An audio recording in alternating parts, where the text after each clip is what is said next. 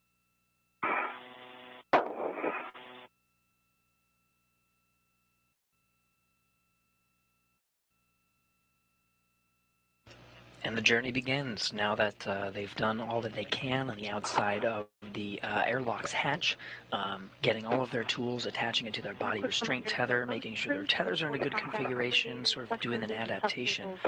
Now we're following Koichi Wakata with the high-definition camera, and he's translating or moving out to the work site, so he's going to begin his journey out.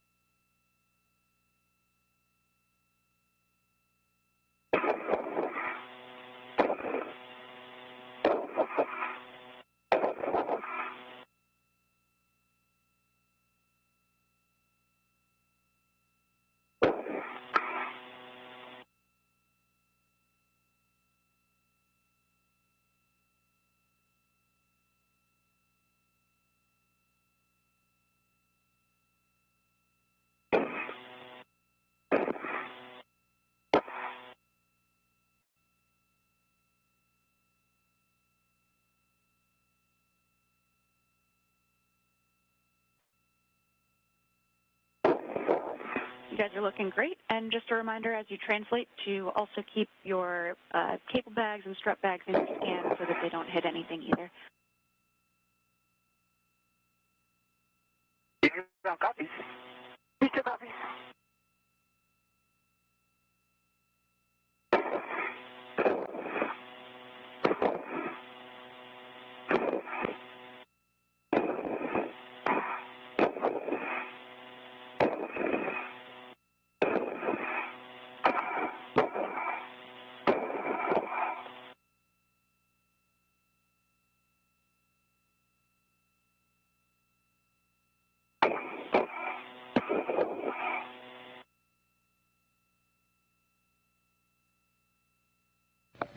For those just tuning in, we're following along by way of the helmet camera of Koichi Wakata. They've exited the hatch and started their spacewalk officially at 7:14 a.m. Central Time. Did some buddy checks and made sure they had all their tools attached to them. You can see there, attached to his body restraint tether, Koichi Wakata has a cable bag in tow. Right now he's heading over to the S4 truss section of the truss. He's going to leave that cable bag there and then go to the 1B work site. They're splitting up to begin with. Koichi Wakata is going to drop off that bag and then finish up tightening some bolts on the fully constructed mounting platform that's on the 1B truss. He's just got to use that pistol grip tool or basically a cordless drill to tighten some bolts. Not much work there. It's really just going to take the first hour of his task, while Nicole Mann, by call sign Duke, will be hearing that over Space to Ground today. She's going to go over to directly to the 1A worksite with the strut bag in tow. That strut bag has the mounting platform itself in it, so she'll begin the construction there while Koichi Wakata finishes up the construction on the 1B site. And then for the remainder of today's spacewalk, the two will focus on working together to construct that mounting platform on the 1A channel.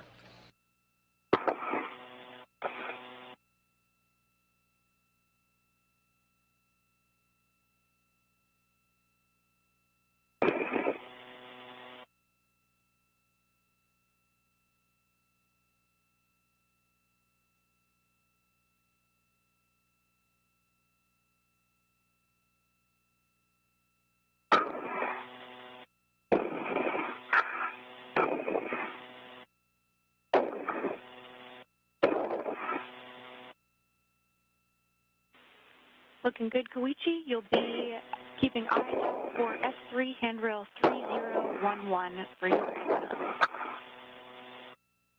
Copy that. I see that here.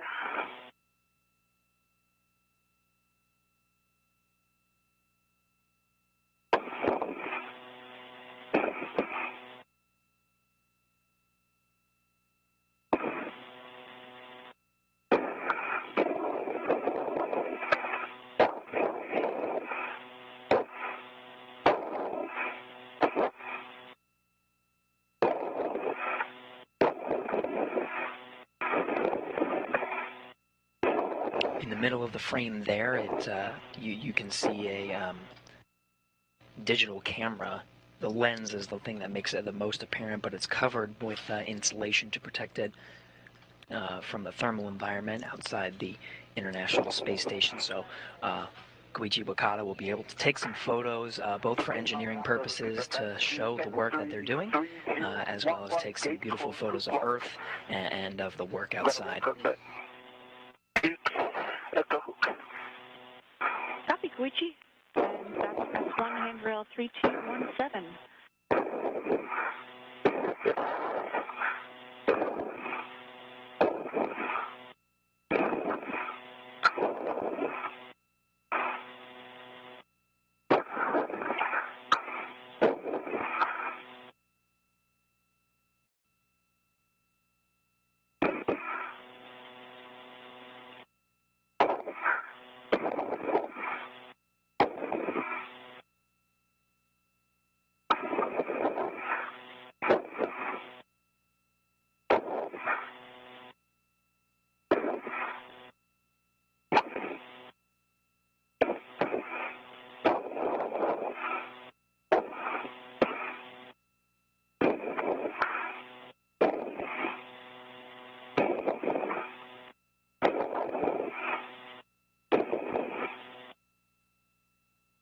Touching there.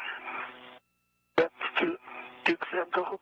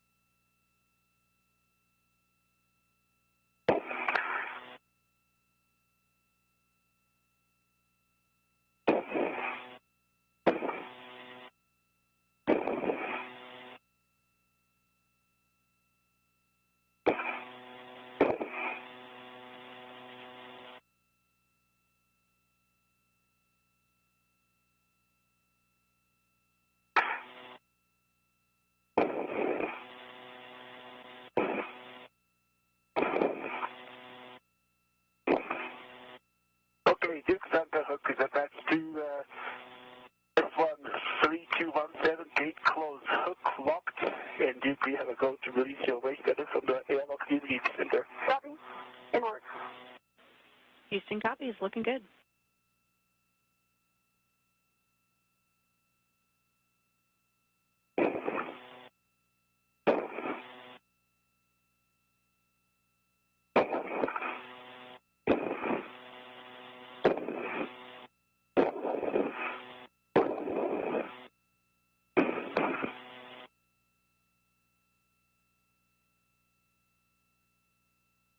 Duke's waste cutter is released from the airlock D-ring extender. Thermal cover is closed. We copy. Release from the airlock D-ring extender and thermal cover closed. With that, you can start translating Duke out to the 1 Alpha work site. You just take it slow and easy, and before you cross the Sarge, check that your gauntlets are in place. And same for you, Koichi, as you head out to S4. Make sure that your gauntlets are in place before you cross the Sarge. Copy that. Gauntlets are in place. I'm going to go to the full work site. Perfect. From phase 1, you'll be trending zenith to the non-radiator edge, looking for S4 handrail 2219 when you get out there. Copy that. 2219.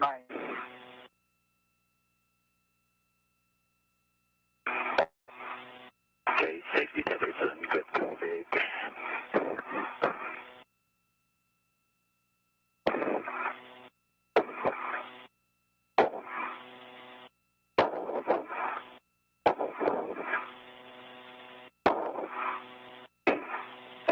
You guys are looking good. Koichi, we'll have you just continue to take it nice and slow and easy. Make sure we keep your meta trending average for the rest of the EVA.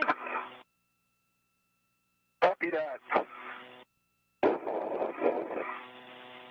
Okay, EVA is coming up the toolboxes. Copy, Duke.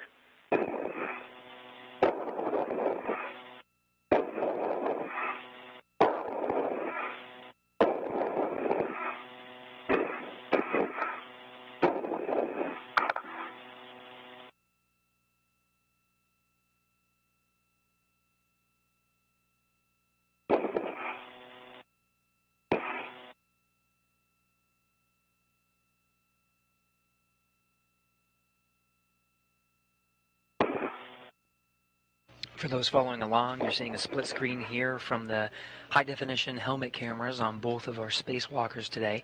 Koichi Wakata making his way out to the 1B channel. He's going to stop along the way, and he's got a cable bag in tow on his body restraint tether.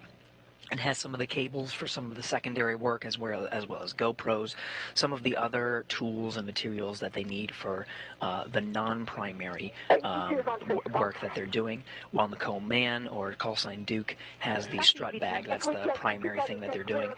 Nicole Mann just finished up her work. She had to make sure the thermal cover on the EVA hatch was closed and make sure there's no thermal fluctuation inside of the crew lock where they just exited to begin today's spacewalk. Both of them now translating or moving out to their respective work sites. Now we're getting high definition views. This is Nicole Mann, call sign Duke. She's wearing the suit with no stripes, and she's got that giant bag with her.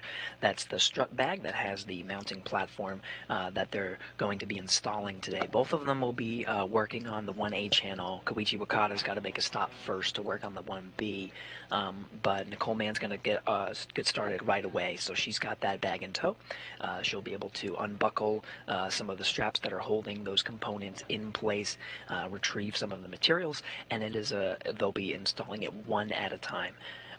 The ground teams have plenty of experience with this type of work. This will be the 6th modification kit, the 6th time that we've used these struts to attach to a mast canister.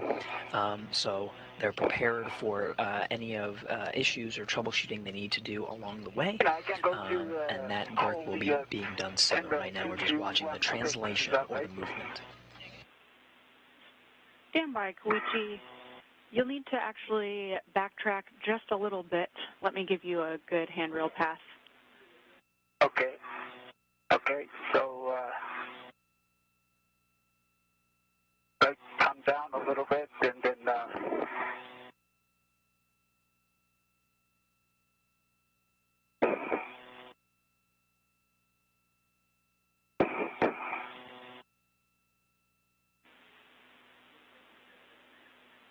Koichi, you're doing a good thing. You can head outboard from there. That was a good move going towards your feet. okay, 2219 is what I have. So I keep going. That's perfect. You'll be pausing here to stow the cable bag. So this is the inboard non-radiator corner. So that will be on handrail 2219 and 2215 using integral tethers with the handrail towards the radiator. Okay. Okay, copy that. I see them. Actually, that was really close.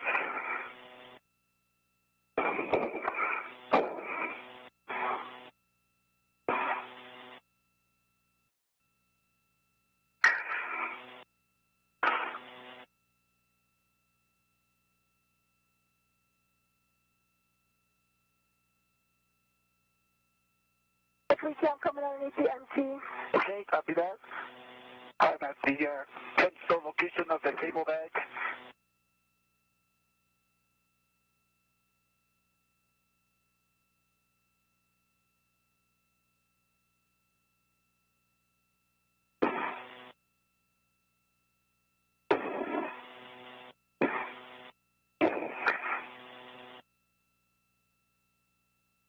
mean, the pedestal orientation is the handrail away from the towards the radiator side. Is that right? That's correct. The handrail towards the radiator. And Koichi, we'll actually have you hang out there for just a second. As we know, every MEDOX canister is a different character. Yours is trending a little bit high right now. So we'll just pause and make sure that we can maintain that good MEDOX canister for the rest of the EVA. Okay, copy that.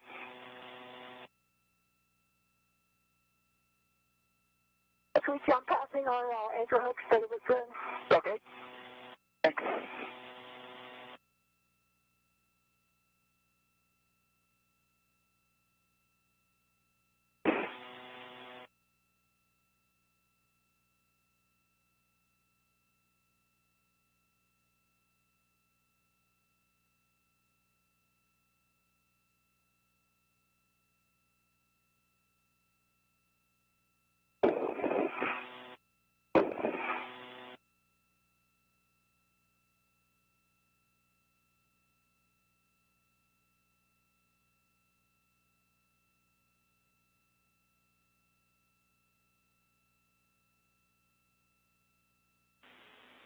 Okay, Koichi, thanks for hanging for a sec. We'll have you stow that cable bag, again with the handrail toward the radiator using 2219 and 2215. Copy that.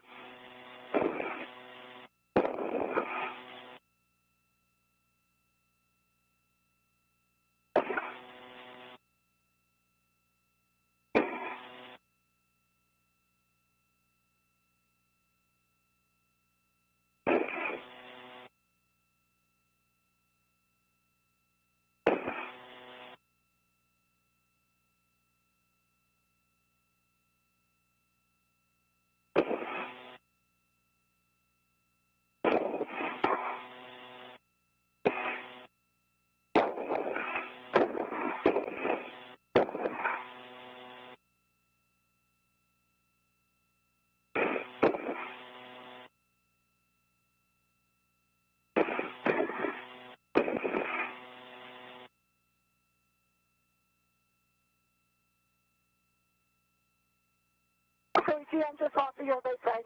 Okay, copy. We see you both. Looks like you've got good eyes on for deconfliction. And, my gauntlets are down. Copy, gauntlets down, Duke.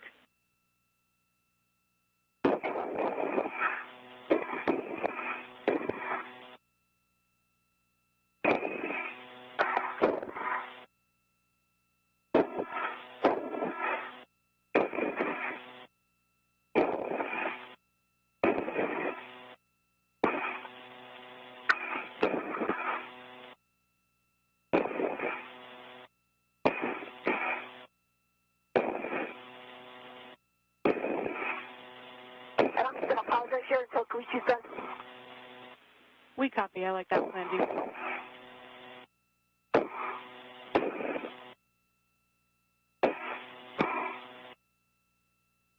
Okay, cable bag is attached to handrail 2219 and 2215 with the handrail towards the radiator.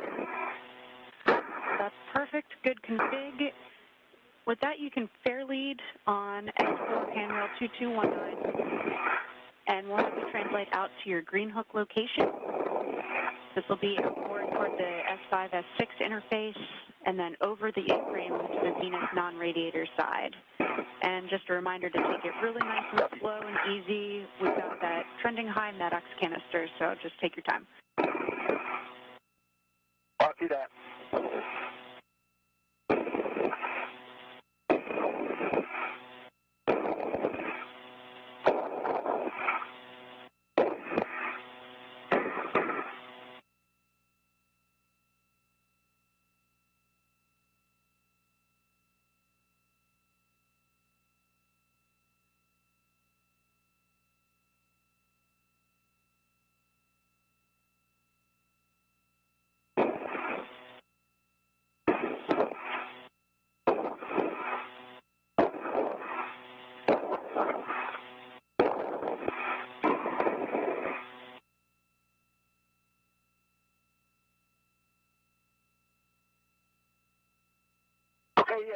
it's good. I'm going to start translating. Okay, sounds good. Okay.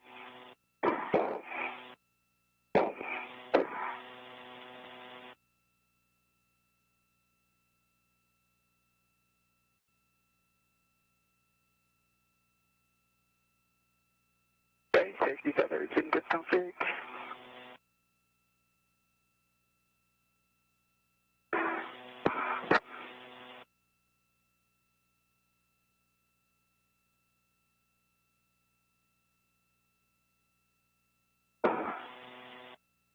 Okay, Zena, I'm going to continue outwards. Copy, Duke. You'll be following the keel side non-radiator edge, following handrail 2219, and continuing outboard to 2231.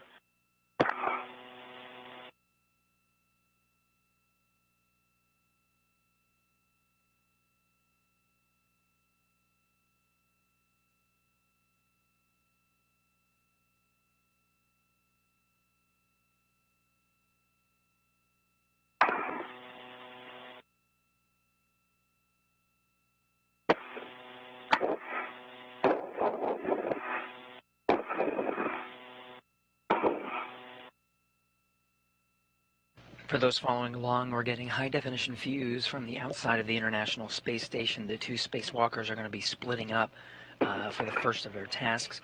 Koichi Wakata translating over to the 1B work site. He had a cable bag in tow along the way, and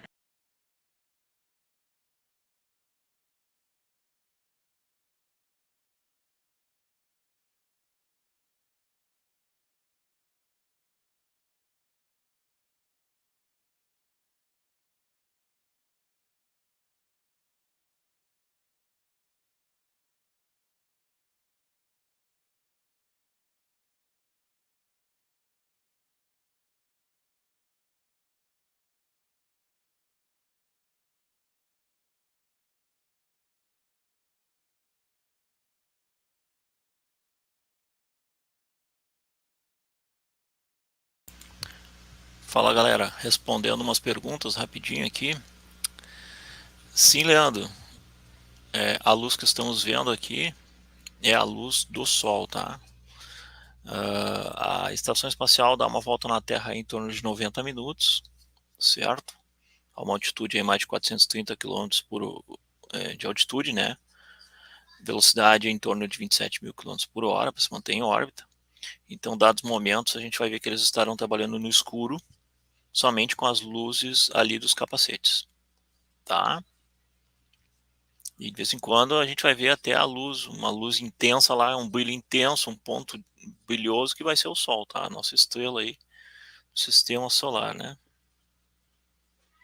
Pois é, Maria, deve ser indescritível.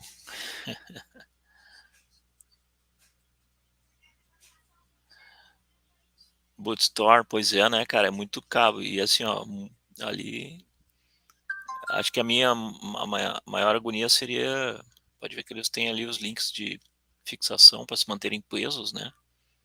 Toda a movimentação é tudo muito bem calculado, né? Eles vão se movimentando passo a passo ali, né? Sempre tem um cabo conectado na sua estrutura ali.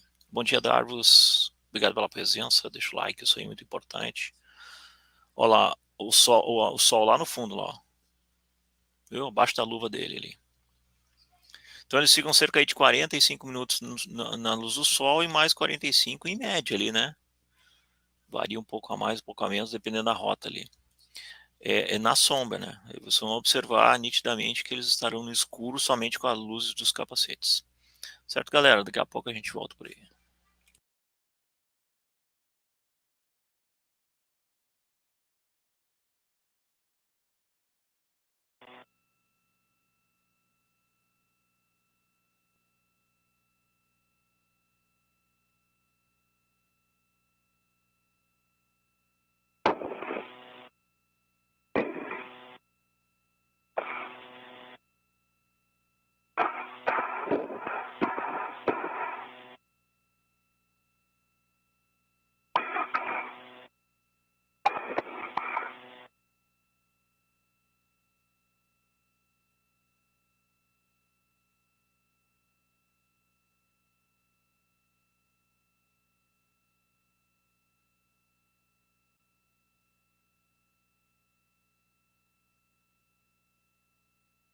Okay, G9 at 2060 at the SIP. And I translate to the outboard to go to the left side of the correct? Yeah, you'll be crossing to the radiator side, and on the radiator side, heading outboard to the mass canister.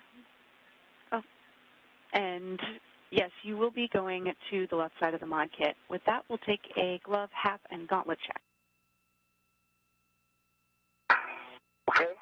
After I get there, or do I want me to do it now?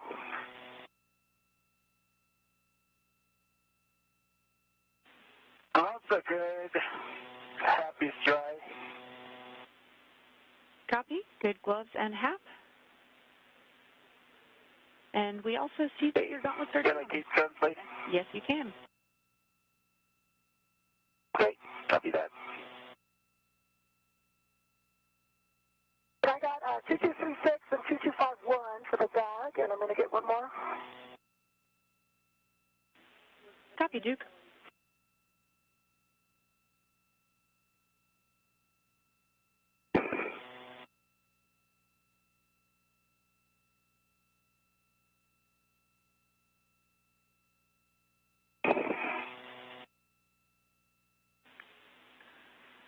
And a big picture update for both of you. You're pretty much right on the timeline. And our limiting consumable right now is Medox with a 630 PET.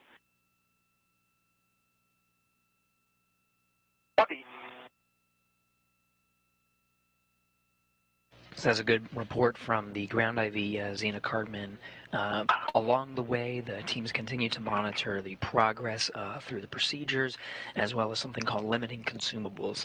The spacesuits that they're wearing has everything they need in terms of life support. It provides the pressure, the air, it provides water, it also provides battery power. Everything is portable as they do this work outside of the International Space Station. Now an hour into today's spacewalk, we planned for 6.5 hours. Everything seems to be on track in terms of the timeline and the limiting consumables. They'll continue to monitor this throughout as it could fluctuate, but right now we're looking good. Until it's fully installed.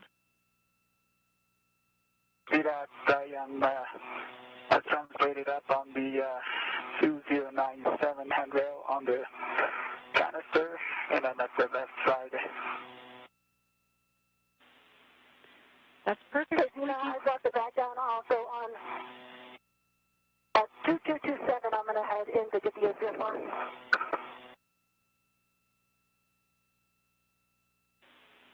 All right, copy, Duke. With that, you can translate inboard to the starboard CETA with 1 and grab that APFR.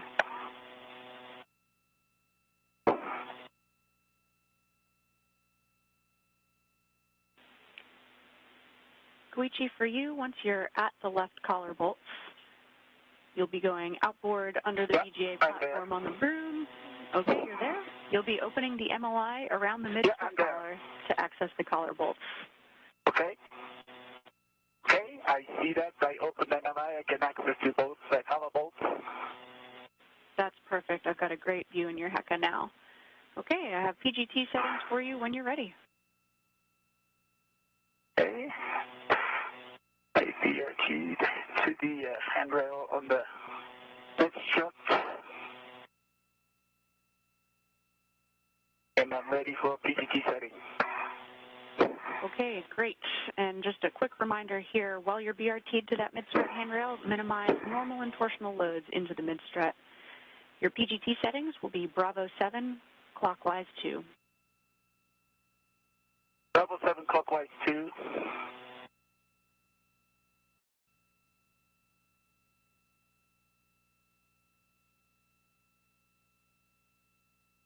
So right now, Koichi Wakata is at the work site of the 1B channel. You can sort of see these struts on the right side of the mast canister. That's taking up most of the center of the frame there.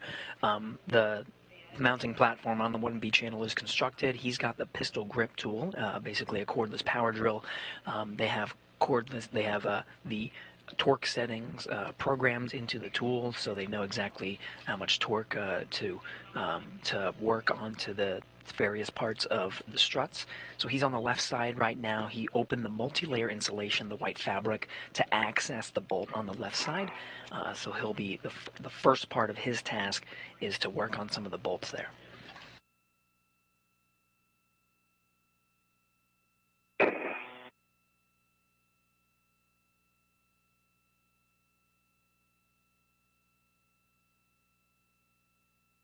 And Zena, what's the approximate turn on the Okay, Koichi, you'll be those two bolts? driving M29 and M30 to torque. We're expecting about 4 to 6 turns, looking for turn count, torque, and green light. Copy that. 4 to 6 turns expected.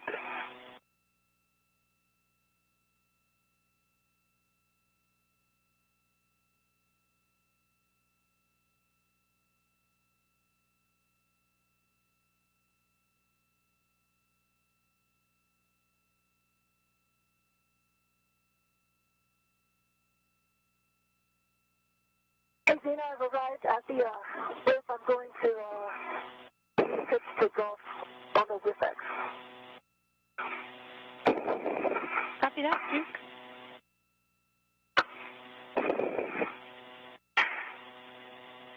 Okay, Zena, I got a green light and torqued out. And I see torque is 25.5.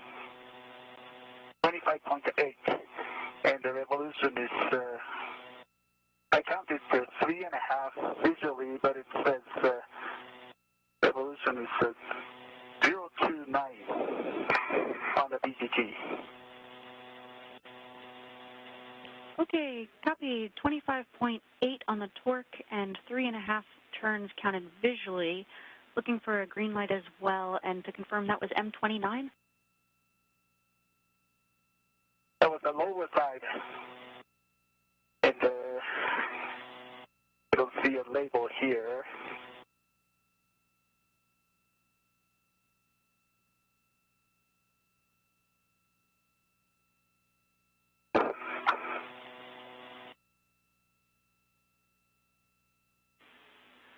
Right, Koichi, we're going to talk about the turn count on that one, but while we're doing that, you can go to the other bolts, and same number of turns expected, about 4 to 6, looking for torque and green light as well. Great, copy.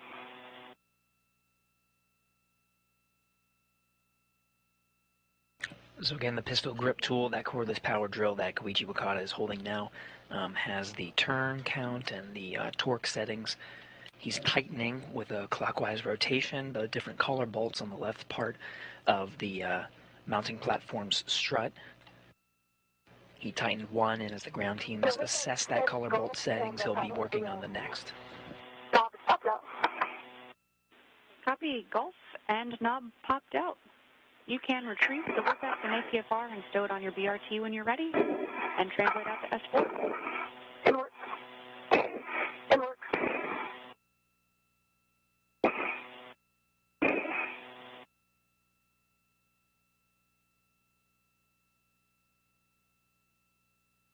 Okay, Zena, I tried on the upper side. I visually confirmed the 2 turns, and then it just came up, and I see 2 left. And I don't see. Koichi, you're coming in a little broken there. Could you repeat your last? I heard 2 turns and did not copy the rest. Okay, Zena, I visually confirmed the 2 turns on the upper bolt, and I got the 2 lights, low torque, and torque value shows 20.2, and I don't see any turn counts on the PGT.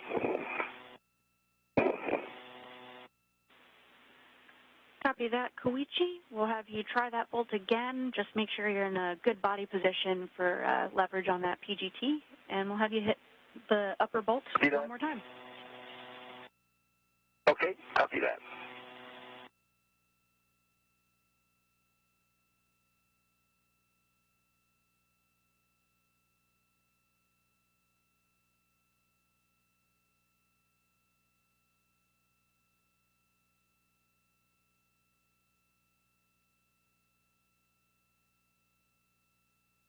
my rat on the APS on the WinFX. I'm releasing the WinFX.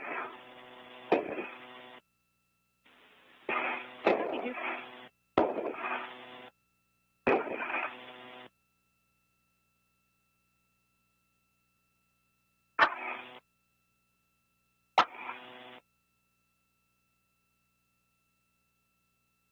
Okay, visually another a little over one turn. I got a green light and torqued out in torque value 25.5.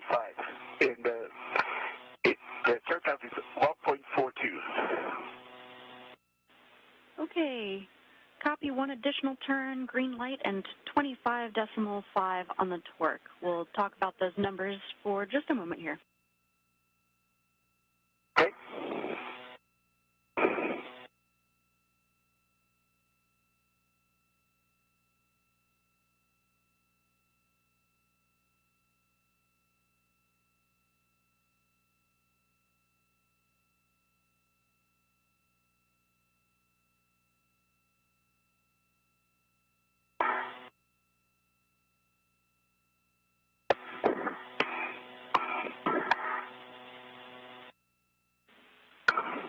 Okay, Koichi, we'll have you move on here. We're going to set the PGT to manual ratchet clockwise, and then you'll be driving M29 and 30 until you get 2 MTL pops. So we'll expect several extra turns here. Just keep an eye out and give us a turn count visually. Copy that. Manual bracket, and I'm gonna do the manual on the lower side bolt. Copy, starting with the lower bolt. Okay, if I was on my BRT panel there. What's one pop? Copy, Duke. Good news. You can translate out to S4 with 24.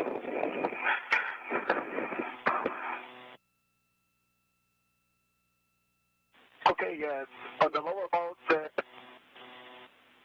2 pops, and the bolt turn is approximately 90 degrees. A quarter of a turn.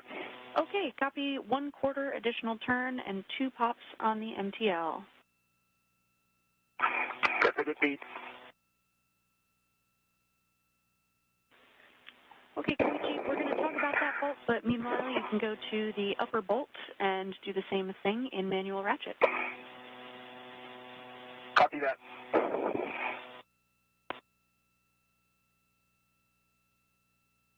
So a quick recap, there are 2 bolts on his left strut that Koichi Wakata is working at. We're looking at his helmet camera view. He's using the pistol grip tool to hand tighten each of the bolts. Now that he's done a rotation, just hand tightening them to torque.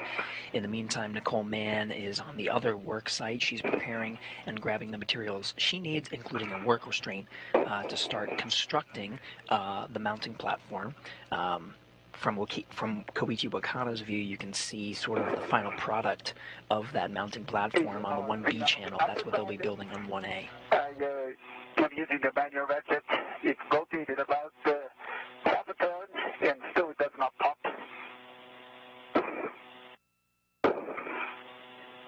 Okay, copy half a turn. You can keep going if you're able. We want to get 2 MTL pops. Can I continue the 2 MTL pops? Affirm. Go to continue. We'll look for 2 MTL pops on the upper one. Okay, that was 1 pop. Okay, 2 pops complete on the upper bolt. Okay, copy, 2 pops complete on the upper bolt. Were there any additional turns after that half turn? Another quarter turn. Another quarter turn and 2 pops on the upper bolt. Okay, give us just a second to talk about that bolt. Okay.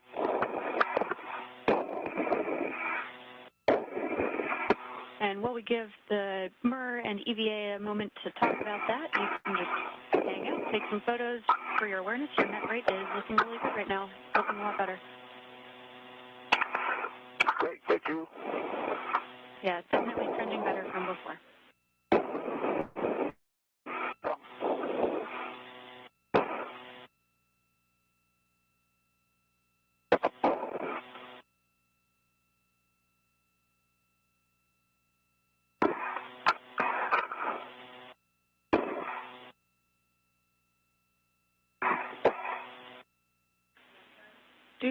as a reminder for you, before you cross the Sarge, check that your gauntlets are in place. Okay, my gauntlets are in place. Thank you.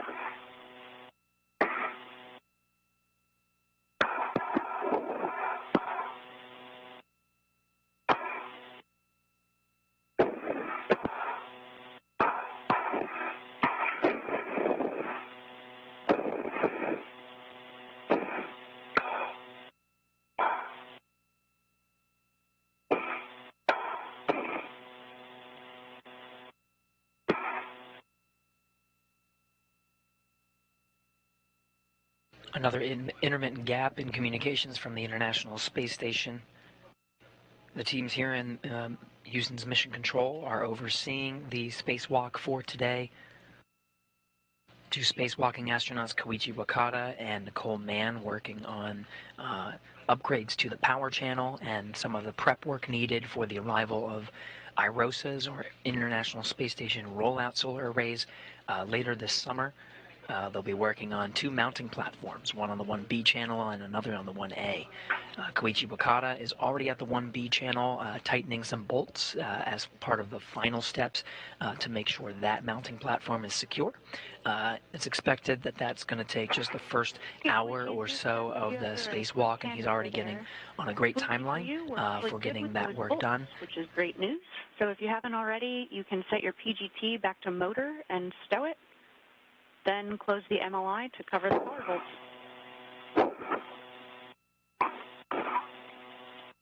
Okay, copy that work.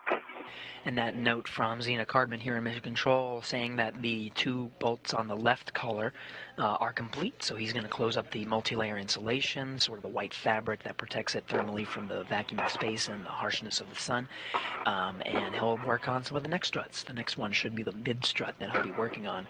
In the meantime, Nicole Mann is prepping her work site, which is the 1A channel. She's getting some materials she needs. She already stowed the bag that has the struts inside, and those struts will be what will be used to actually construct the mounting platform on the mast canister of the 1A channel.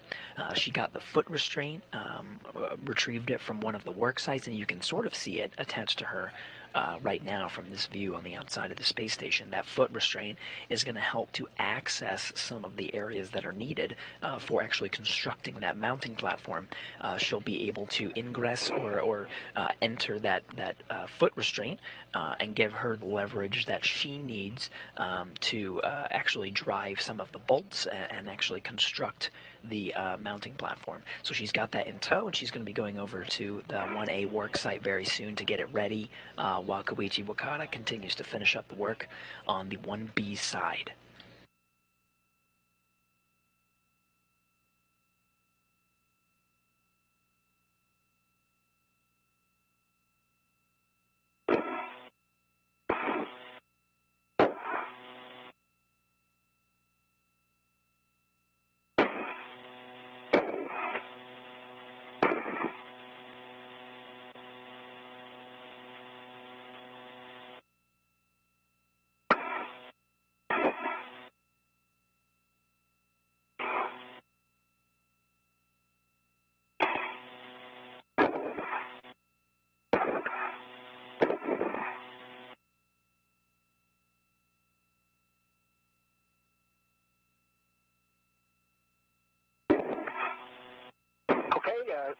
The weather I cover is pretty bad with the background back on the cover bolts.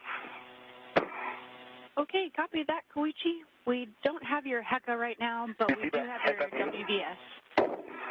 And so with that, you can translate to the right side power bolts. Okay, copy that.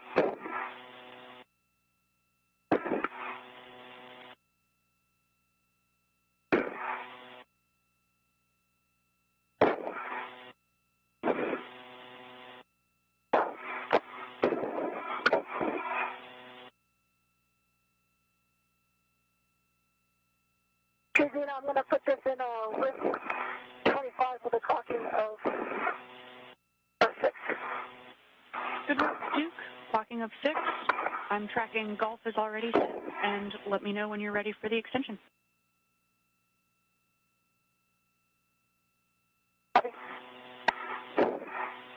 And of course, we'll be looking for black on black with a good pull test as well.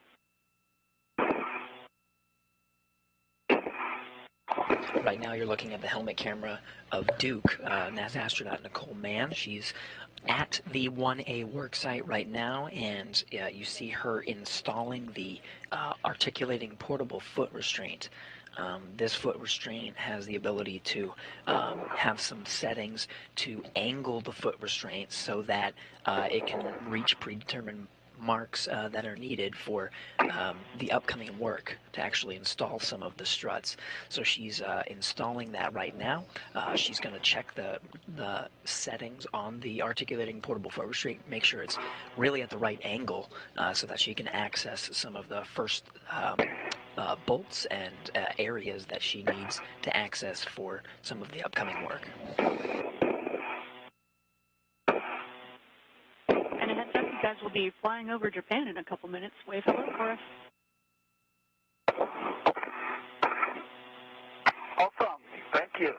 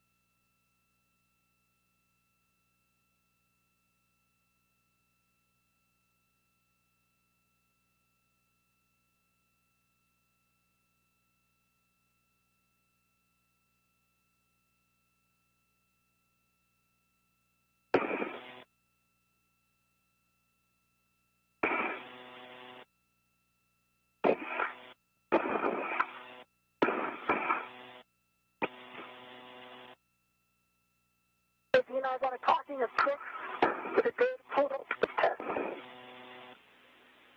Okay, copy. Good pull twist test and a clocking of 6. We'll also take a black on black check for that and call it. Yes, black on black. Okay, copy. And the extension there will be 5 for the WIFX.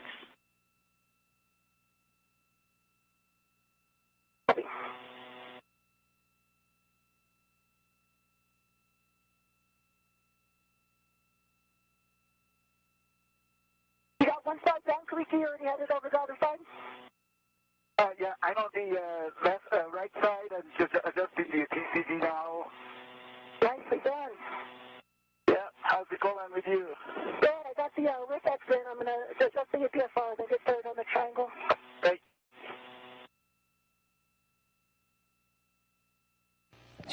The two first-time spacewalkers sharing their progress for today. On the right side, I'm opening the NRI. Okay, copy. And before you do that, we'll actually take a HECA cycle from both of you. Just one button push on your HECA. And correction, just Koichi. Copy. Okay.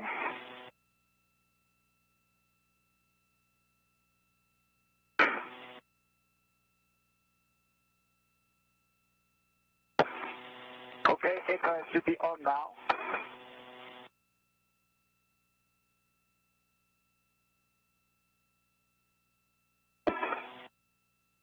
Now, do you see that? We copy that, Koichi. It'll probably take us about a minute before we see any change here. But for now, we hear that you are in place. You can open the MLI around the mid-strut collar to access those bolts, M25 and M26. Okay. And I'll have BGT settings when you're ready. Okay, copy that. Okay, stand by.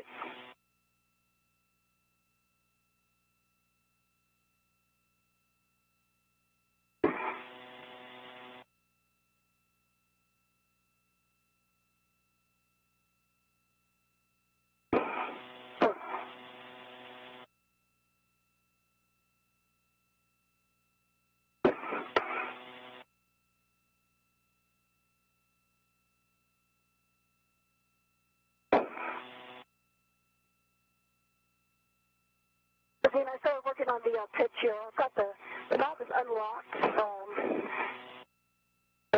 we're looking for Tango Tango.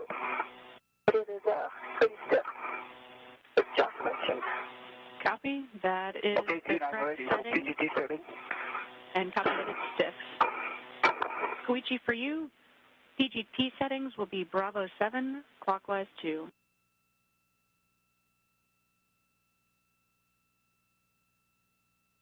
Okay, Zena, you're cut off. It's the Bravo 7, clockwise 2, is that correct? Affirm, Bravo 7, clockwise 2.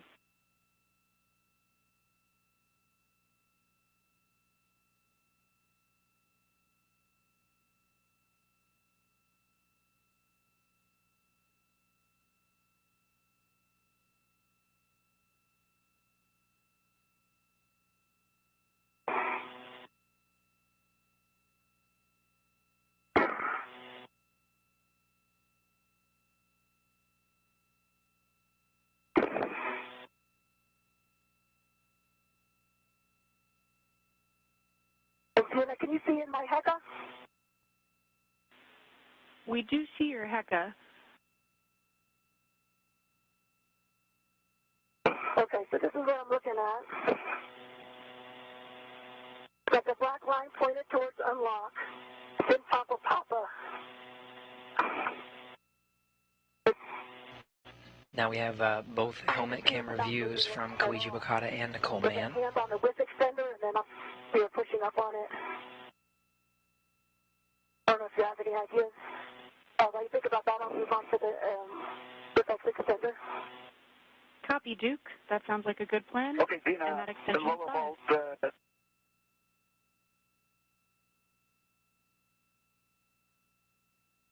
Zena, I got a lower vault, green light on TGT 25.4 pounds, 4.14 turns.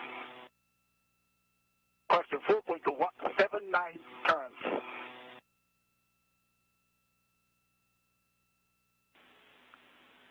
Okay, Koichi, copy green light, 25.4 on the torque, and 4 turns visually.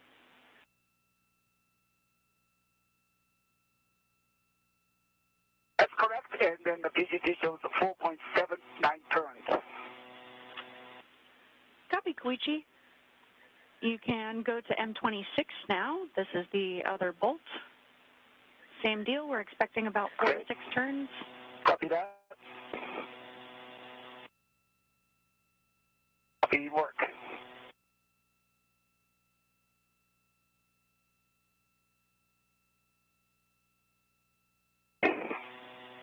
Okay, please, Zena, as we talked about, I'm going to move on to the triangle until Koichi gets here so we can work together on that pitch.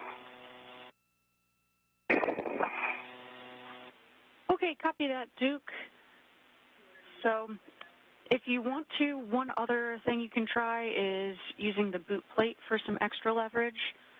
But again, we'll take your expertise here. I'm happy to wait until Koichi gets there. You can also do the rest of the APFR settings if you'd like.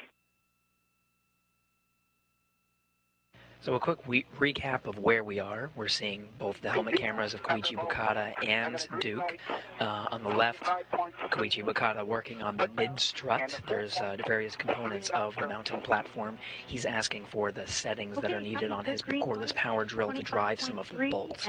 On the right side, Duke is preparing the work site for installing a mounting platform on the 1A channel, and she's working on the portable foot restraint. You can see sort of the area where her feet will soon go later in the timeline, making sure that that's in a good configuration. So they're both at 2 different work sites right now. Visually, it's more than 4. Okay, copy. That's perfect. About 5 turns. With that, you can set your PGT to manual ratchet clockwise, and you'll be torquing both of those bolts. Looking for any additional turns, report those to us, and 2 MTL pops on each. See that?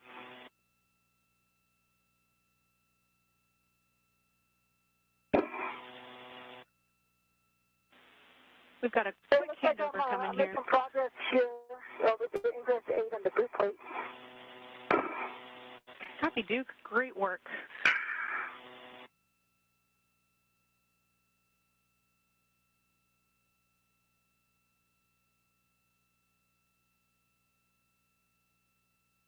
So same as he did with the left strut, on the mid strut, Koichi Wakata is first using the pistol grip tool to drive with the tool itself, followed by some manual ratcheting to finalize the torque on each of the bolts.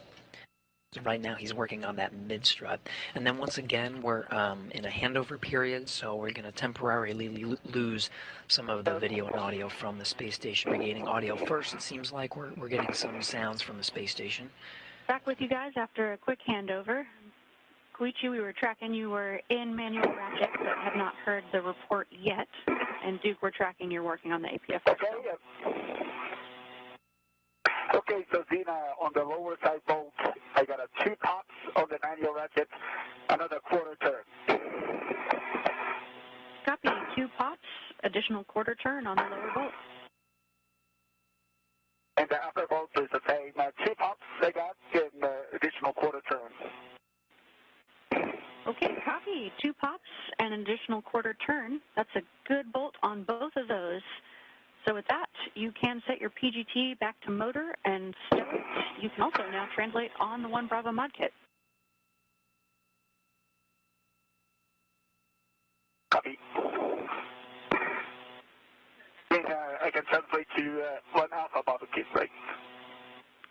Yeah, after this, you'll be closing the MLI on the collar bolts, and yes, you can translate on the 1 Bravo mod kit. Oh, okay, I understand. Copy that.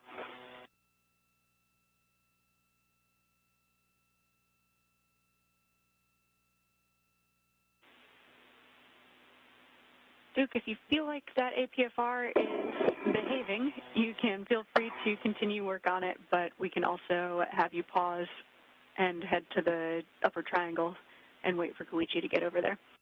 Okay, so I've got it in Tango. I'm just trying to get that knob locked. It's about halfway there. Tough times.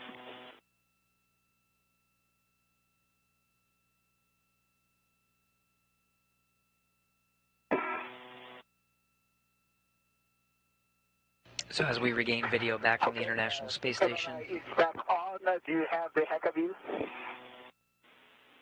Hey, Fern, we've got a heck of you, and copy the MLI. Okay.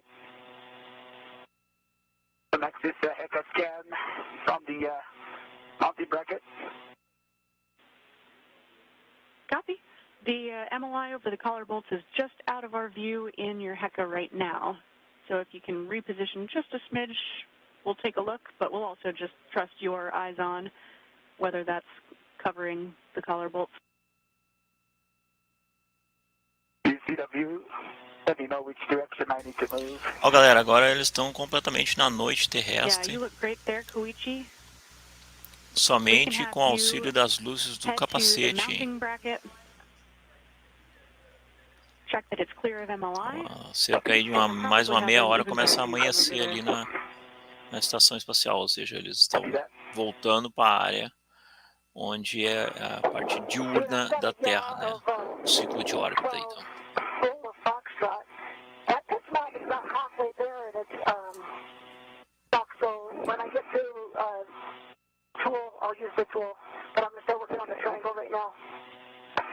Copy that plan, Duke. We like it. So we've got Tango, Fox 12. Those are good settings, but the pitch knob is still not back out. And I like the plan to start working on the triangle. We'll come back with the tool.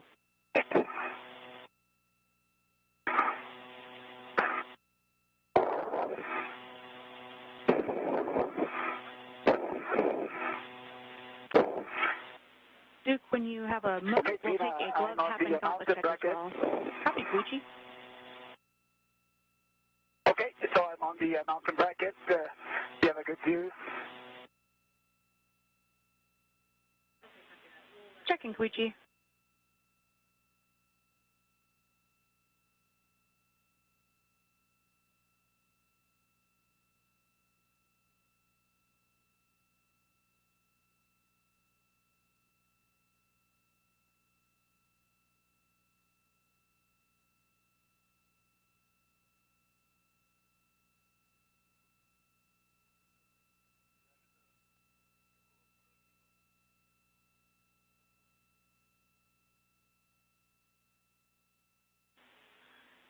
Koichi, we're taking a look there. It's a little bit dark in your camera view. We'll trust your visual report as well.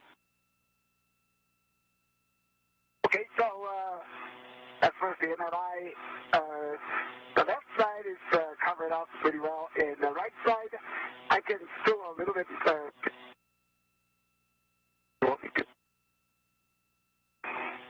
It's covering the color boats area, and there's still some gap, and I can cinch it down a little, firmly down.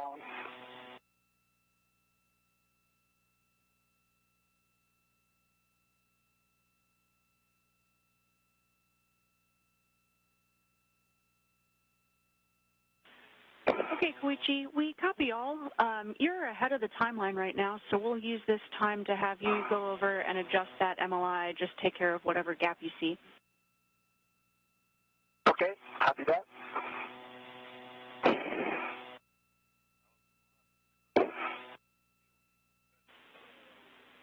And Koichi Wakata is still working on the 1B site. He's going to take some time. That white fabric that's on the outside of these struts, just make sure that's nice and tight. My gloves, good. Duke Nicole Mann on the 1A site, working on the portable foot restraint. She's also going to start building the different components of the mounting platform, starting with the upper triangle, the topmost part of the mounting bracket. You want me to do another hacker scan? Copy, Koichi, checking.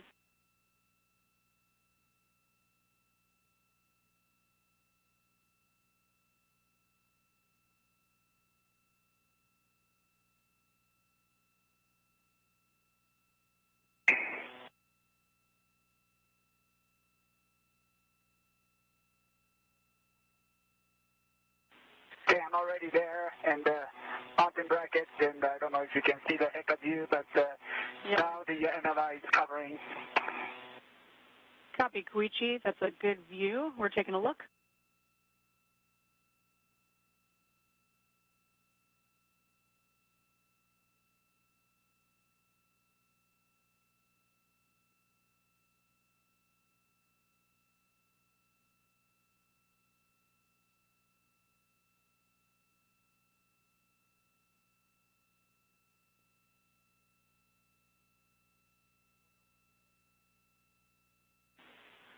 Okay, Koichi, we're taking a look, and we see a flap of MLI open on the telescoping end of the strut.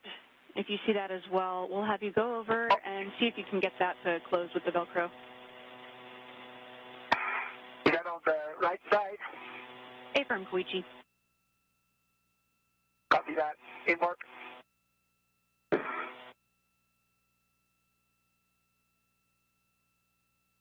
Engineers on the ground assessing the configuration of the mounting platform where Koichi Wakata is currently working. We're getting a view from his helmet camera. They're looking at the multi-layer insulation, that white fabric. They just really want to make sure it's covered very nicely, and once it's in a good configuration, we'll get confirmation from the ground teams that they're happy with it, and Koichi Wakata will be able to move on to the next task. Okay, Zina, I don't know if you can see my hacker view, but I used this integrated wire tie to secure this little bit open MLI. Does that look good to you? That looks beautiful, Koichi. We really like that. With that, we can have you depart this work site, and you'll be translating over to 1 Alpha. Copy that. Translating to 1 Alpha. That's perfect. You'll head to the IEA via that right lower strut.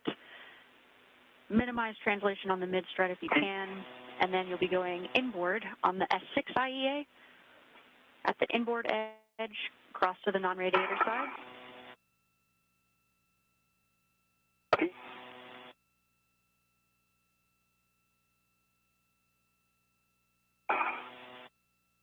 For Koichi Wakata, there are 3 main tasks that he needs to accomplish over at the mounting platform. He was working his way basically clockwise around the mounting platform. He started on the left side to work on 2 bolts, then completed the mid-strut bolts. Now he's going to complete his work by tightening the 2 bolts that are on the right side. Of course, checking that multi-layer insulation, that white fabric along the way, making sure that looks good.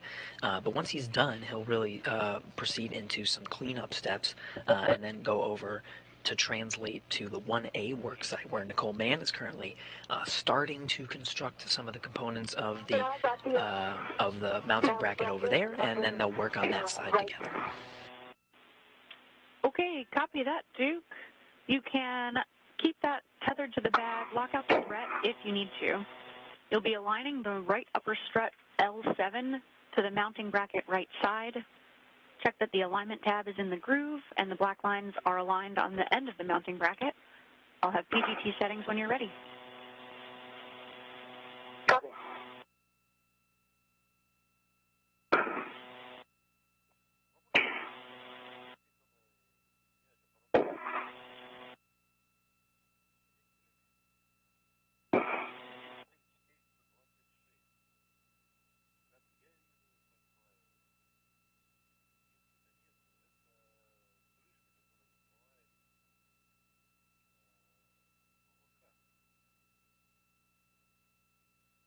So over on the 1A channel, Duke is building the mounting bracket. You can see from this graphic right here what that's going to look like. So that upper part with the sort of pinkish purple part is the upper triangle. She's right now building that first.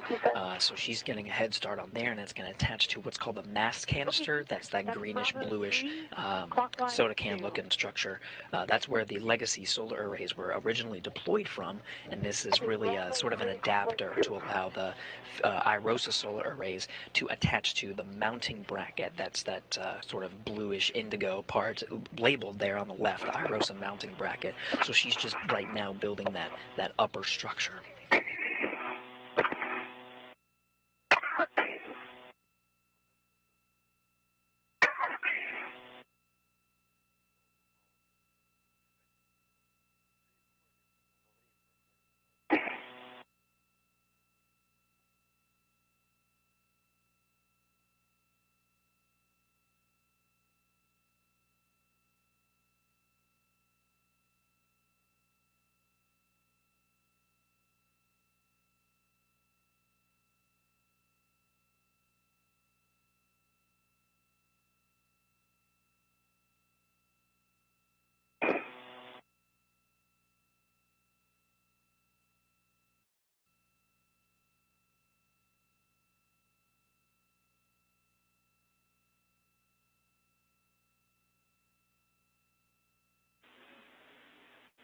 Hey, Koichi, if you can pause right there, you'll be following your safety tether back inboard to the 1 Alpha work site.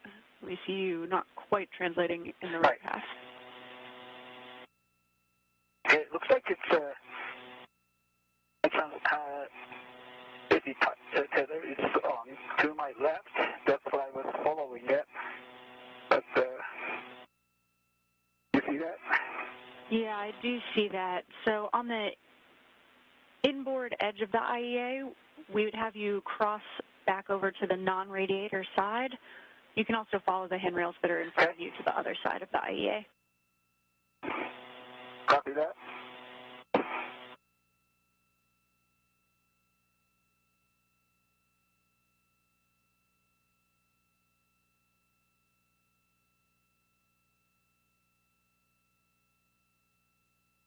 I'm going to translate here on at the end of the IEA to the non-radiator side. That's perfect, Koichi. Once you're on the non-radiator side, you can head inboard along the zenith edge. You'll follow S6 handrail 2008, and you'll be picking up your green hook from S6 handrail 2007. Copy that. Pick up green hook at 2007.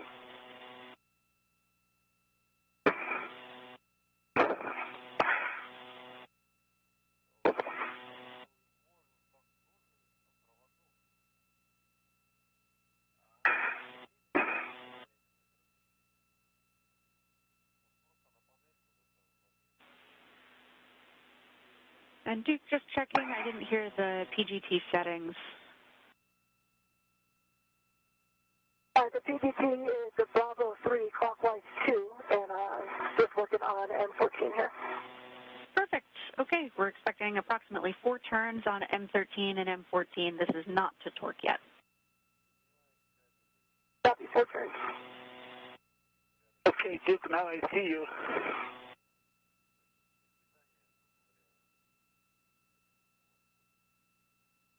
Okay, I see you out there, Koichi. All right.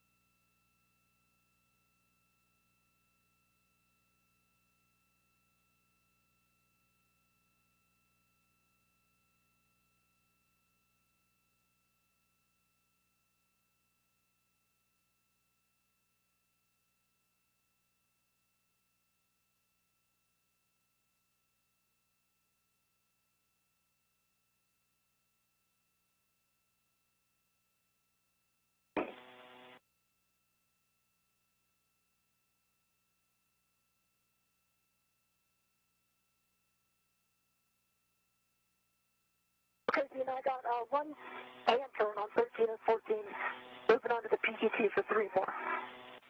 Okay, copy. 1 hand turn on M13 and M14.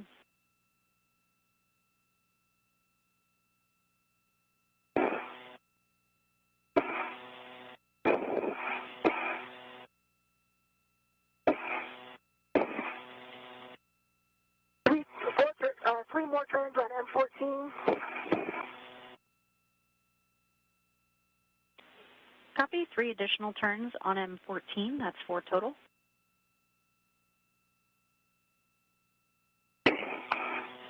Okay, Dean, I picked up the green hook, and I'm translating. Copy, Koichi.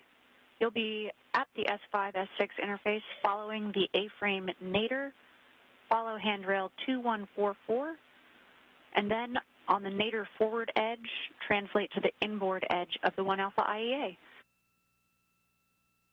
Copy.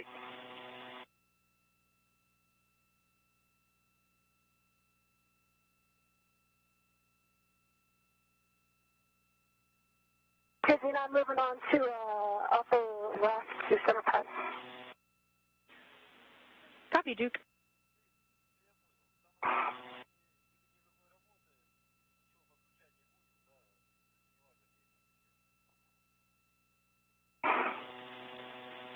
And Duke, those are straps 1 and 2 for the left upper. And I'll have PGT settings, new settings when you're ready.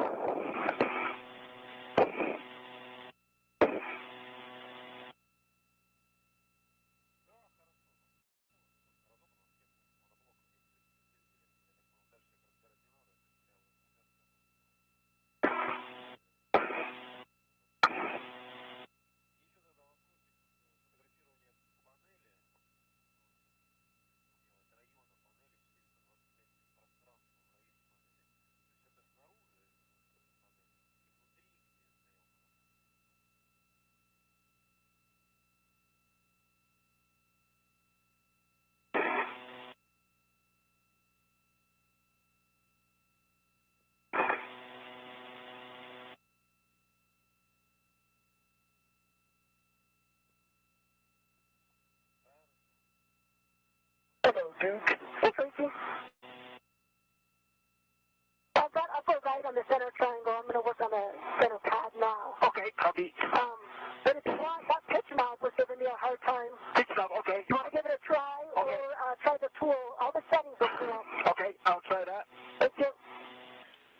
That sounds like, Tango to Papa, right? No, the pitch is already set, Koichi. It just needs to be locked. Locked. Okay, copy. yeah, good coordination for both of you. Koichi, if you do want to grab the crowfoot tool, that's Deering Hotel in the strut bag. You'll need the ratchet wrench as well. Also, Duke, if it would help you to have an extra pair of hands, you can work together on the upper triangle, and then we'll go back to the APFR.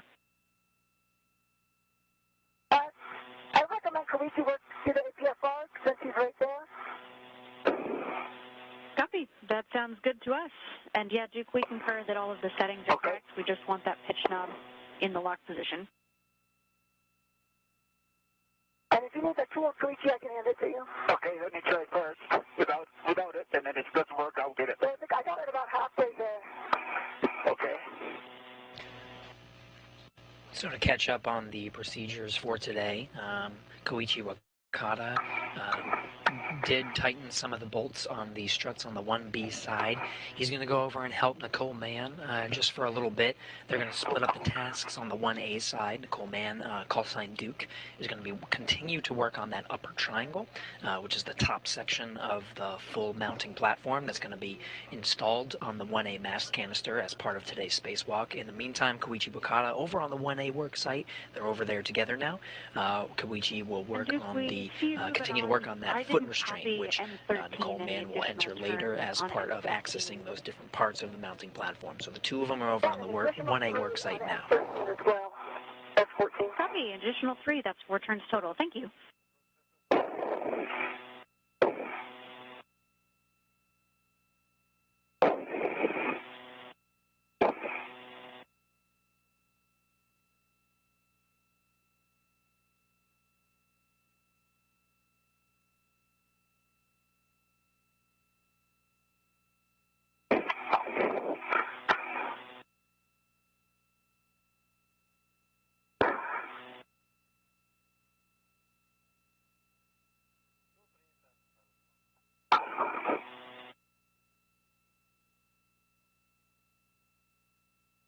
Okay, I need a tool. It doesn't go all the way. I'll get a tool, Duke. Yeah,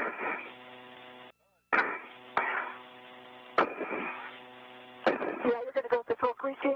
Yes, I'll get it. Okay. You see it? You want to put your head there? Okay. Houston copies.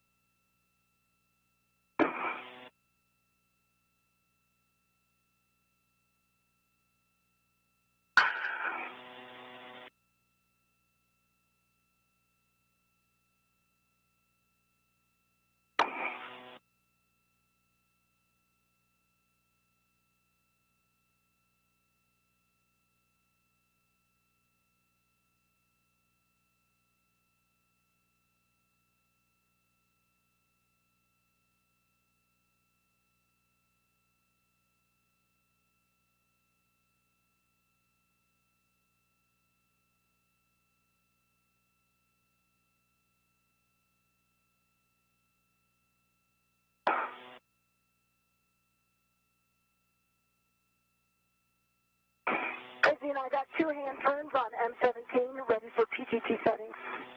Copy. 2 hand turns on M17. PGT settings are Bravo 1, clockwise 2.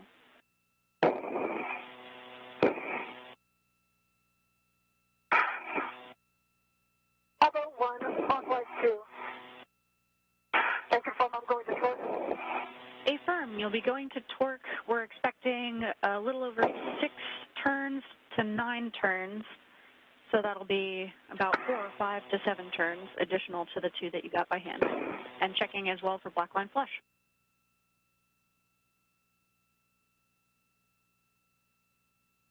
Okay, this knob is locked on tango, and it's popped out and can be depressed.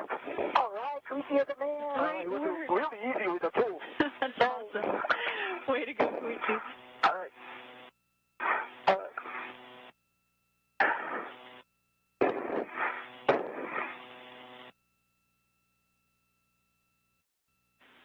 All right, Koichi will have you stow that input tool back in the strut bag, and then you can assist Duke with that upper table. Copy that. Tool is already stowed in the strut bag. I'm going to assist Duke. You are the man. Try it. The Duke is the man. We love it. With one more and... Koichi Wakata able to work with that pesky APFR, the portable foot restraint. Now the settings on that portable foot restraint are complete, so he'll join Nicole Mann, call sign Duke, to continue assembling that upper triangle of the mounting platform that they're going to install on the 1A channel.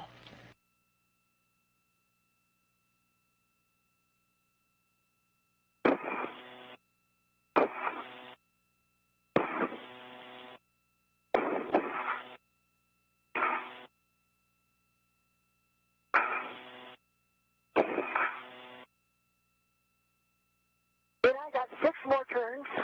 Green light, 12.0 on the torque, black line flush. Okay, copy. 6 additional turns, black line flush, and good torque. With that, you can release the ret from the right upper strut. Copy.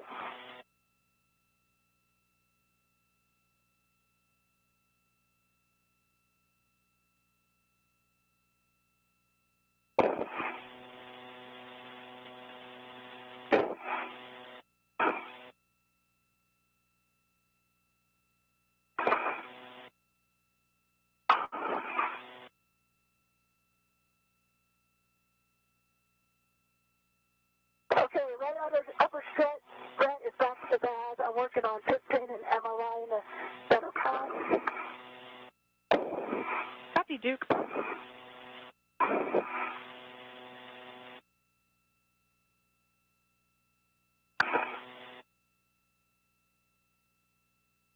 Actually, if you just leave awareness, the triangle is just above your head. Okay. Thank you. I'm gonna reconfigure my weight setter and I will be with you. Houston copies. And Duke, once you've got the MLI installed covering the LT clevis and the pip pin installed on the grounding block, I'll have more PGT settings for you.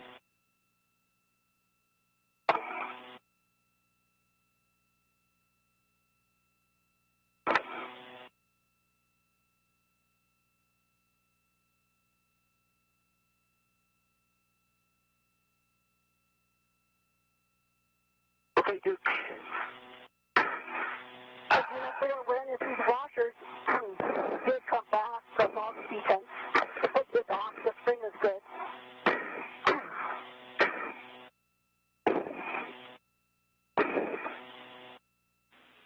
Duke, we copy.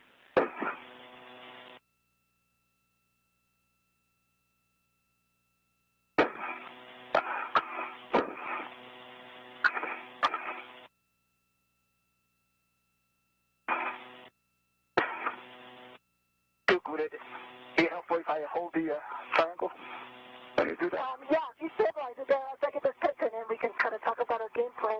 Sounds good. I'm right next to you, to your right. Copy. I'm ready to help.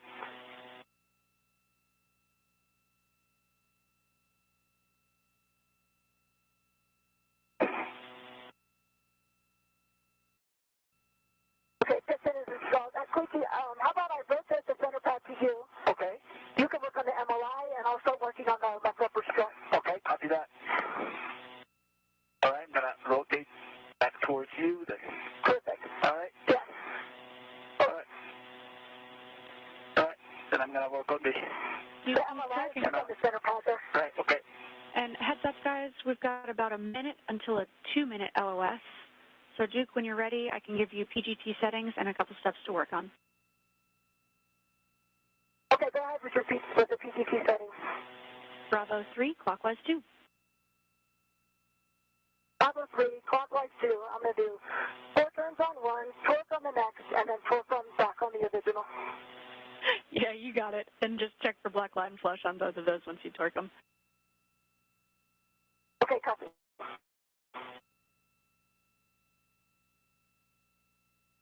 The sun rising on the International Space Station as Duke gets those pistol grip tool or the cordless power drill settings. Start is actually really good, Koichi. Oh, nice.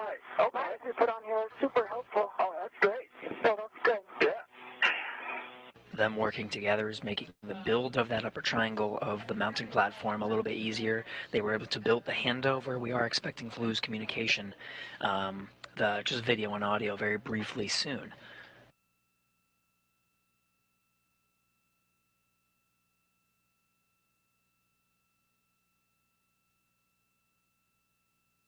And right as expected, we're losing video and audio, but we'll be regaining it shortly. We get good communication from the tracking and data relay satellites through an operation such as this.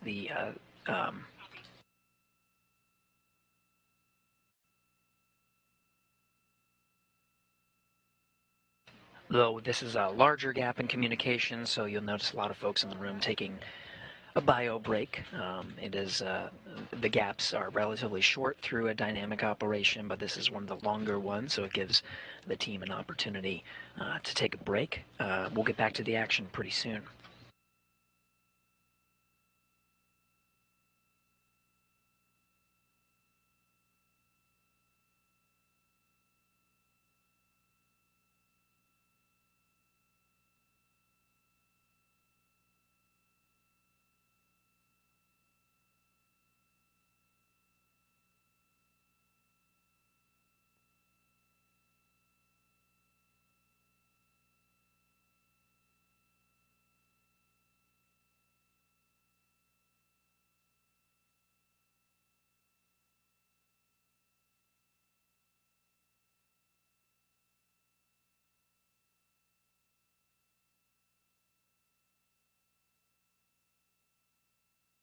While we're waiting to regain communication from the International Space Station, let's go over the plan and the work for today. So first of all, what they're doing is they're currently on the 1A channel, the channel that's marked in the yellow there.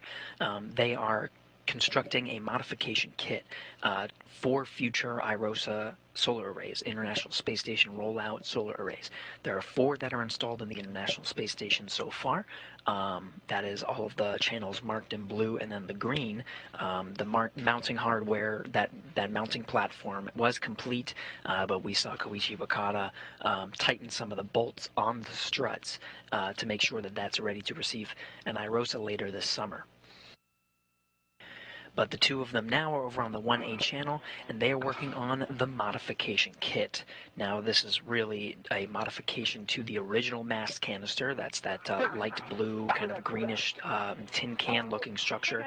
That had the legacy solar arrays, and they are building those struts that are going to house soon the International Space Station rollout solar array on that mounting bracket that you see there in the graphic. So they're building that top portion right now, the upper triangle. That requires a cordless power drill to secure some of the bolts in place. All of these different components, as you see them now, are transported through a bag, and that bag has been transported over to their work site. You can see some of the upper struts, some of those components, they had to take them out. All of them are marked so they know which pieces are which, and right now they are putting them together to build the upper triangle. This is not the first time we've done it, so we do have graphics from previous spacewalks. You can see there on the right, that is a fully constructed modification kit. That's what it looks like. And then here's from a previous spacewalk, 2 spacewalkers actually installing the rollout solar arrays. Once it's installed, it unfolds just like you see there, and it's called a rollout solar array for a reason. It rolls out and covers the bottom portion of the legacy solar arrays, but it generates an incredible amount of power. And so far, 4 have been installed and are performing very well. So what they're doing now is they're creating the modification kit for those another pair of solar arrays that are going to be delivered to the International Space Station later in the summer. We're now regaining video and audio from the International Space Station, so let's go back to the action, where Koichi and Duke are both continuing to work on constructing that modification kit.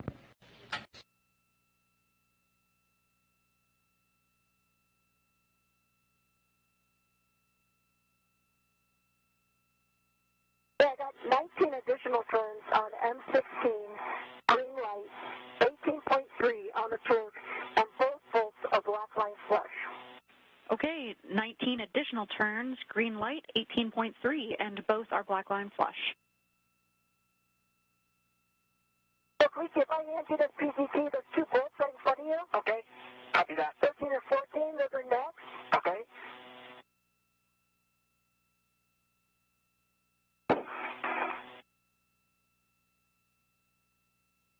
Okay, there you go. And I've already Stand got by it, one, Bravo Duke. 3 clockwise 2. We're checking on one of those bolts before you pass off that PGT. Okay, stand by.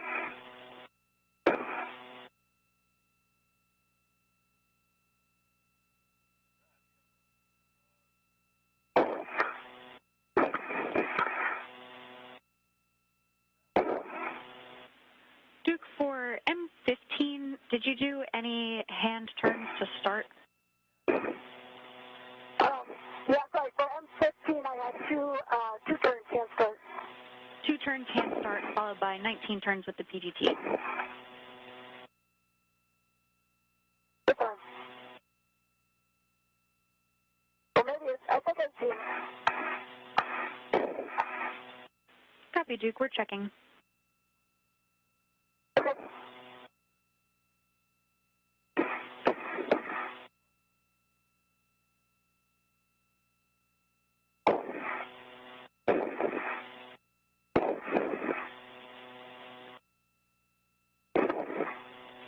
Good to be.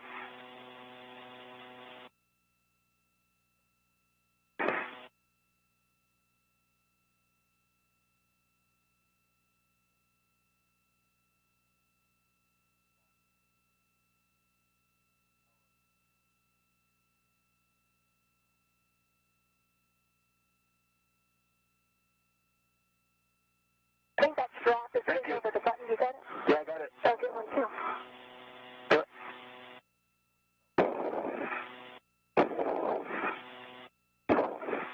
I took a few. Oh.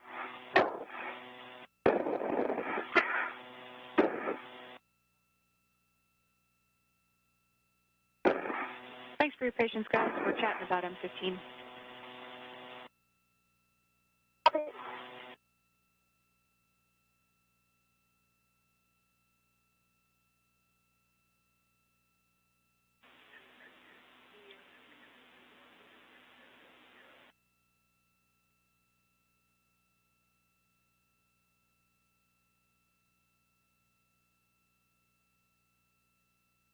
Good one. Awesome. Okay, Duke, could we have you just check the alignment tab is fully seated in place? Copy.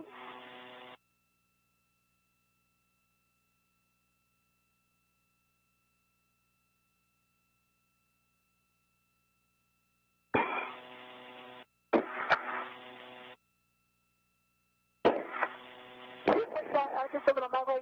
Okay. Sure.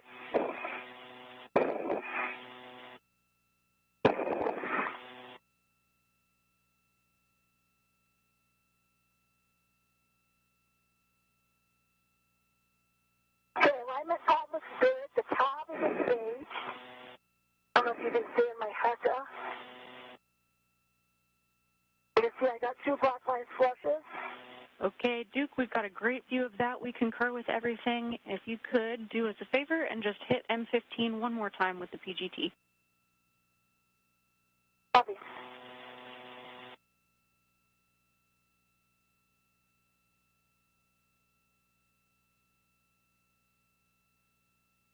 Hey, just kidding, Duke. We're actually happy with that bolt. Great news. So you can release the ret from the left upper strut. Okay. I will pass this, Chris, I'll pass this PGT to you and I'll work on that red. Copy that. For those M13 and 14, right? You got it?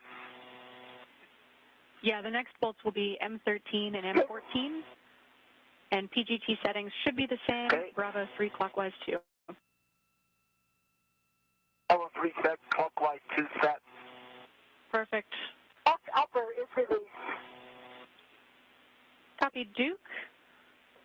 And Koichi, for you, you'll be driving those approximately an additional 20 turns, looking for torque, good green light, and black line flush on both of those.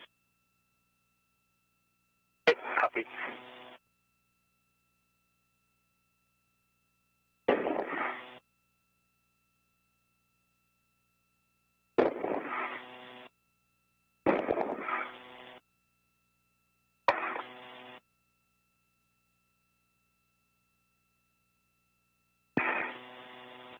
You need me to move the triangle, Koichi?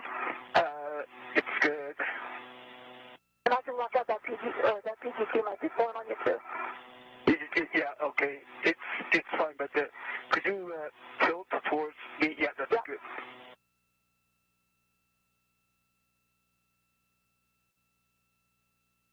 Does it say in 13, 14? see that, okay? All right. Alpha 2. Bravo 3. Excuse me, Bravo 3 and Bravo 3 set with clockwise 2 set. Additional 20 turns. You come.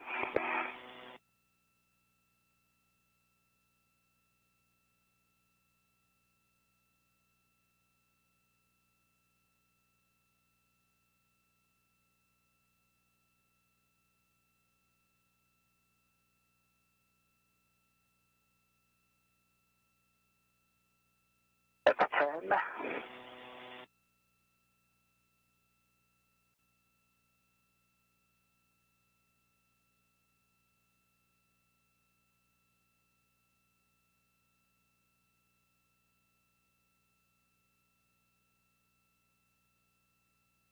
Okay, 19 and a half turns, and got a green light, 18.5 sit-downs, 19.03 turns.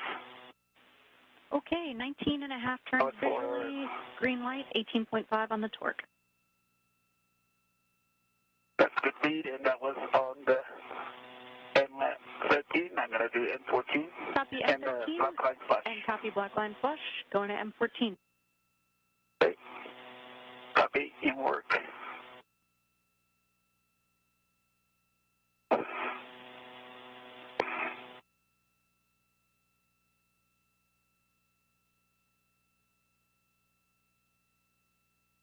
From this view of Duke's helmet camera, we can very clearly see the full build of the upper triangle.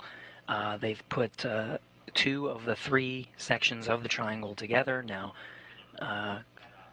the 2 of them working together to install the final part of that, with Nicole Mann, Duke, able to hold one side of the strut. Koichi Wakata has great access to that final part of the upper strut. That's the right side of the upper triangle.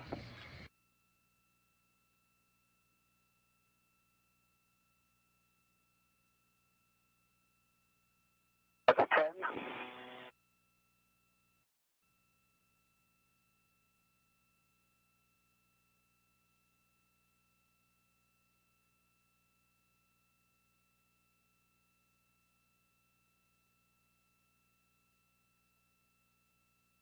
Okay, 18 and a half turns visually confirmed. I got a green light.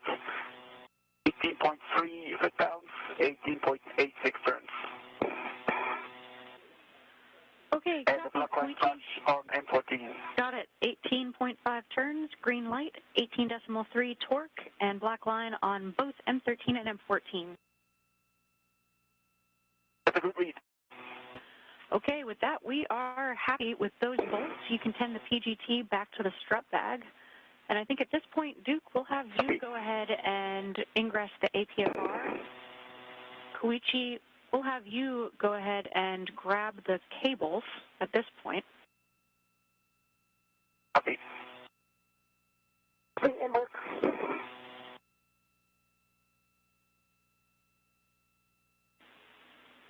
Big picture for you both. Right now, our limiting consumable is going to be EV1 MEDOX, right now looking at about 640, 645 PET. We're just about 20 minutes down on the timeline right now. You guys are doing good work. Okay. All right, Koichi, I'm all cleaned up. I'm headed over to the APFR. Okay. The untangle the PGT. All right, so with the upper triangle built, Duke has the upper triangle tethered to herself. She'll be able to get into the foot restraint that's already been set up to allow her to access the top part of the mass canister and get ready to install that upper triangle. In the meantime, Koichi Wakata working on the pistol grip tool, making sure that's going to be stowed away. And if you remember, on the way out to the work site, Koichi Wakata had a cable bag in tow and put it off to the side to temporarily stow it. He's going to go ahead and access that cable bag and grab some of the necessary materials needed for continuing to build this mounting platform. Next on the timeline is, now that the upper triangle is built, is to build that is to build that right strut, and a correction that the triangle is actually tethered not to Duke. Okay.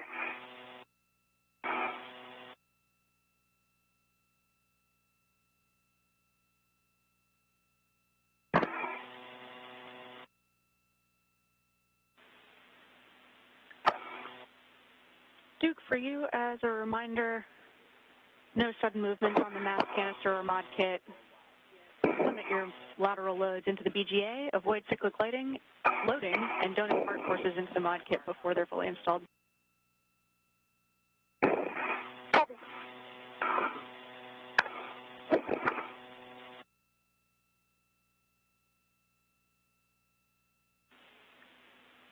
And Duke, we also suggest fair leading on S4 handrail 2213. That's the inboard radiator corner of the IEA.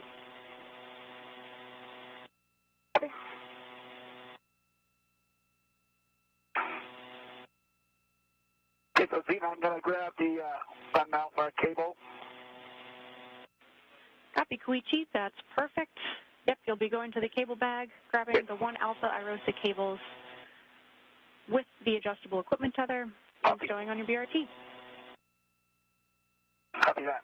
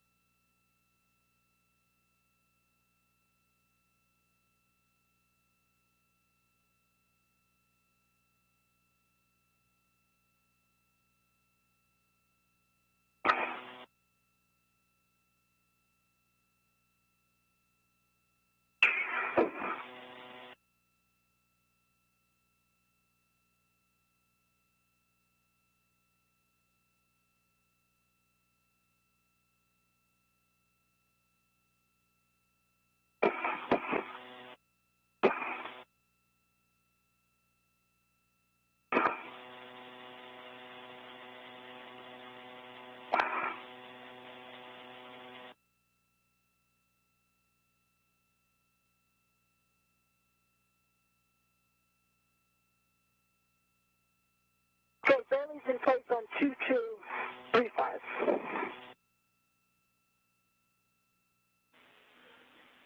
Copy, Duke.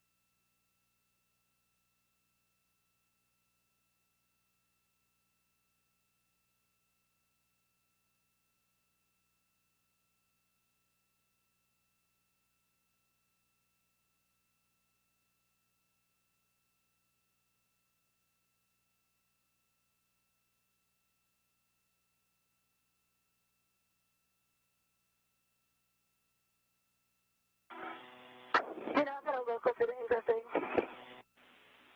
Copy, Duke.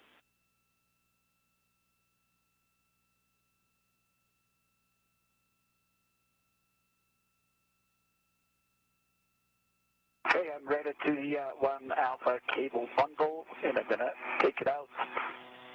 from the cable bag.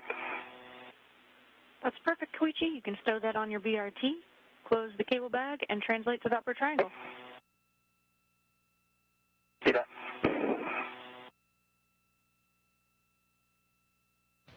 So this is a great shot of some of the work that's being done concurrently. You can see EV2 Duke with the suit with no stripes is ingressing or entering the portable foot restraint that was set up for her to access some of the parts that are needed to install that upper triangle, which Koichi Wakata has in tow. He went over to that cable bag that he stowed early on as he made his way out to the work site, grabbing some of the cables. So he'll have the upper triangle and the cables in tow.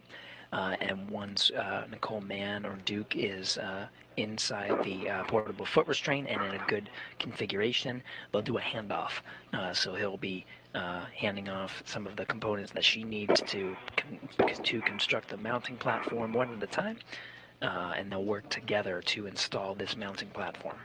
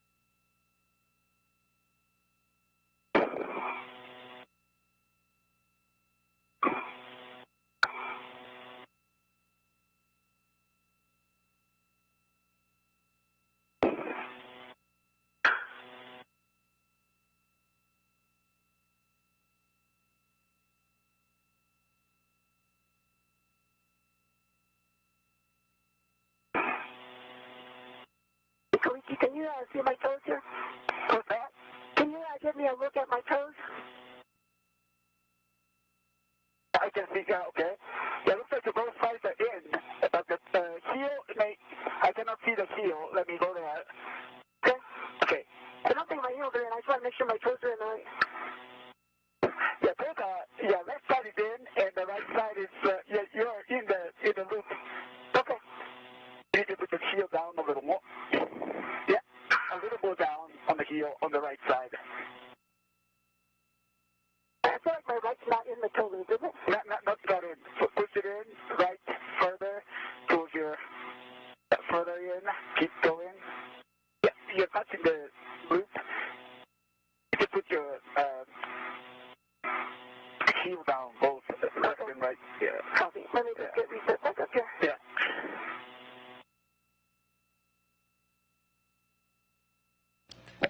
Koichi Wakata has a great view. He's aiding Nicole Mann and guiding her. He's got a better view of where her feet will go inside the portable foot restraint. Behind them, you can see the Earth. The high-definition views from the Heka camera are providing these beautiful views of the southern Atlantic Ocean.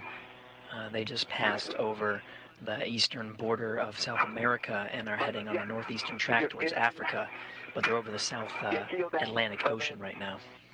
Heel further down a little more.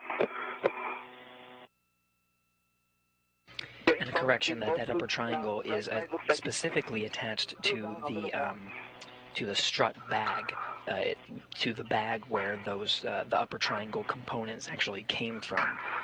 But it will be Koichi Wakata that will grab it and hand it off to Nicole Mann once she's in position.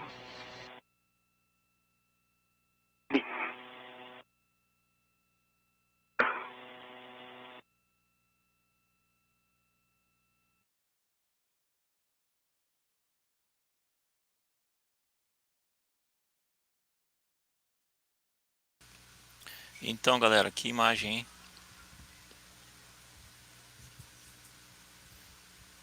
A Terra lindona lá embaixo, sem dúvida aí. A fase diurna aí em que a Estação Espacial está passando neste momento proporciona aí imagens incríveis da área externa aí, né? Nas câmeras que estão na base do capacete ali de cada um dos astronautas, né? Norte-americano e o astronauta japonês, hein? Armac, muito complicado, cara. Porque tudo aqui, área de pesquisa, é baseada em bolsa do governo, né? Que sustenta o centro de pesquisa, né? Por exemplo, nos últimos anos, aí o que cortaram aí do ano passado também não se sustenta, entendeu? E se a gente não tem pesquisa, né? Por que os Estados Unidos é o que é? Os Estados Unidos é o que é por causa da pesquisa, né?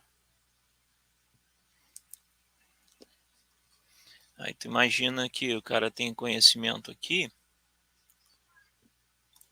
um conhecimento longo, é necessário fazer o quê? Para sobreviver, cara. Trabalhar na empresa privada, e aí não sabe muita coisa, né? Tem muita opção.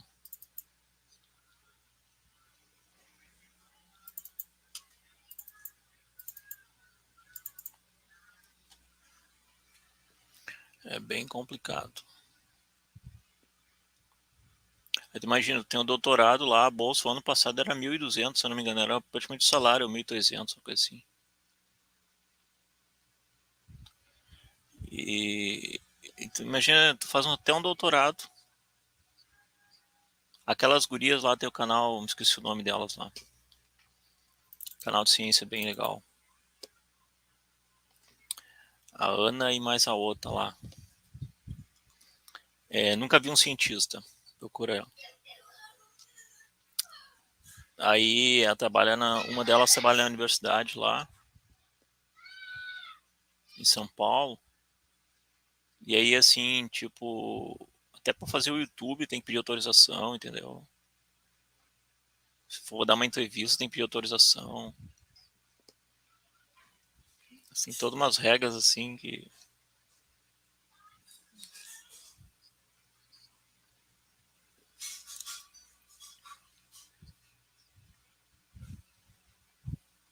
Ah, com certeza vale mais, né? Que o BBB. Já começou esse negócio? Eu não acompanho isso aí, cara. Não perco meu tempo. Só se for pra ganhar alguma grana.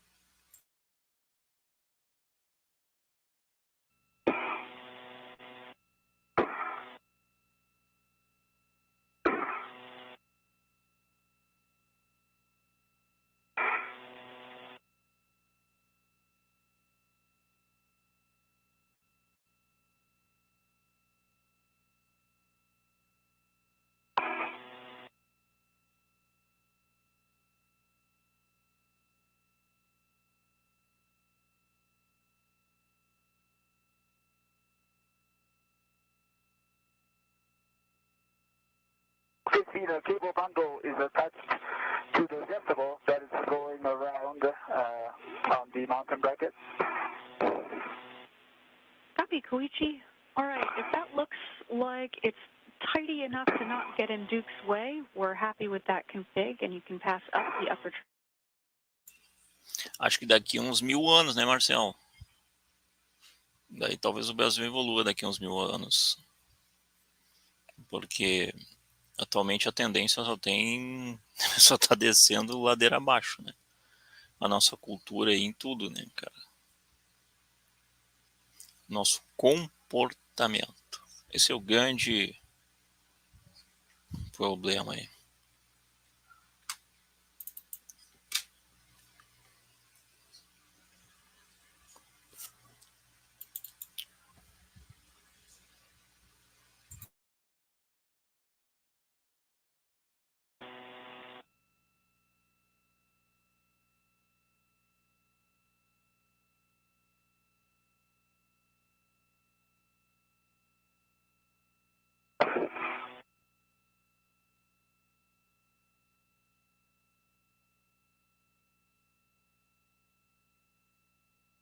Okay, I'm coming from your right. Can you see the triangle? I see it.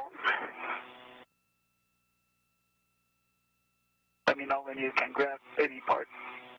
I think maybe if you bring it back towards me a little bit. Okay. Okay, I have control. Okay, you have the controls. You have to rotate it. Good words, Koichi. We see you looking good. Just a reminder, we don't need to ret swap for this one. We've got 2 rets in series. Copy.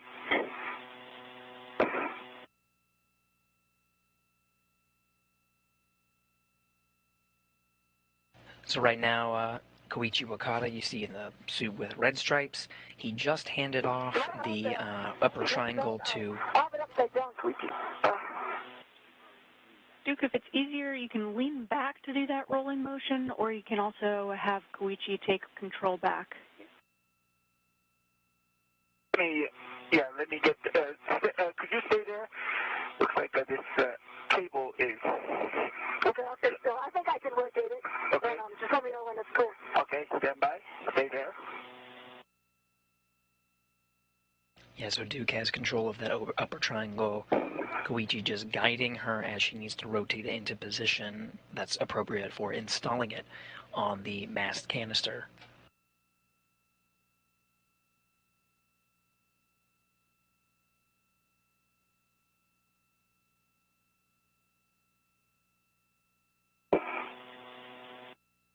Now it should be clear. And then...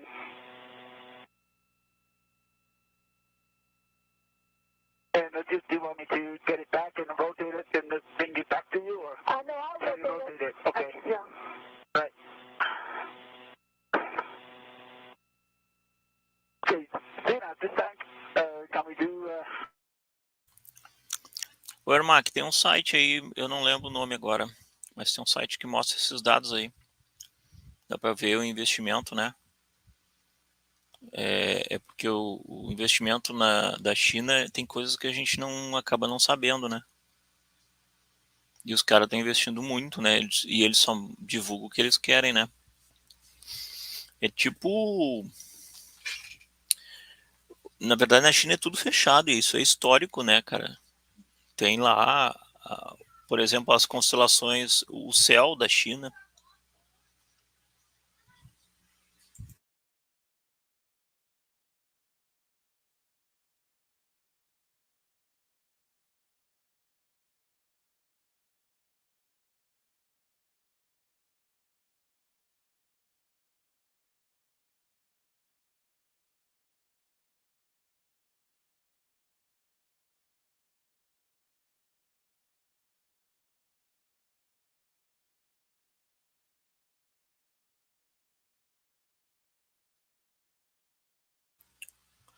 Voltando aqui, o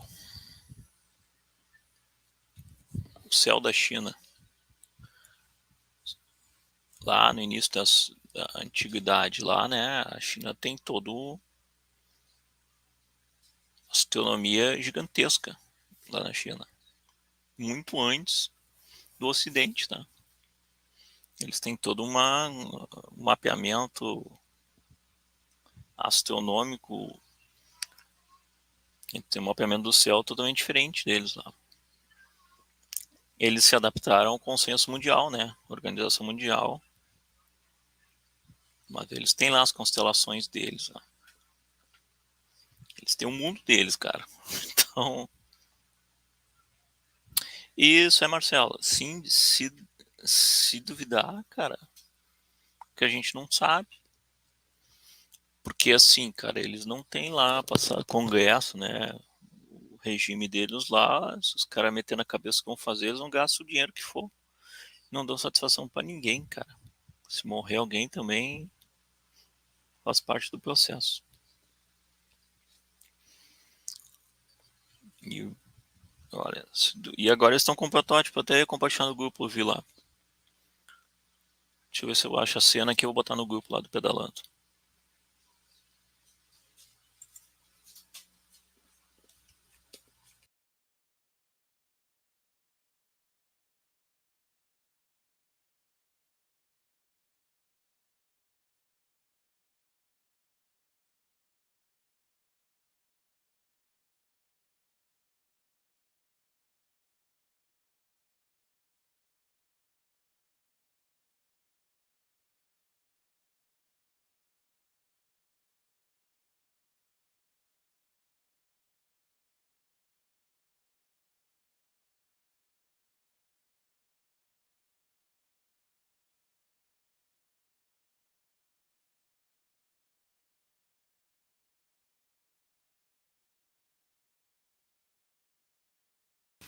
Eles fizeram um teste essa semana aí de um motor lá. Daqui a pouco eles estão copiando, acho que o Starship, cara. Os caras são bucha. Sim, eles têm o... Cara, e tu imagina assim, ó. Milhares de anos atrás, tá? Antes de Cristo lá. Desde os gregos, os romanos, todo mundo mapeou o céu, né, cara? A gente tem as constelações com esses nomes aí, né? Nomes aí, esqueci a palavra agora. Das mitologias gregas lá, né? Órion. Todos os nomes das constelações que a gente vê aí no céu tem essa descendência. E a China tem a dela lá, cara. Eles vivem no mundo deles. Entendeu? Eles vivem lá naquele mundinho fechado deles. Assim como os próprios índios, tá? Os índios da Amazônia aqui também. Os aborígenes lá na Austrália também. Os índios aqui parece que é meia dúzia de constelação, o céu inteiro, cara. Entendeu? Eles olham pra Via Láctea e eles enxergam uma coisa lá. Esse é um negócio bem legal de estudar.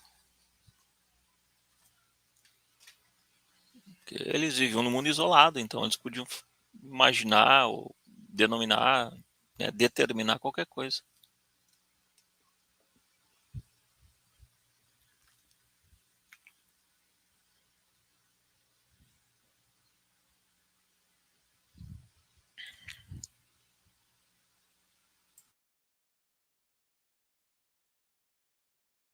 An additional 3 to 8 turns or so.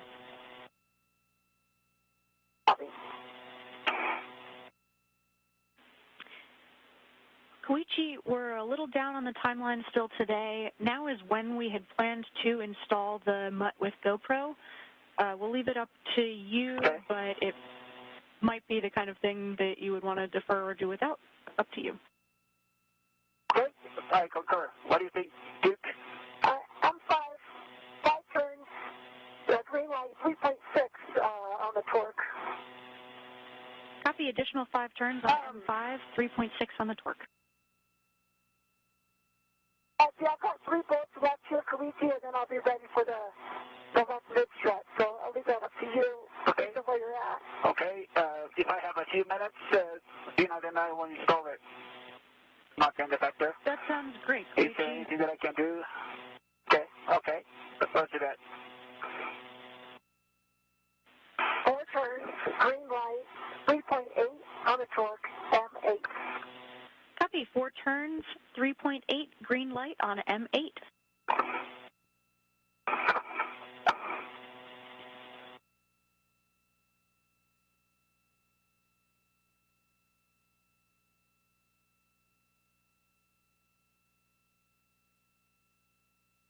Four and a half turns, green light, 3.9 on the torque, M6. Copy. 4.5, 3.9, green light on M6. And Koichi, for you, we do think you have time. Totally up to you, no pressure. You'd be, per the plan, installing that MUT end effector on handrail 2214.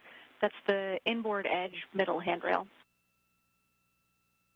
Okay, copy that. In work.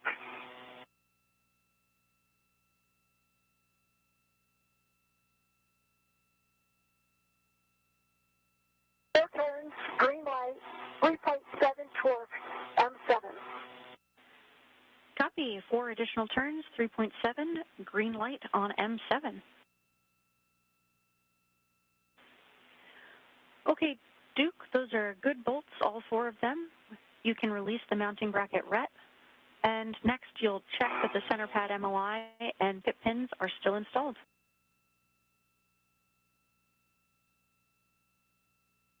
Okay, MOI and pit pins, they're good. Copy, that's great. You can rotate the upper triangle down for later access after you have the RET released. And then from both of you, we'll take a good glove, hat, and gauntlet check. Okay. good, and half is baseline. Okay, half is baseline, gloves are good, gauntlets are covered. Gauntlets are covered for EB12. Copy you both.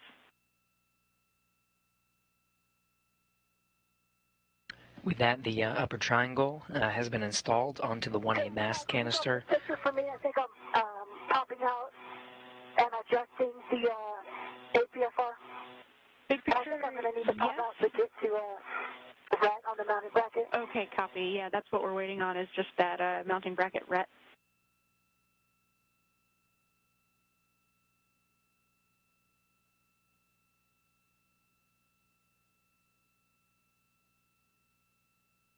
I think I'll get that rat after I get maybe the APFR rolled in.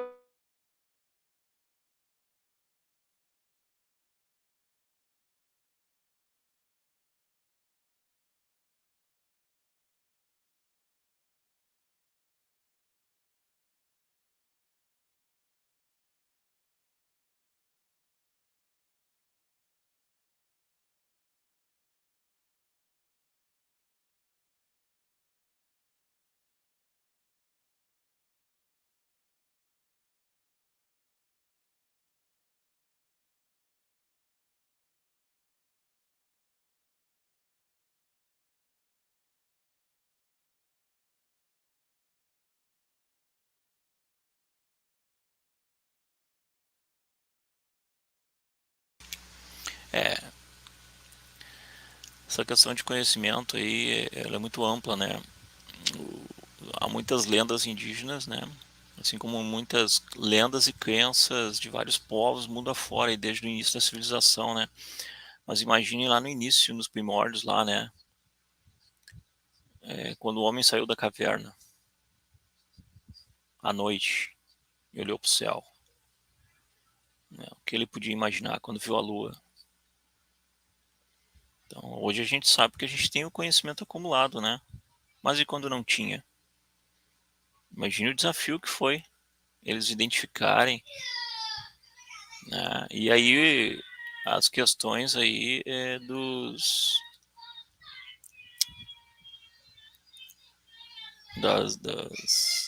das lendas em geral, né?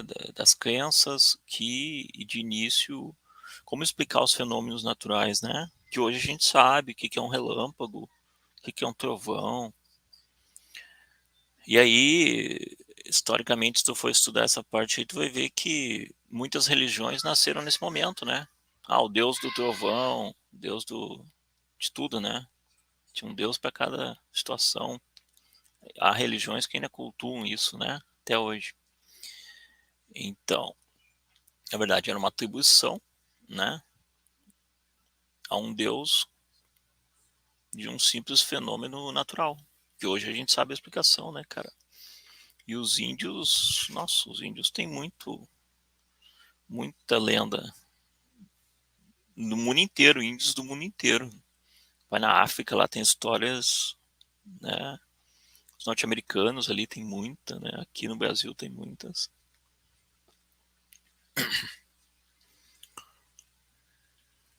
Mas tentem se imaginar vocês lá naquela época sem o conhecimento que a gente tem hoje, né? E aí viu um meteoro, cara, viu um eclipse.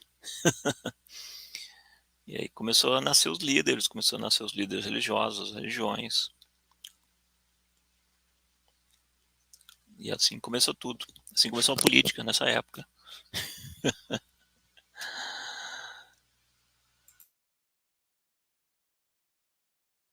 There on the mounting, on the... Right, I see that. Okay. I just local here. Well, I'm going to go my right heel in if you'll maybe give it a check. Okay, okay, right heel.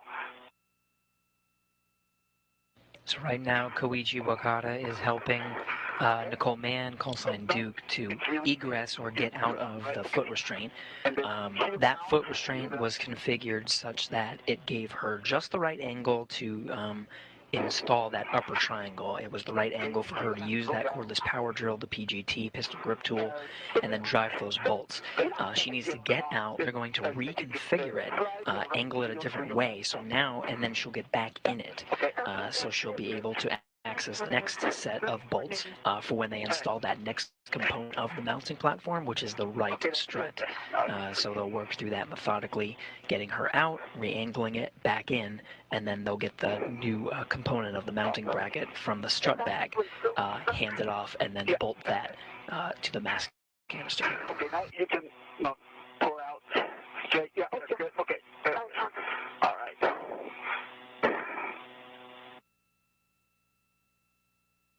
I'm going to get this right off.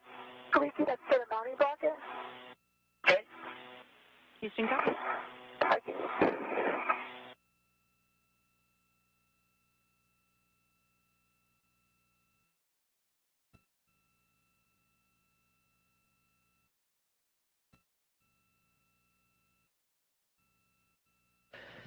So we're in another handover period. Again, we're receiving video and audio from the geosynchronous TDRS satellites, tracking and data relay satellites. Another intermittent gap. Will be regaining video and audio here shortly. As a quick recap, the two have completed the installation of the upper triangle on the 1A power channel. There are several components that make up the mounting bracket, so that's done. And they're currently trying to reposition the foot restraint to get a new angle and allow Nicole Mann, callsign Duke, to access the next part of the installation, which is the bolts that will attach the right strut to the upper triangle.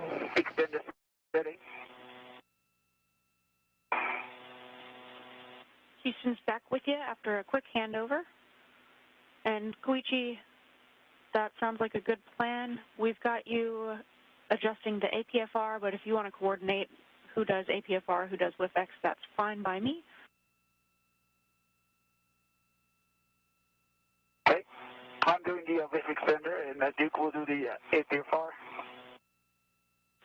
So I'm going to work on the socket swap right now. That's okay. Copy, working on the socket swap for you, Duke. And big picture update for you both. Right now we're looking at about 30 minutes down on the timeline. Our limiting consumable is still EV1 MEDOX, but moved up to about 6 hours, 50 minutes. And we'd love your input on just how you're doing and how you feel about that big picture update.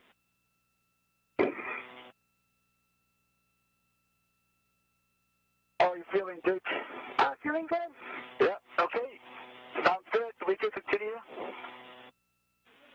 Great work. You guys are doing awesome so far. Keep it up.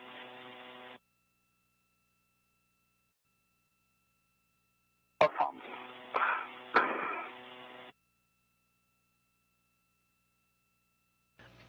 A good read from the crew. You heard they're a little bit behind on the timeline, but still making good progress to get this mounting bracket installed.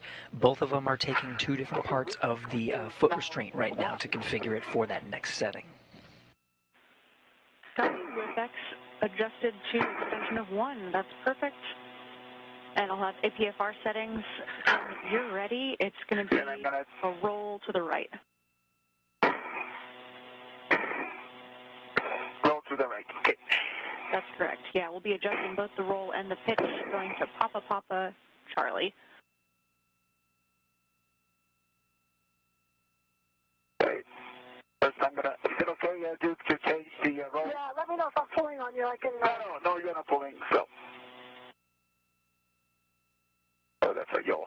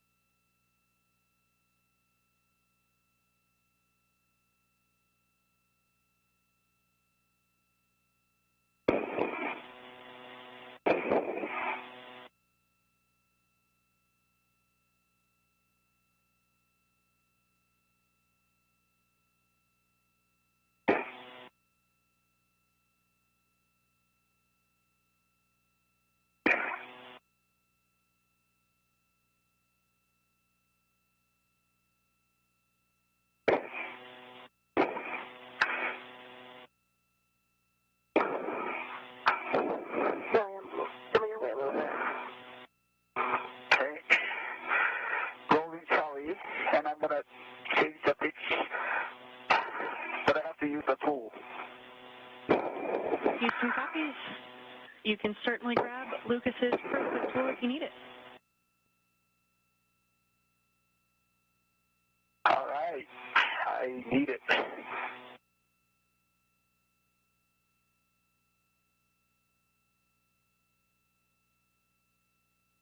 6 inches off with a good pull test. Copy, good pull test.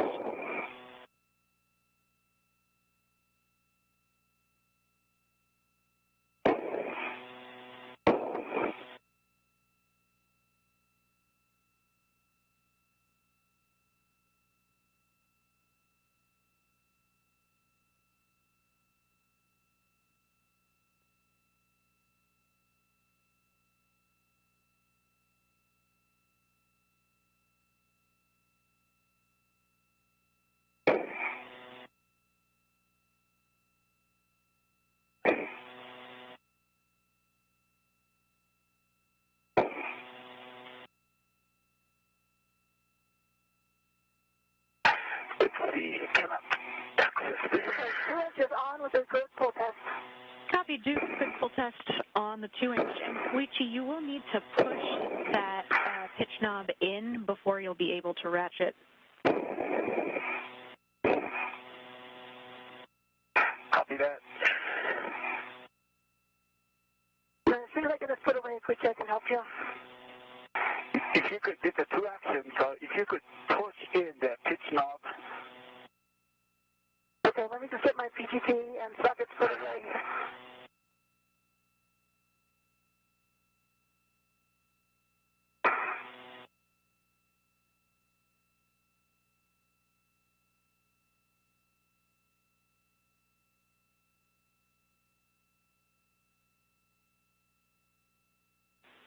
Great teamwork, guys, and just a reminder to watch out for each other's hands. There are a lot of pinch points in there.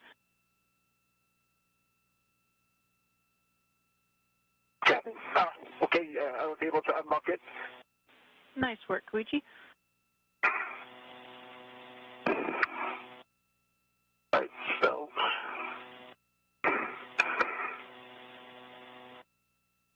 Now I'm going to change the pitch scoop now. And it was I had to hold on to the handle of the width extender and then pitch. Okay, with the boot plate.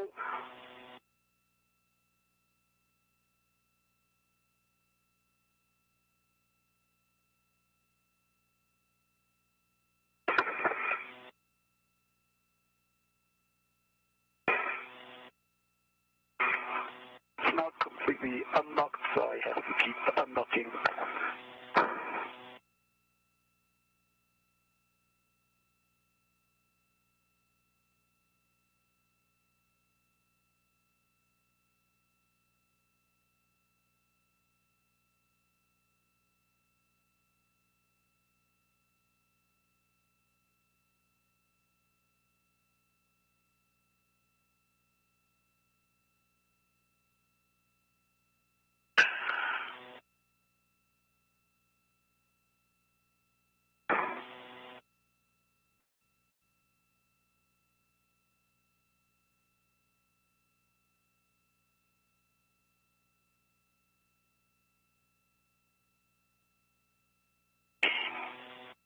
Okay, now it's completely unlocked.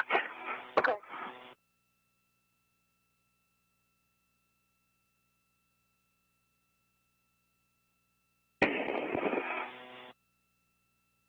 I can push down here. You may have to hold on to the handrail.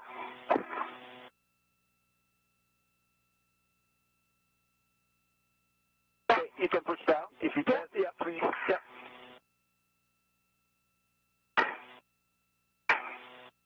Not moving. It's in the unlocked position. Okay. Yeah, it was pretty tight before. Let me see if I can come down lower. Okay.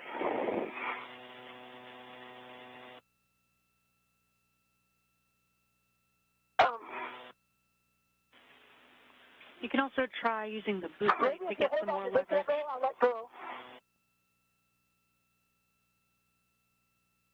Again, Zena? You can try using the boot plate to get a little bit more of a lever arm there.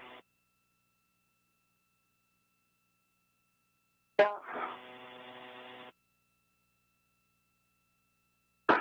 Just doesn't move. Maybe I'll roll the boot plate back up so that we can use it. Okay, yeah, let's do that. Could you roll it back? Yeah. Yes. Foxtrot position.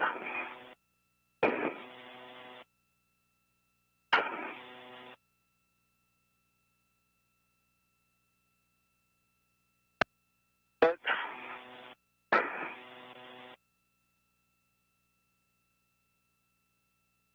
One more. Okay, that's Foxtrot. I have yelled a little bit.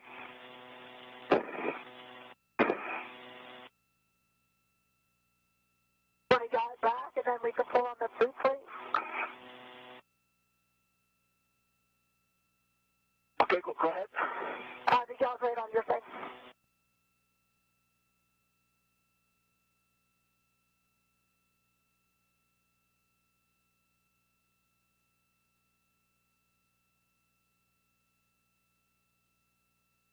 Thank you.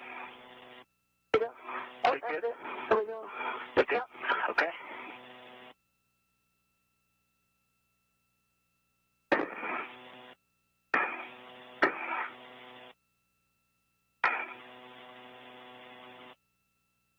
Yeah, I'm going to bring the ingress down. Okay. Maybe we can pull on that.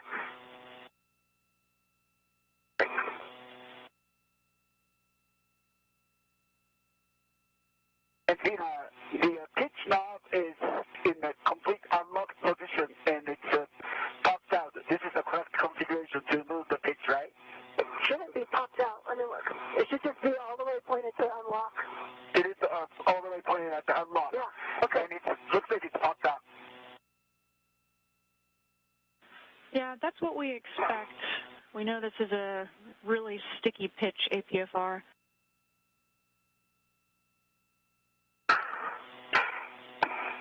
Yeah, it doesn't move. The complete unlocked position, I don't know if you can see it on the photo. That's Yeah, we see that. Stand by. We'll talk about some possible suggestions for you guys. So, before when I did it, I used the boot plate to have a little bit more of an arm. Maybe I hold on to the toe loop. So if I rotate the boot plate all the way around, would that help? And it was like a smooth squeeze yeah, maybe, to get it to move. Yeah, so, yeah, Not let's like it try ever that. unstuck. It was sticky the whole time. Yeah, let's try that. So, in order to do that, do you need to roll 90 degrees? Would that help? Or because I don't know, can you grab onto here? Where the heels go? Like if you can grab onto that heel, then we'll go down to some smooth motion down. I don't have much leverage here, but Let's try that. Shall we just move? It's reaction to that motion. maybe if you push away, like push on the front of it.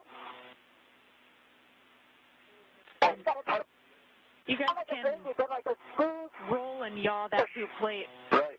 as you need in order to get the boot plate in a better position for leverage. And just a reminder to avoid using the glove for a pounding motion like that. Concur. It's not like it ever. Just pushing the boundary. Okay, it's moving. It's on us. It's working. It moved a little bit, but now it's stuck in that position. So it just needs to go a couple more.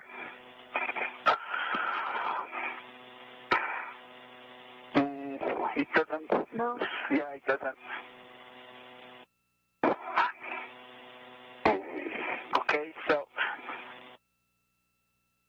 what else can we do here? I wonder if we can use the moment arm and the ingress aid. Maybe you can pull.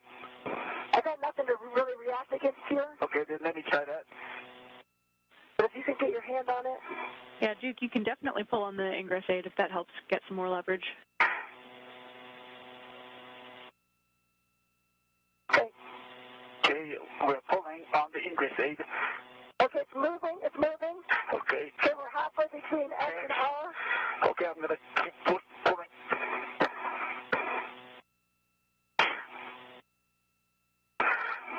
It's still in R. It's already, yes, all the way to R. All right. 2 more notches.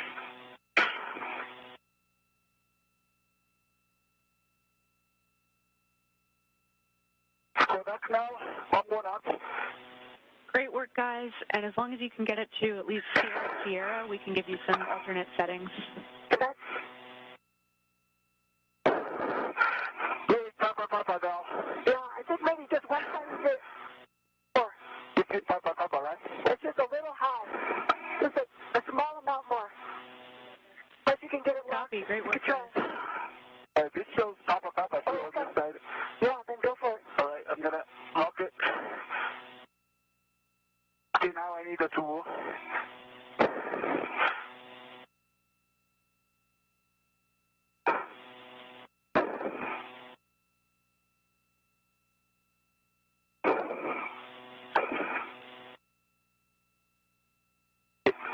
You don't have the tool, right? Oh, no, I think Okay. if I can get it. Yeah, it's be here. Okay, I see it. Yeah, I can grab it. Okay.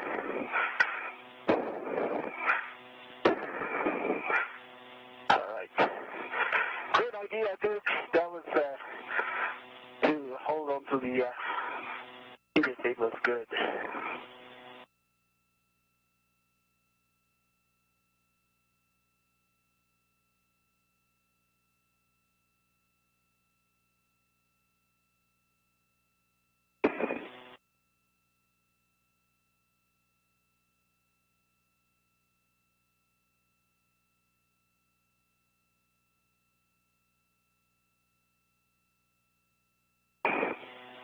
Okay, it's set at Papa. Papa.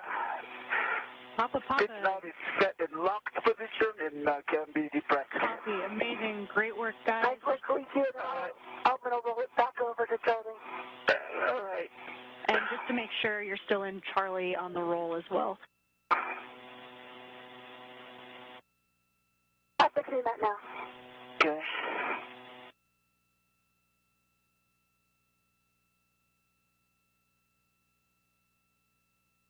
If you release it, I can pull. Okay. Oh, no, that rolled it. Oh, sorry, I got it. I need to roll, yeah. Okay. That's better.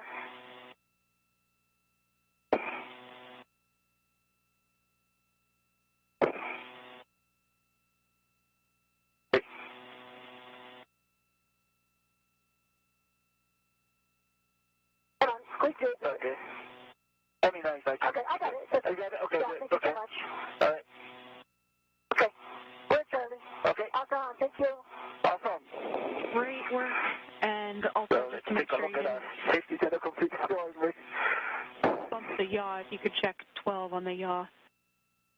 There's also that rep for the mounting bracket is underneath your right arm. I'm going to go release that right now, though, Koichi. I don't think you'll be tangled, but it's just underneath your right arm.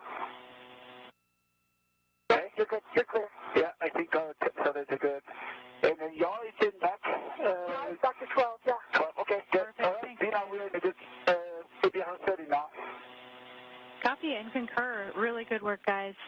Next steps for you will be to get the right mid struts from straps 12 and 13, and Duke will be ingressing the APFR. Copy. Copy. And we'll take a glove check from both of you.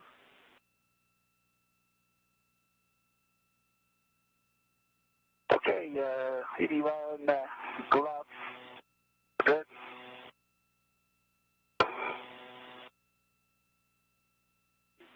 Copy, Koichi.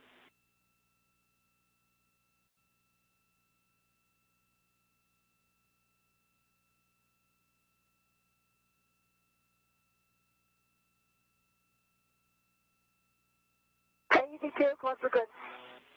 Copy, Duke. Okay, release the right strut.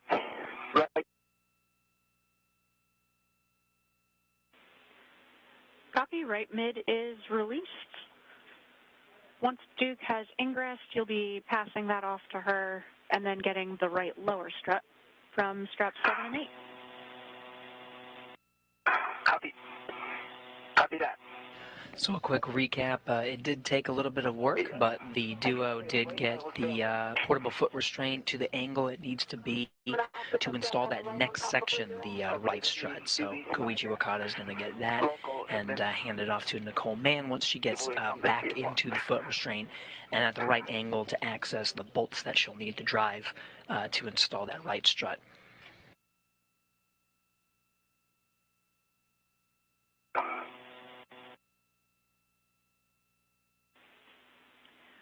And guys, feel free to just stay together there by the APFR, make sure that we get in a good config. And a reminder also, we've got that RET attached to the upper triangle still. Yeah, I can get to that right now. Yeah.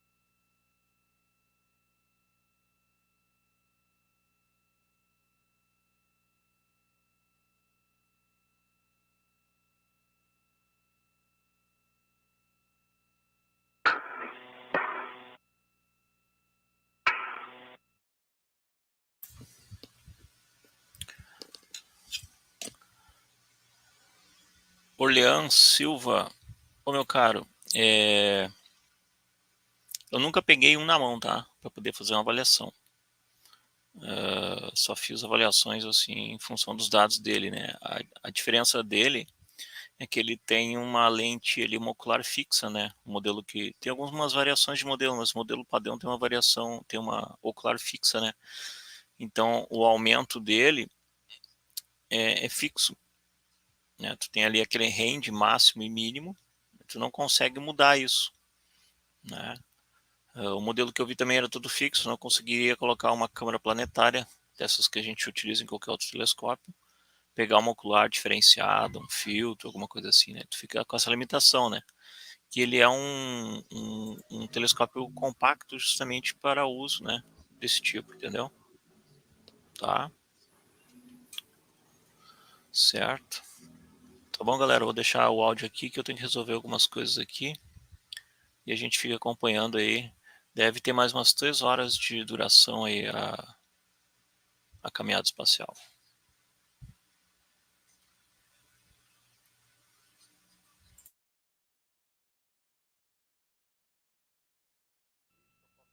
A little bit to your left.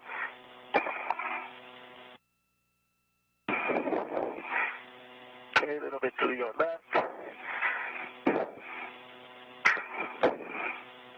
Yeah, position is good. Okay, that's good. Yeah. Okay, and then heel down. Heel down.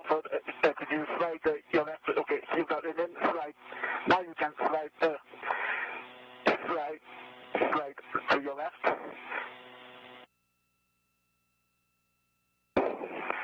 Push it further. The left squeegee which strut is the heel in? Heel is half in. So you need to put your toe a little bit forward.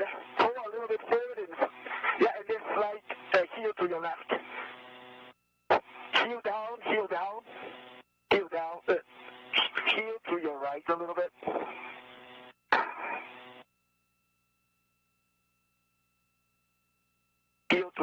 right a little bit. Okay, give me 1 sec. Let me get my right in the shoulder. Okay. Okay, heel. Okay, okay. Heel to left foot, heel to your right a little bit. That's good.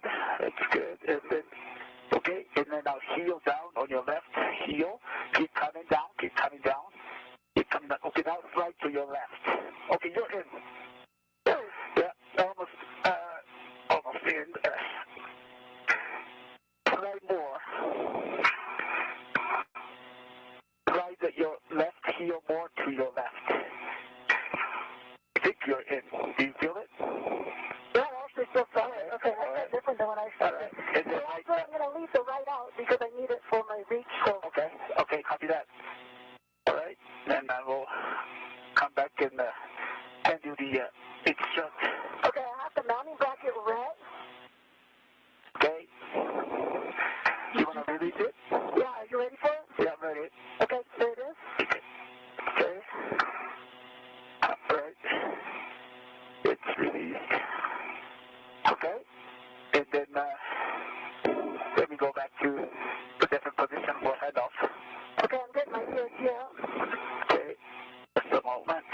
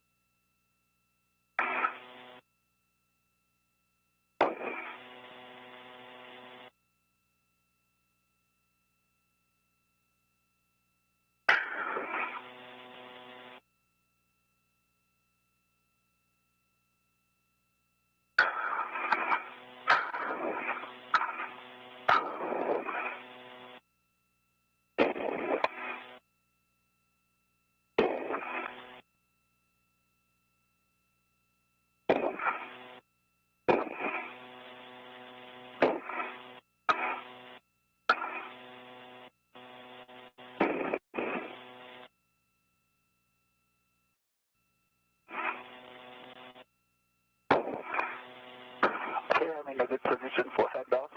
Okay, I'm ready for it. All right. Just let me walk over here.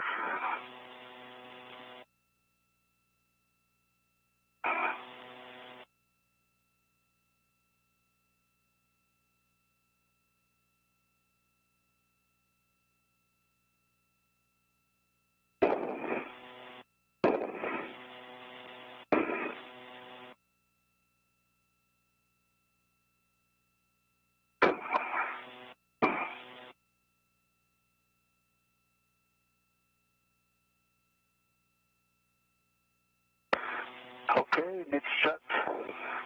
Putting at you. Okay. And you want to have the pad side, right? Yes, the pad side. Yeah, here you go. Can you see it?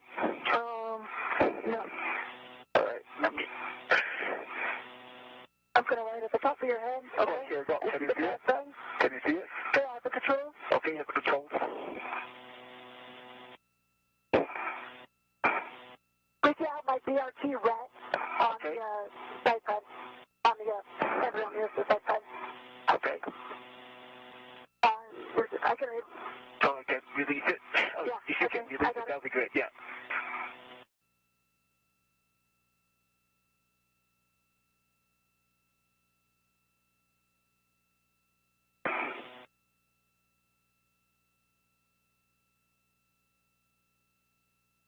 Okay, the red is released. Okay. All right.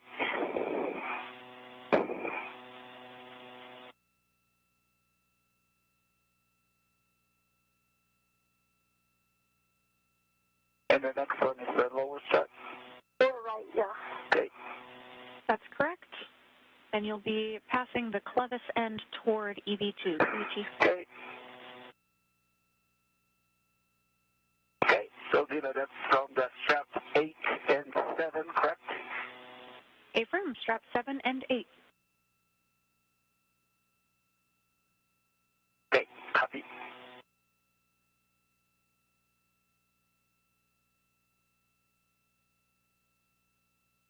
And then Duke, you'll want to ret to the handrail stanchion that's nearest the clevis. Copy.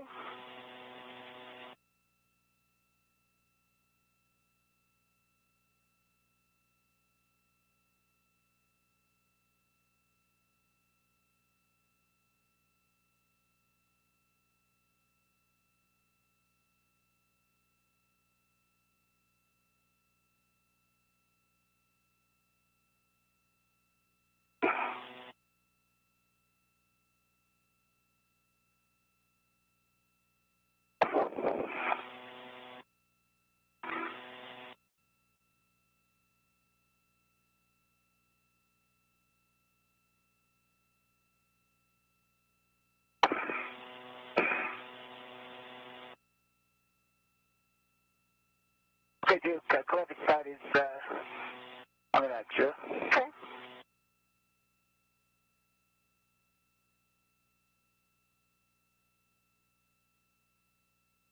Okay, that's on your right.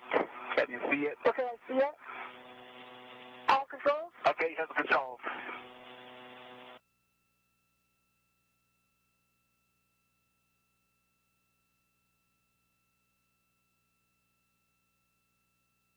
Okay.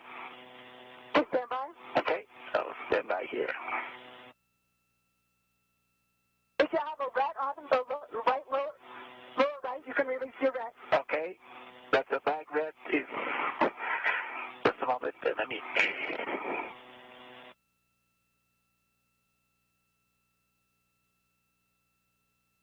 You need me to move it down? No, it's just good. Stay there. It's Okay. good.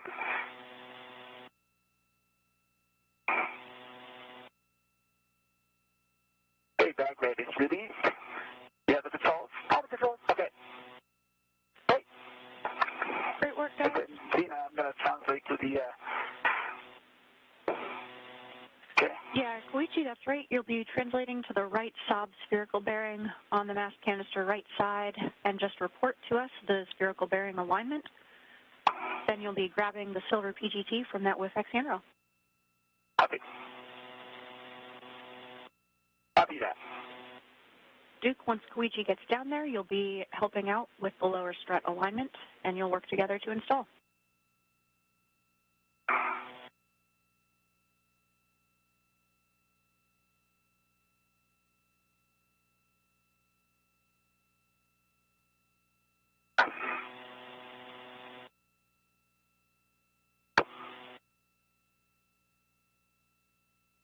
Okay, bearing alignment looks good. Copy, Koichi. You can grab the silver Not bearing PGT. alignment looks good. Copy.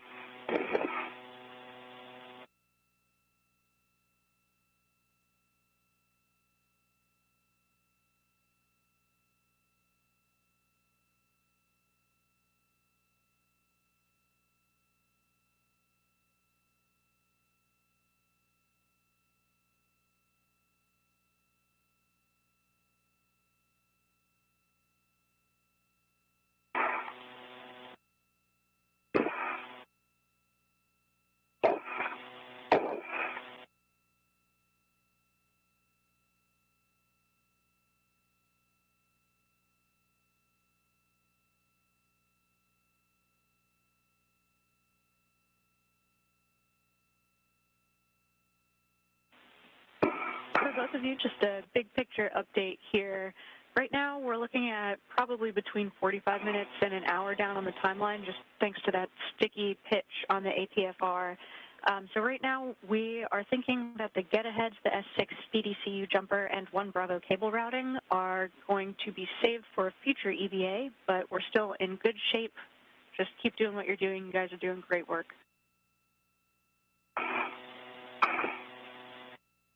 Copy that. Copy.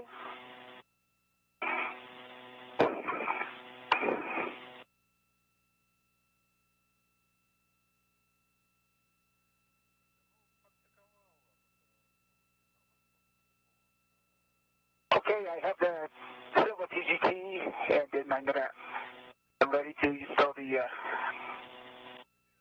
bearing. All right. M19. I've got some PGT settings for you, Koichi. That's going to be Alpha 1, clockwise 1. Okay, Alpha 1, clockwise 1.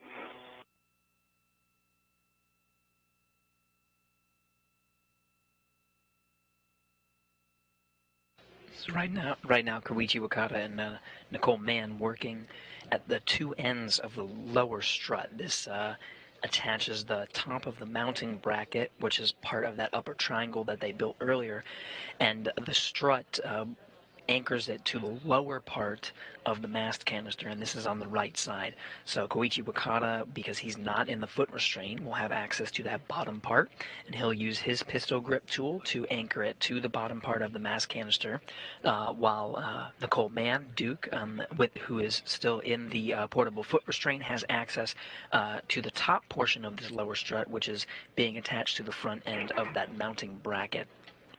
Okay, Koichi. Tracking Alpha 1, clockwise 1. Okay. Now, with Duke's help, you'll be aligning the lower struts, and we're just looking to start with 4 turns on M19. Copy that. Let me put a VIT down here, and then I'll work on the 4 turns. Copy. That's great. And if you get any hand turns on that bolt, just let us know. And a reminder while you're down there to watch your fingers. There's a pinch point there between the lower strut pad to the VGA. Okay, copy that. Okay, Duke, I'm ready to receive it. Okay, I'm going to keep holding on this end. You just let me know what you need to get it lined up. Okay.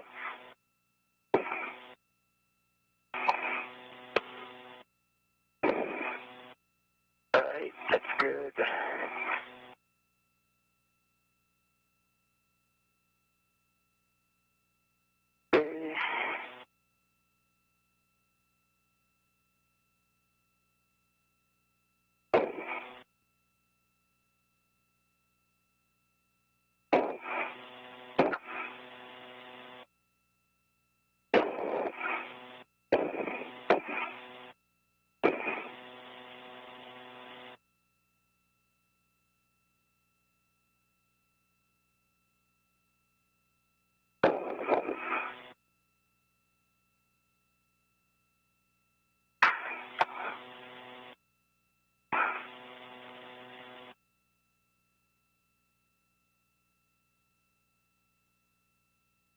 Okay.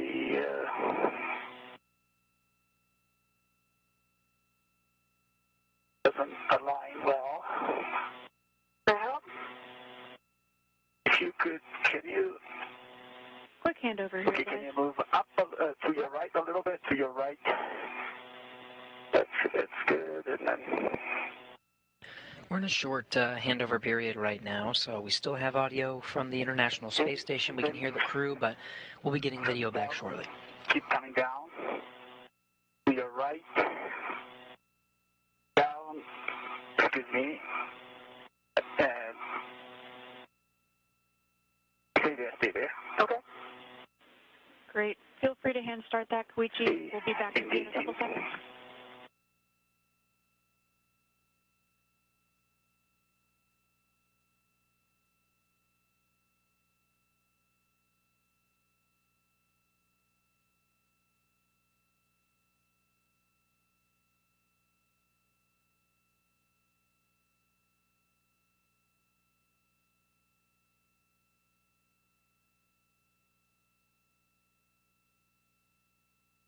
Works. All right, let me see if I can hand start this one up here. We're back with you after a handover, and any turns that you put on that M19 bolt, let us know. Okay, that's 4 turns on the PGT. Copy. 4 turns on M19. Great work. New PGT settings for you, Koichi. Bravo 7, clockwise 2. And Duke, now that M19 is started. Bravo 7, clockwise 2. Good read back. Duke, you can start M20. That's the right lower strut L6 to the mounting bracket. check that the pin lanyard is free of the clevis, and I'll have PGT settings for you when you're ready. Okay. Bravo 7 set, then clockwise 2 set for M19.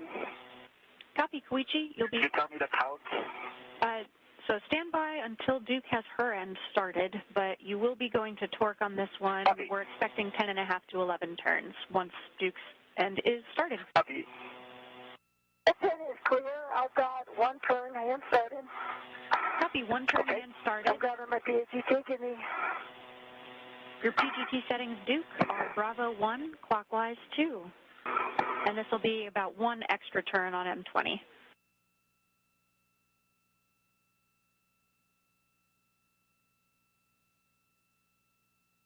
Hey, how many extra turns? Just one extra. We're looking for about 2 total here. Which one, 2 total? Okay, sorry, I should have done that with my hand, but... Yeah, that's my bad. I could have helped you out And, there. Dina, do you have a go-to turn, M19, 10.5 to 11 turns? Once Duke gets What's one more Koichi? turn I gotta get one more on turn M20. here. I got a Bravo 1 clockwise 2 set. Copy.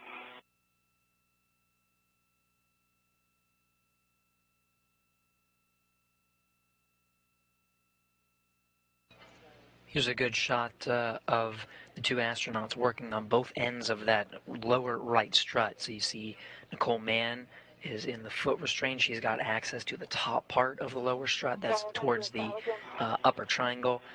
She's got a pistol grip tool to secure that to the top portion, and then Koichi Wakata at the bottom portion, securing the lower strut to the base of the mast canister.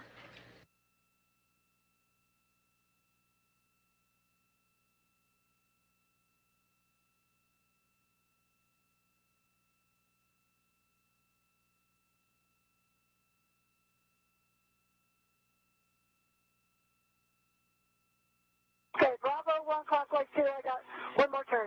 Copy, one additional turn, 2 turns total on M20. With that, Koichi, you can drive M19 to torque, expecting 10.5 to 11 additional turns, looking for green light and torque readings. Copy that. Teamwork. 10.5 to 11 turns on M19. Good readback.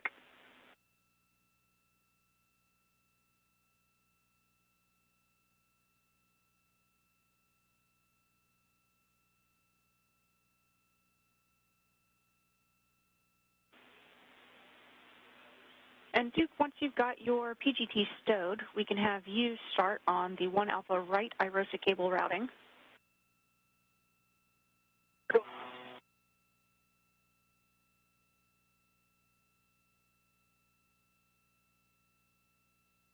Okay, Dina, on M19, I got a green light and torqued out 25.9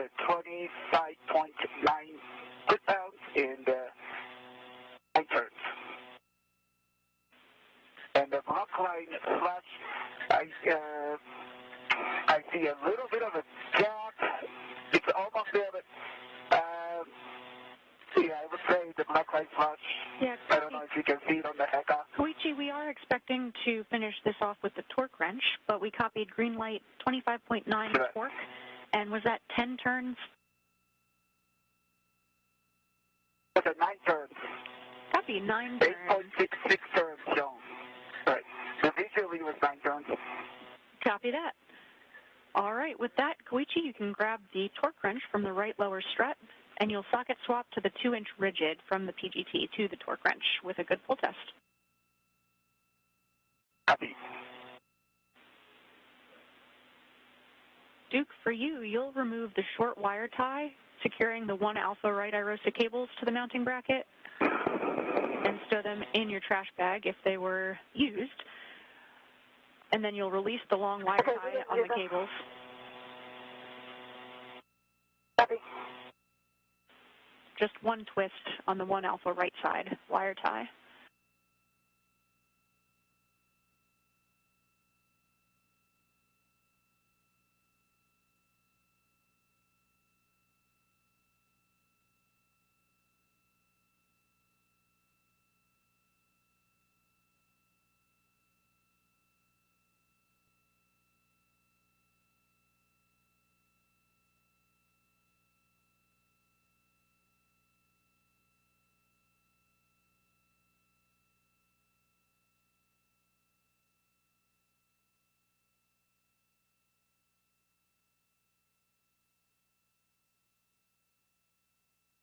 So from this helmet camera view, we're looking from the vantage point of Duke, or NASA astronaut Nicole Mann.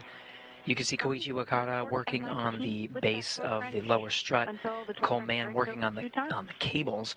Of course, the strut is really a support structure that allows the IROSA, the International Space Station rollout solar array, to be installed, but it does need to provide power ultimately to the International Space Station, so these cables will be positioned accordingly so that when the IROSA is installed on the mounting bracket, that they'll be able to basically hook it up to the International Space Station, and the power that will be drawn from the new solar arrays can be sent to all of the appropriate downstream places on the International Space Station. So they're positioning those cables now, so when they later install the IROSAs, right now we're looking at this summer to get the IROSAs up to the space station and installed, that they'll be able to hook it up. 15 turns with this torque wrench until you break over 2 times. 14 to 15 turns, okay. Okay, 3 twists complete. Copy, Duke. That looks really good. You'll next be driving M20 to torque after Koichi finishes his M19 end. Can I put the ground inset pin in? Checking. And I apologize, Koichi. We actually need 14 to 15 total turns, so you only have about another turn and a half to go. Much better news. That's good to know. That's good to know. Thank you. Yes, sorry. Yeah, that was a great release. Thank you. Yeah, that was about to be tough times.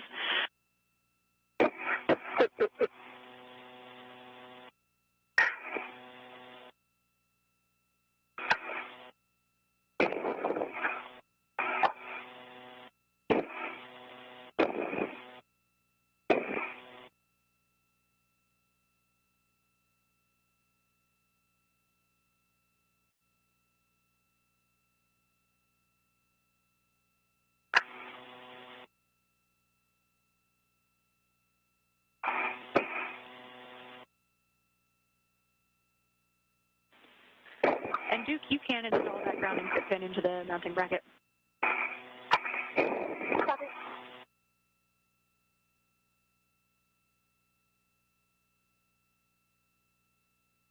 Okay, I felt the 2 breakovers and visually confirmed 2 breakovers on M19. Great work, Koichi. Next, we'll take a check that the black line is parallel to the cylinder and flush.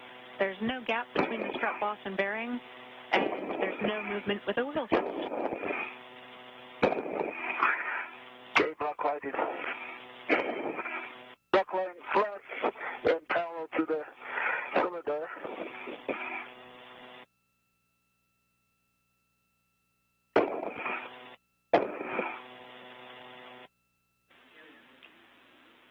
There's no gap between the strut boss and the spherical bearing.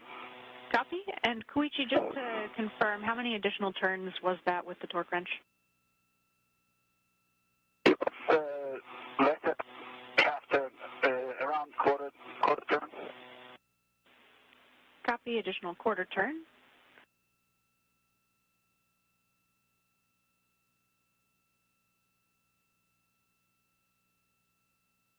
I would say V-nights between quarter and a half turn.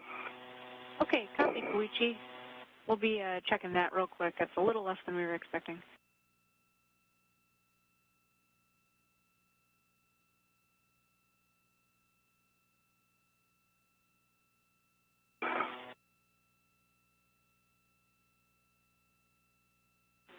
Okay, good news. We're good with that bolt, Koichi, and we'll take that one last wiggle test there.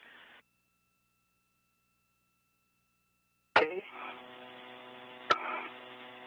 Okay, wiggle test, no motion. Perfect. With that, you can socket swap to the 2-inch rigid from your torque wrench back to the silver PGT with a good pull test, and you can relocate the torque wrench to the silver PGT. You'll keep that ret from the strut with the torque wrench. Okay, it works.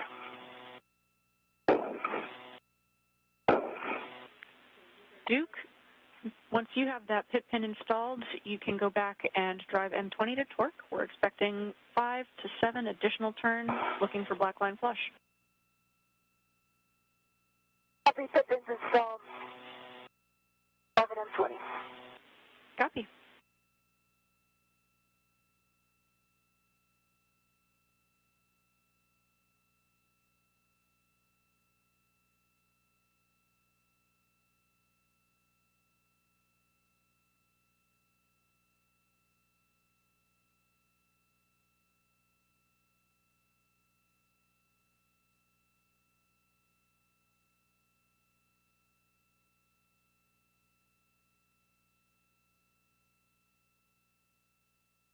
We're now at 6 turns, green light, 11.9 on the torque. Copy, 6 turns, 11.9 on the torque, green light, check black line flush. For black line flush. Copy, Duke. Hey, put that socket slot to the silver PGT complete. Okay, copy. Koichi, check the lower strut MLI is covering the strut pad. Duke, you can stow your PGT.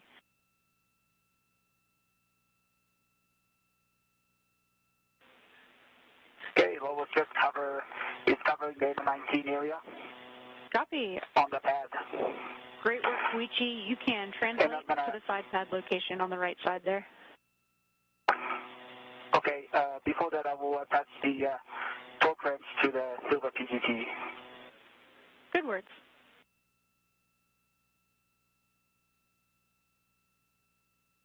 Am I working any MLI right now or not until the mid-strut's done? Once you stow your PGT, you can release the ret from the lower strut, and then with that grounding pit pin installed, you can install the MLI over the lower strut clevis. And after that, you'll be working on the right mid-strut.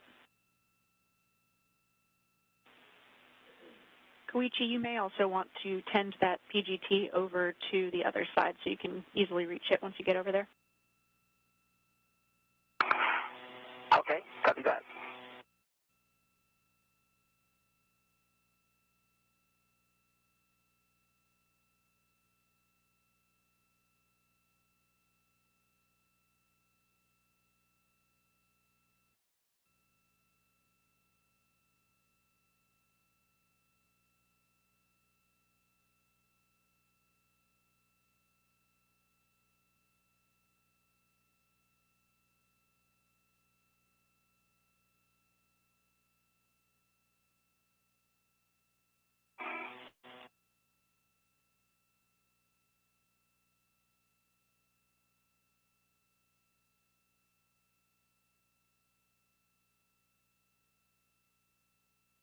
How's it going, Duke?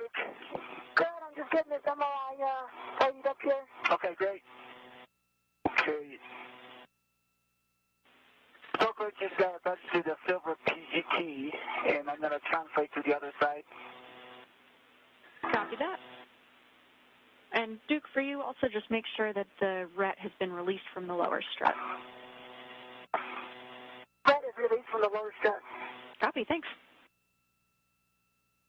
For those following along, the duo are now wrapping up after successfully driving the bolts to install the lower right strut.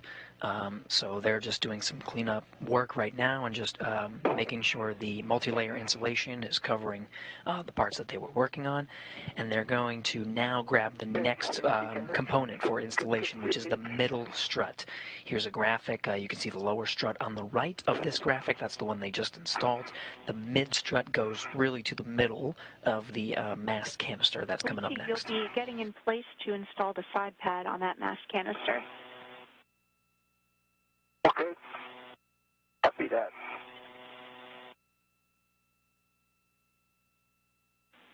And Koichi, once you're in place, I can preemptively give you some PGT settings for those bolts. Okay. Okay, MLI is on M20, and I'm going to get the mixture. Great work, Duke.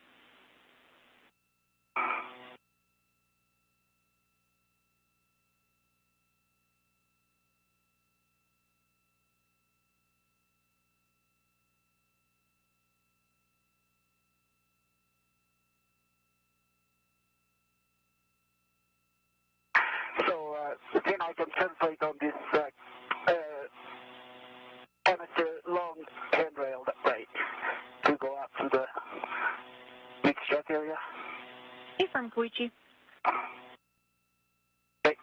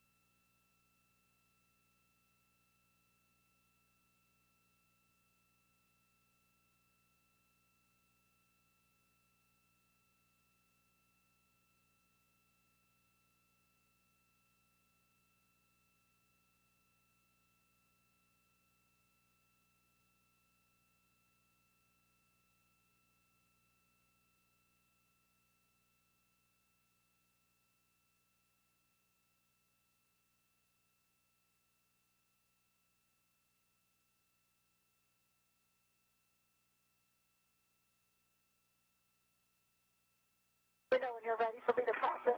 Okay, Chef, I need to have some BRT here. Yep, once Koichi's in a good position to receive, Duke, you will pass that mid-strut with the side pad toward Koichi.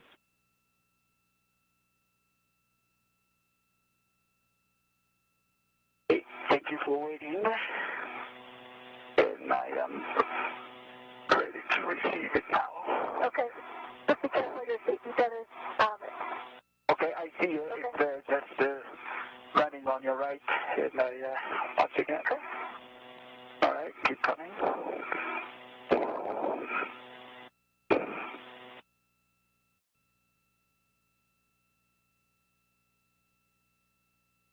Okay, keep coming. Nice work, guys. Koichi, as you receive it, just check that the arrow is pointing up, and you'll ultimately be engaging the left side first, and then pressing in on the right side. Copy that. Arrow is up, and engaging left side first, and then right side is in. Great job. When you're ready, I'll have PGT settings for you. And we're coming up on a quick handover in about 2 minutes. I'll keep you posted. Okay, I'm ready to copy the PGT setting. Koichi, Alpha 2, clockwise 2. Okay, Alpha 2, clockwise 2.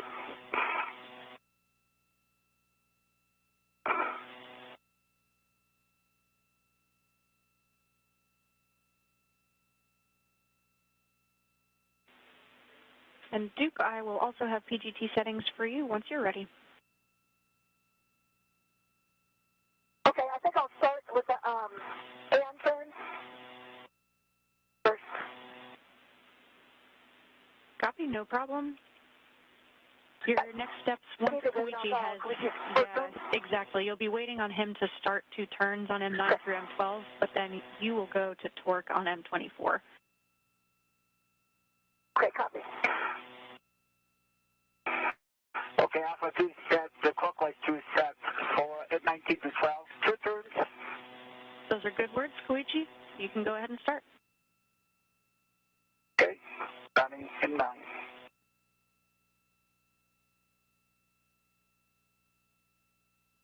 Two turns on M9. Copy 2 on M9. Complete.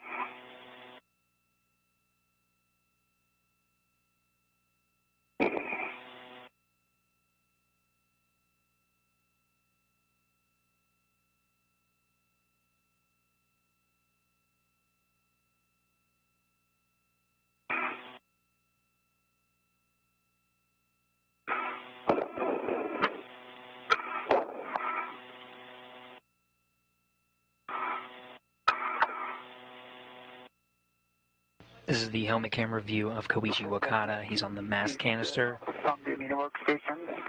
So let me reconfigure that. Can you see that? Say again? Duke, can you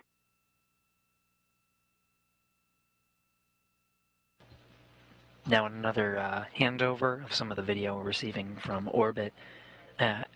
As a refresher, we're currently installing the mid-strut on the right side for this mounting platform. Koichi Wakata was working on the mast canister side, so if you see the side pad on the right from this graphic, he's working on driving the bolts on that side. Nicole Mann, callsign Duke, is still in the portable foot restraint. She's on the right side, so she'll be soon driving the bolts over there to attach the mid-strut to the mounting platform. I need to go back to, I think, Duke to put it back. Can you guide me to put it back in? Yeah, I think so. I can try to talk you onto it. If you want to take it off station, if not, we can work together to get it back on. Okay, let's try that. Is it GCAD? Yeah. All right. So is there a loose in the ball stock all the way? Ball stock is loose. And then if you pull it in front of you so that you can get the correct original orientation. Is it two turns on M24 or one turn just so it stays put? Checking, Duke. Okay. So if you pull it in front of you and get it in the kind of the correct orientation, then I'll help you kind of fly it in. I really don't see the interface. So. Yeah, not the interface. Just hold it in front of you and have it lined up like in the correct orientation. Like way in front.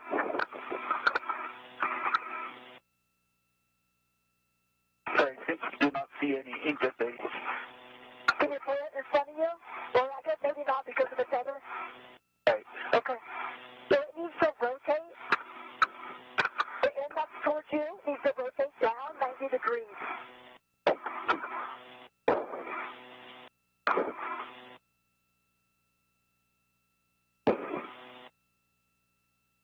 I think we might need to come together. Is that in a good orientation now? Hey guys, our recommendation, Koichi, if you have a decent reach to put 2 additional turns on the rest of those bolts, M10, 11, and 12, without your BRT, go ahead and do that, and then we can have Duke put 2 turns on her end and come help you with the BRT. Okay, sounds good. I will just continue with the 2 turns, and after that we'll get to Duke's for the BIT.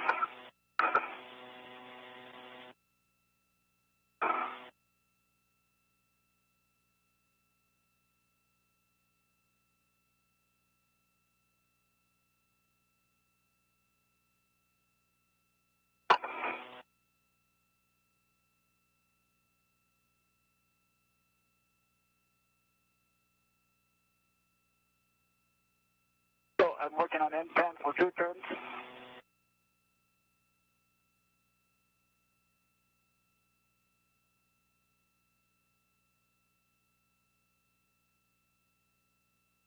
Two turns on M10. Copy, 2 Working on on the M10. M11.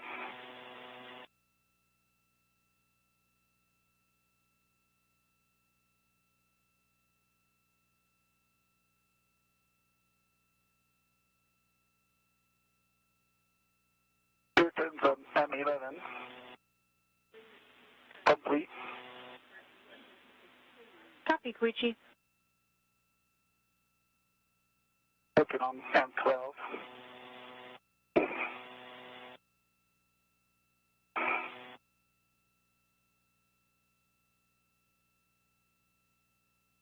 Two turns on M12 complete.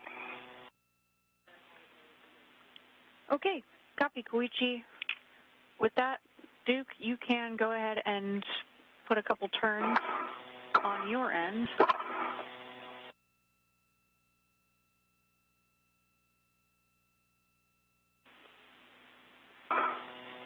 And actually, Duke, let's just have you go to torque as planned. So your PGT settings are going to be Bravo 1, clockwise 2. Okay, I have 1 turn by hand. Go to PGT.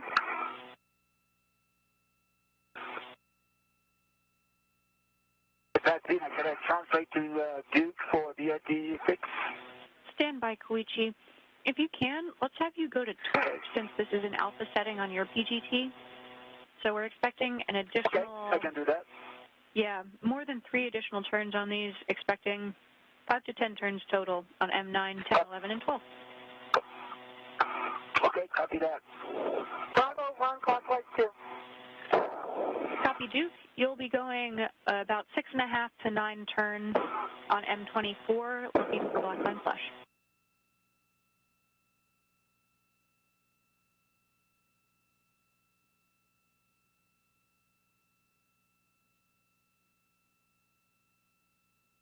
So once again, the 2 astronauts working in tandem. And Duke on the left side, you see her driving the bolts towards the bracket, and then back together. So we want to just run the procedure, and then we'll have Koichi come to Duke in order to work together for his BRT. Copy that. Copy 7.5 turns, green light, 11.8 on the torque. Copy 7.5 turns, 11.8 on the torque, green light, looking for black line flush. Yes, black line flush. Copy. Duke, you can stow your PGT and install the mid-strut pit pin into the grounding block on the mounting bracket.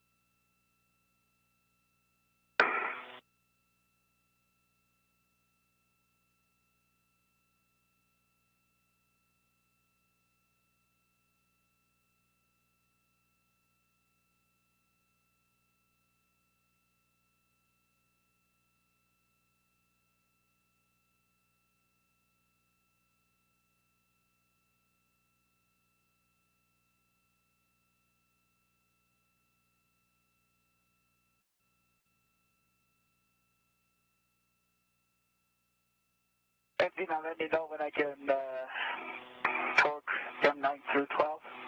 Yeah, affirm your go to do that, Koichi, M9 through M12. Okay. Okay, that's Alpha 2, clockwise 2. And did you say how many turns? Good settings, and it'll be more than 3 additional turns. We're looking for 5 to 10 total, going to torque. Copy that. Work.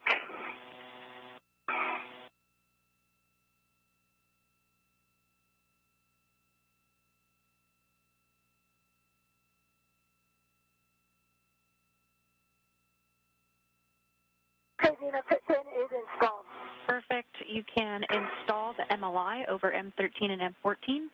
Check that the mounting bracket upper surface is clear. After that, we'll take a glove, hat, and gauntlet check. Okay, 4 turns complete. I got a green light, and the torque is 3.6. Copy. 4 additional turns, green light, 3.6 on the torque for M9. Agreed. Working on M10. Okay, Zena, I'm going to have to get that MLI when I do the mid-strut MLI. It's just outside of my reach here. Copy, Duke. No problem. We'll take a glove, hat, and gauntlet check. M10, 5 turns complete. 3.8 foot-pounds. Copy. 5 turns, I got a green 3.8 light. foot-pounds, green light, and which bolt was that, Koichi? Was M10. Copy, M10. Thank you. Okay. Working on the M11 now. Zena, half a baseline, gloves, look good, gauntlets are covered. Copy, Duke. Thanks.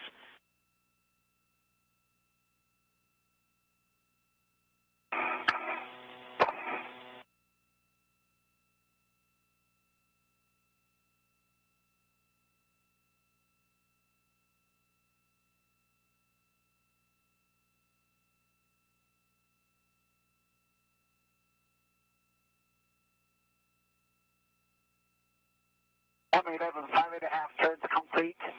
3.6 foot-pounds. I got a green light. Copy, 5.5 additional, green light, 3.6 on M11.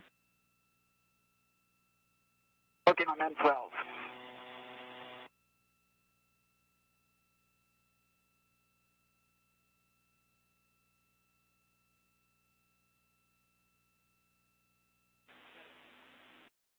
Duke, next steps for you will be to... Additional 4 turns complete.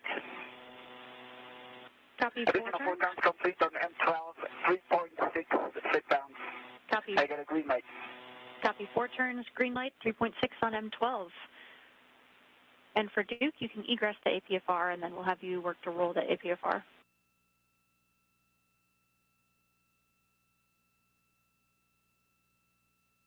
I think I need to get the rest off of the mid.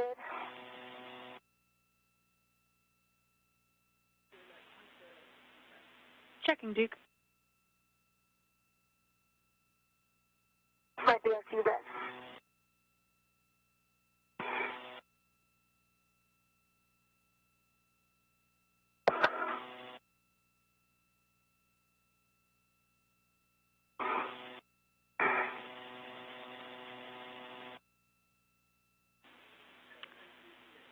Yeah, Duke, if you can reach that, you can release the RET from that one, but we're assuming you're probably not going to be able to reach it, so that'll be a step for Koichi once he does his PGT, which, Koichi, you can do now. Okay, say again, Zena. Koichi, you can stow your PGT, and next release the RET, Duke's RET from the mid-strut. Okay, copy that. PGT stowed. Okay, I'm going to release this on Duke. Okay, I'm ready. All right, here you go. Okay, I got it. Okay, it's released. So with that completes driving the bolts on the mid-strut on the right side. Now the two will work to make sure the multi-layer insulation, that white cover, is secured. Duke has to go ahead to get out of the foot restraint and start working on re-angling it so they can work on the left side. They're going to do the same thing. So they're going to start with the lower strut that goes to the base of the mass canister and then complete the mid-strut. They'll just do the same thing really on the opposite side of the mass canister, but they're just wrapping up the work on the mid-strut as we speak. With that, we'll take a glove, hat, and gauntlet check from you. Okay,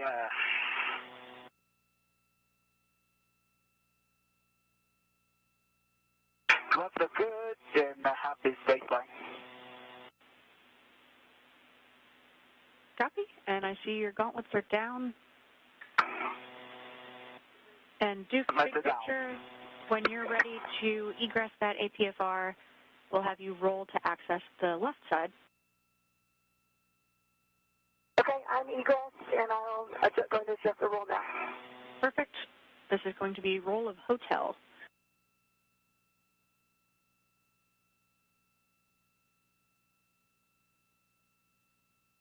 Zena, meanwhile, can I go back to the strut bag?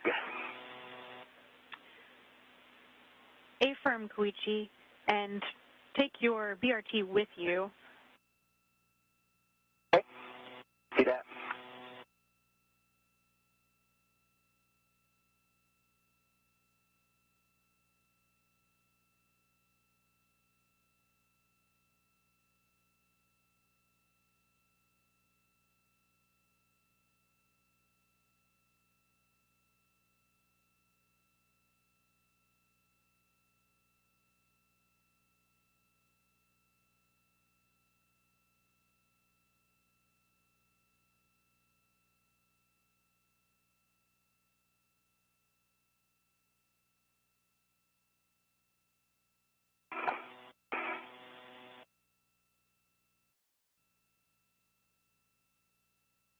Koichi, if you come down, your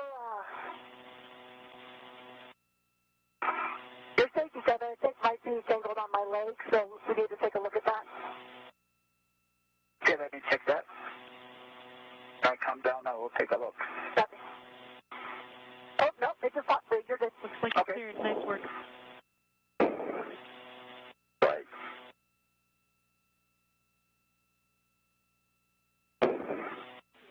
And hey, Duke, for your say, we've got a really good camera view here. Those cables were snagging on the ingress aid, but it looks like it's clear now. Okay, thank you. Oh, the cable that fell. Gotcha. Okay, and confirm I'm going to hotel. Confirm, hotel.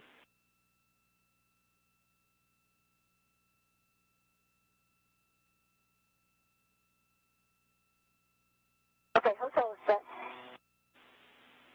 Copy. And I think now is a good time to work on the BRT. Sounds good. So, let me local here.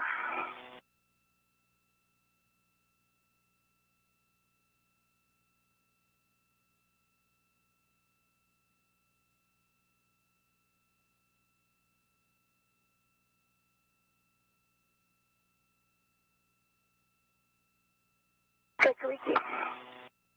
That's a good position there. Yeah, can you, yep, is it good? Yep.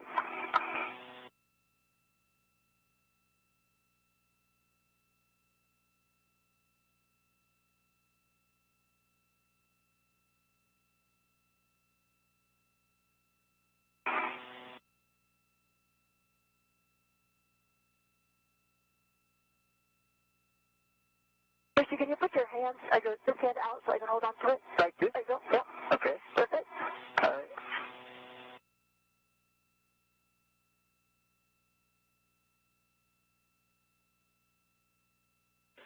And hey, guys, before you fully install that BRT, we've got the D-ring extender going through the loop of the BRT, so just make sure that that's clear.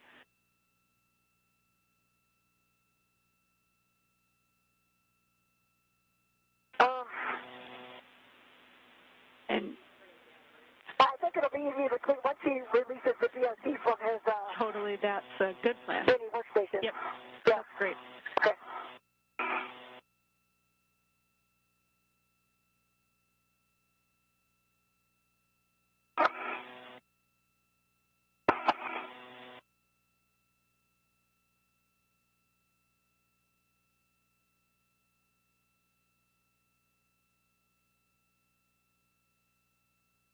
Okay, so I've got it lined up, but I still see a gap. It goes flush, right?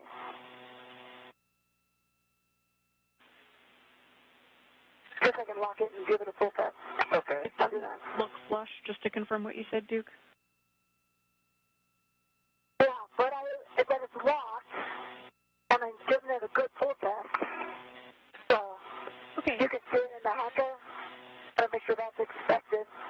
Yeah, we So the tab is up, copy. and I'm pulling on it.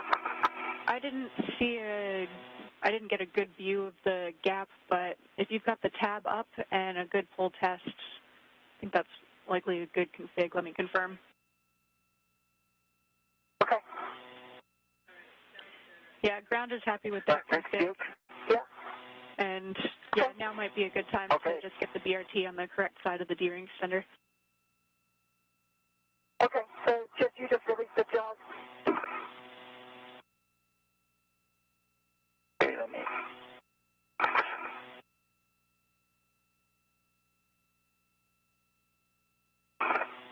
And it can come over.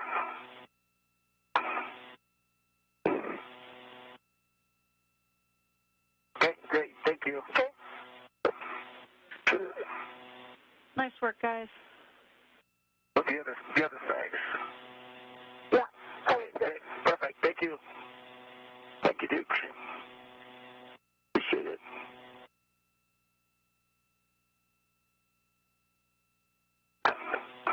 Okay. So we can continue with the Exactly. side. That's right. So next steps will be getting the left mid strut from straps 9 and 10. Koichi, you'll pass that left mid strut to Duke.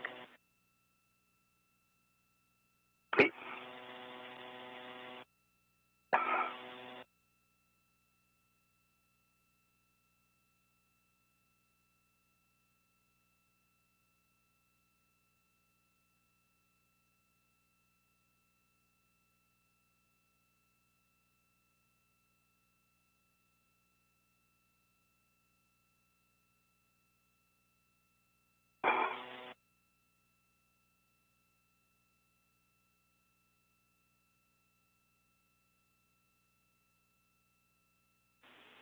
And guys, big picture, we've got a small win in that the MEDOX limiting reagent is continuing to look better and better, so we're looking at about a PET of 7 hours now as our limiting consumable. We're still about 45 minutes to an hour down on the timeline, so no changes there since the last update. Copy that. So right back to you. This is I need the, yeah, this is the right one. Okay, let me get back over. Periodically throughout the spacewalk, you'll hear reports of limiting consumables. Of course, the spacesuits have the portable life support, so it's all contained within the spacesuit, and they measure these limiting consumables. That MEDOX that's referred to is the carbon scrubbing capability. Every time the crew members exhale, there is a system that is currently pulling that carbon dioxide from the environment inside the suit. It's trending in a good direction, which means that if needed, the crew members can use a little extra time at the back end of this spacewalk, up to 7 hours total for the duration of the spacewalk if needed. Lower strap, next. Stay firm, left lower from straps 5 and 6. And then, Duke, you can ingress the APFR once that's stowed on your BRT.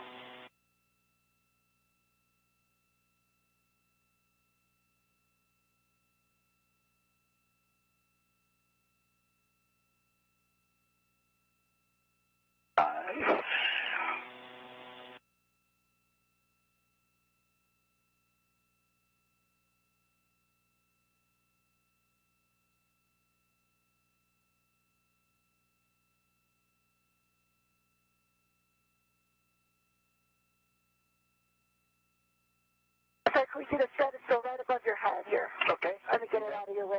Okay. Copy you both, and of course, feel free to use some teamwork for APFR ingress. Koichi, you can leave that partially stowed in the strut bag if that helps tend it while Duke gets in the APFR. Okay, copy that. Are you ready to ingress? Let's see, hold on, I'm just getting this on my BRT here. Okay, I'm on my BRT. All right,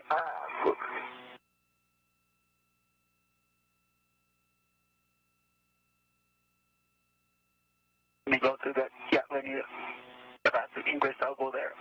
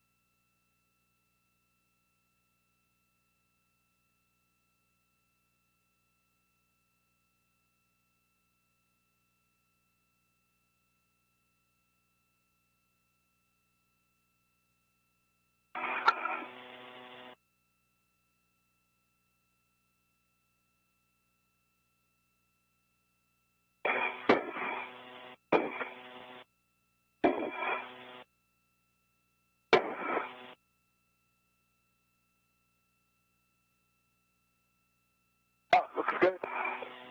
Let me go.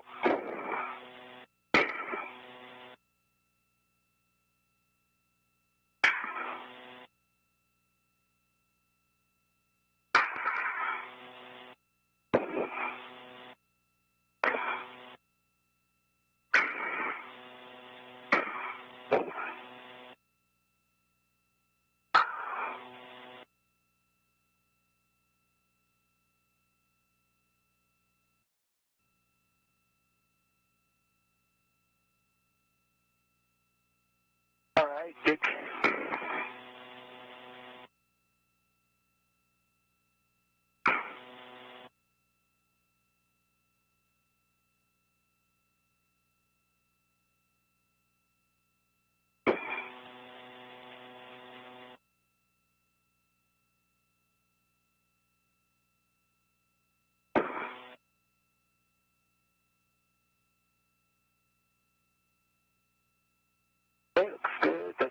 little bit to your right.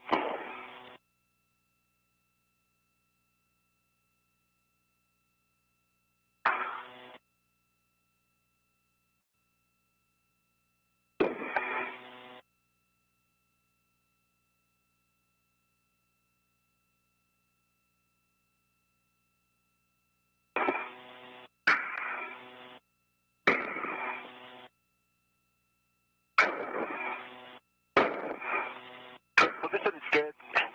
Heel down, further heel down.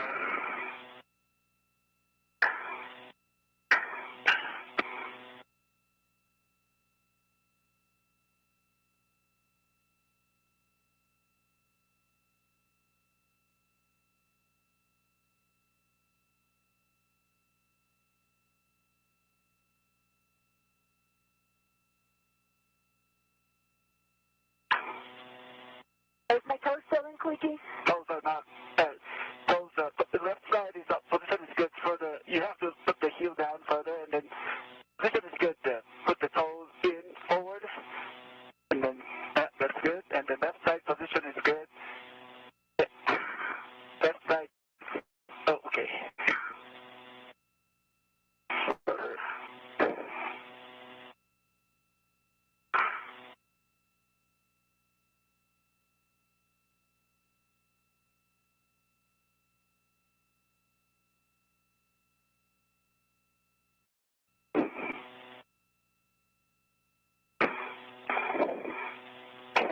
Good. Good. Keep going forward. Yeah, that's good. Position is good. Okay. Left, right side position is good. Yeah. Toe forward. Okay. And now we can slide both heels.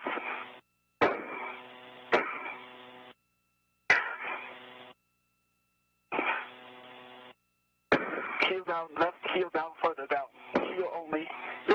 Now slide your left heel to your left. That's good. You're in. We're getting a great view from the high-definition helmet camera of Koichi Wakata, who's guiding his spacewalking crewmate Nicole Mann, call sign Duke, through the ingress process of the APFR, the portable foot restraint. And so we're seeing up close how the heels actually ingress into the portable foot restraint for it to lock the astronaut into place so that they can access the work site. Heel down. Further heel down. Little more heel down. Okay, now you're in. Okay, so like, that's good. You're in. Awesome. Thank you, Koichi. Awesome. Great. Awesome teamwork, guys. Looking really good.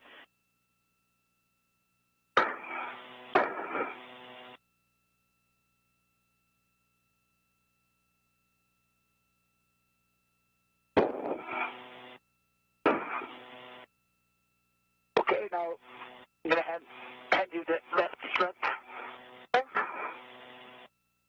And go back to the strap there. That's perfect. Koichi, you'll be passing that Do it strap from here. to Duke with the clevis end toward her. Copy. And Duke, you'll pop that ingress aid, and then you'll be reading to the handrail nearest the clevis.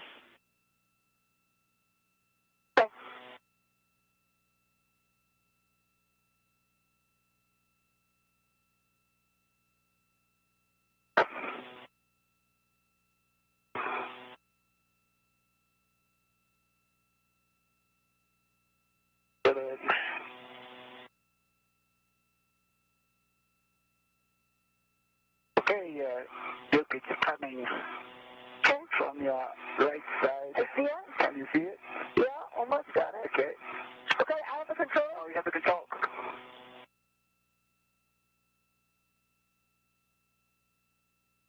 And it's still ready here, so. Okay, stand by. Okay. There's that handoff. We're really just repeating the process that we saw on the other side. Yeah, I'm right into it. You can On the right side, we're repeating the same process on the left. So lower strut first, Here. and secure it with bolts to the mounting bracket that you see from the view of Duke's helmet camera, and then from Koichi's, he'll install the lower bracket on the base of the mass canister. So that'll be the first steps. Same thing we saw on the right side, we're doing on the left. You can translate to the left side spherical bearing. Copy that.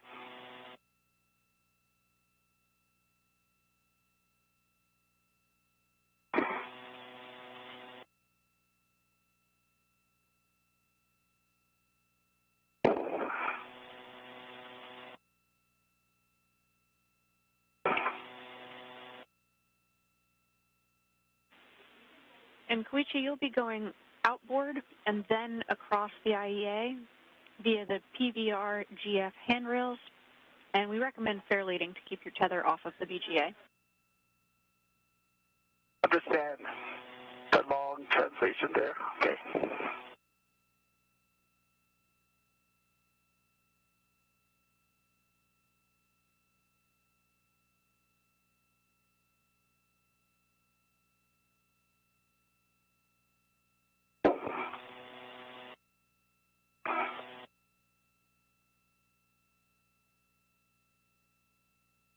Safety tether is still good.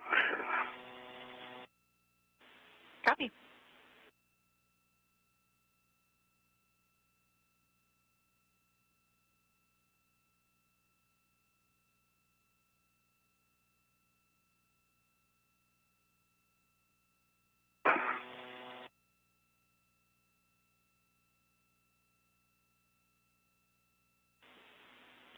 Duke, I can give you PGT settings for when you are eventually driving the M22 Bolt. Okay, go ahead. That would be Bravo 1, clockwise 2. Bravo 1, clockwise 2.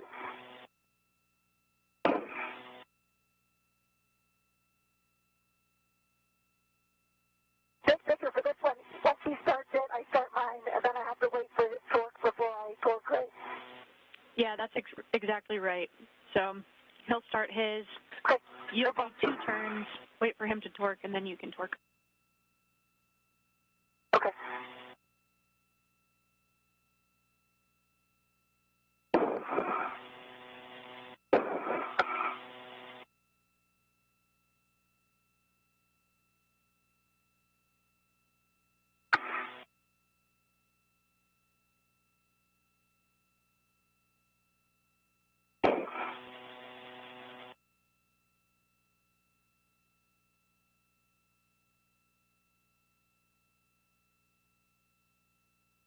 Okay, here, I'm gonna lead here.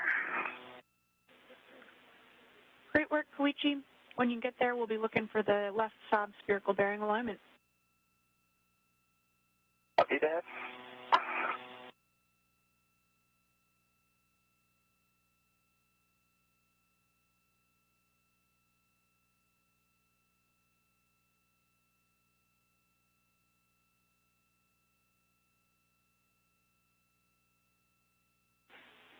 And Duke, just to start thinking about it, in between those first 2 turns that you put on M22, and then while you're waiting for Koichi's bolt to be torqued, you can start the left side Arista cable routing.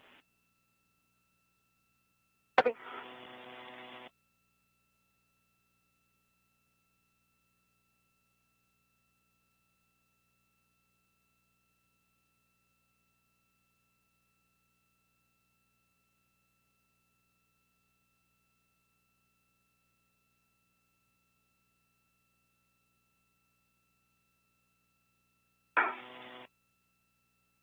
Okay. That should, at first I don't cross the safety tether with yours. That's okay, right? Again? At first safety tethers do not cross. That should be okay, right? Yeah, they don't cross. Those are on the back side of the AFIM, so... And then, Tina, as far as the fair leading, I'm going back. I mean, I went around the grapple fixture side, so it's still clear from BGA and from... Yeah, I don't think it'll touch the BGA. Right, okay, so I'm going to continue to translate. Copy. As long as it's off the BGA, we're happy. Okay, great.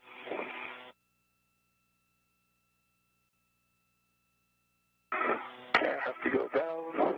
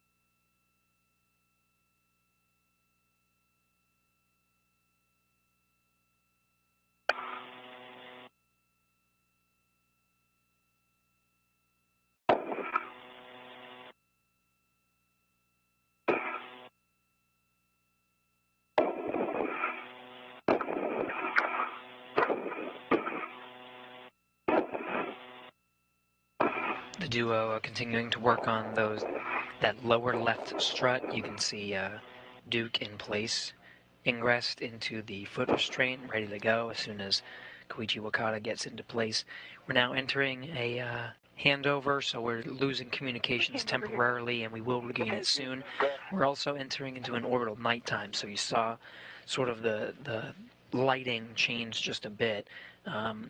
Depending on the length of this handover, we might come back into an orbital nighttime, in which case we'll have the external lights on the outside of the space station illuminating their work site, and then of course the helmet cameras on the helmets on the spacesuits themselves have lighting that allow the duo to continue their work installing these struts.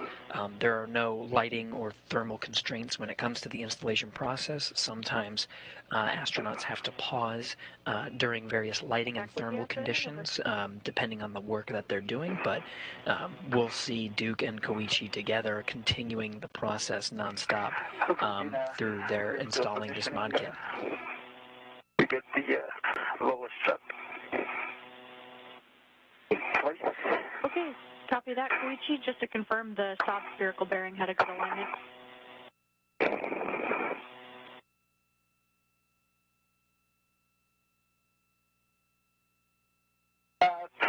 Spherical bearing has good alignment. Perfect.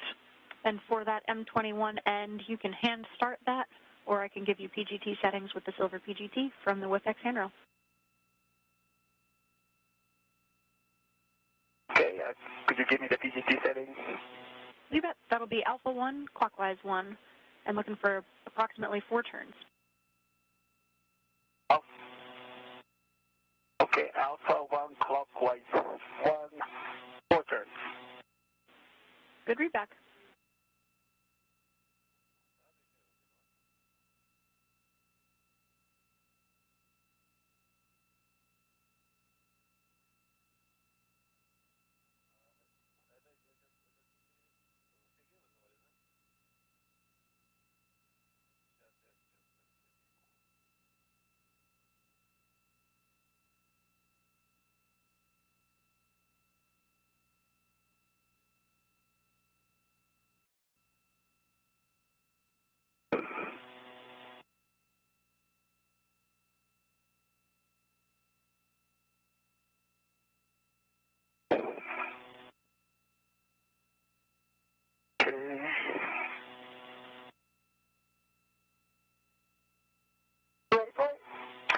Just above it, let me position myself and place spot.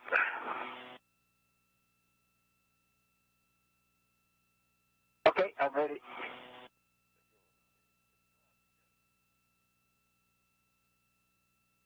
Okay, keep coming down. Stay there.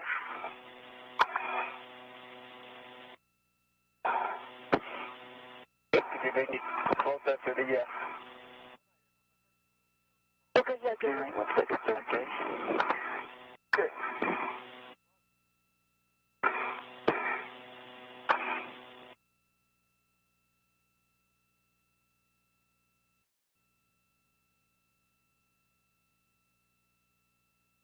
Okay, you got it? Okay, yeah, I got it. Okay. Yeah, keep coming.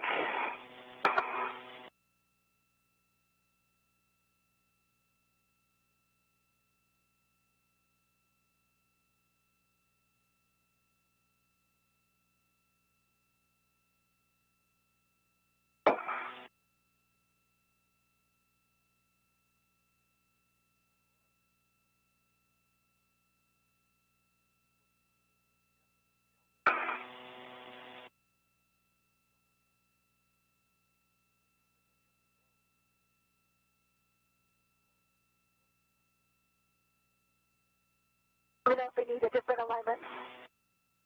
It's good. It's a good alignment. So.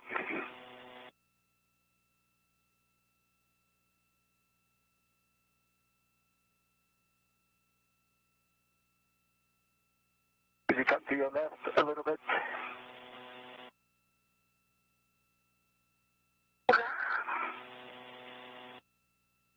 Okay, that's good. 8 and 7 minutes to start.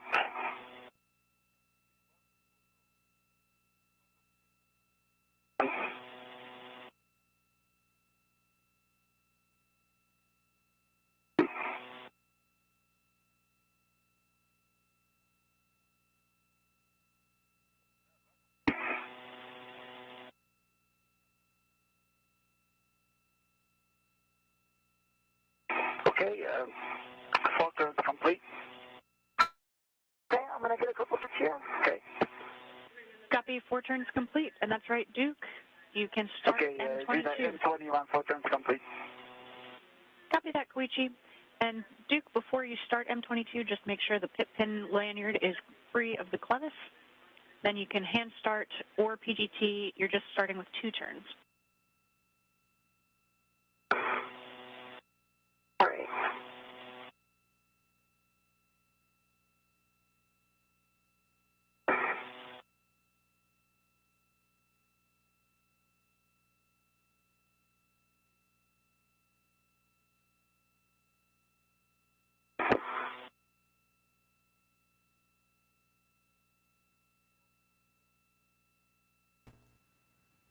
Get my right foot out for reach here.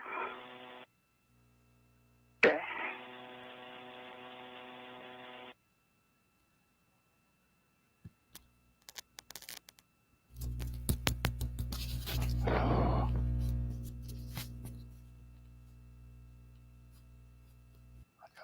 Exit, I'm ready for the setting as the Duke starts.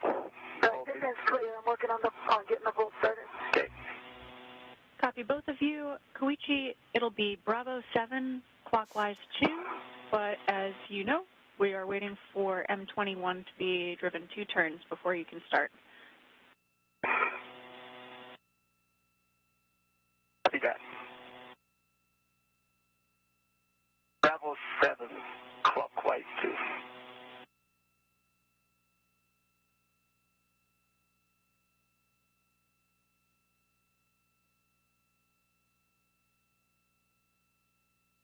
Did I have Bravo 1 clockwise 2 set? Copy, Bravo 1, clockwise 2 set, and 2 turns on M22. So with that, Koichi, you can drive M21 to torque. This will be an additional 10.5 to 11 I have not done turns. any turns. I have not done the turns yet. Copy, Duke. Thank you. Okay. Stand by, Stand Koichi. by, Koichi. Okay, 75. Copy. So Duke, Nicole Mann is at the... 2 turns on M22. Copy, 2 turns, and just to make sure, do you have the pit pin clear of the clevis? From pit pin was clear. Copy. Okay, now Koichi, you can go. This is 10.5 to 11 turns going to torque on M21. So recap, the 2 astronauts are on the 2 ends of the lower strut. Nicole Mann towards the mounting bracket. She's got the pistol grip tool so she can secure it to the mounting bracket. And again, Koichi Wakata is at the base of the mass canister at the other end of that strut, also with his own pistol grip tool. So they're just bolting both sides of the strut to make sure it's secured in place. It's going to go to the lower strut on the left, and then they'll work together on the mid strut next. Lower strut with 3 twists. Copy.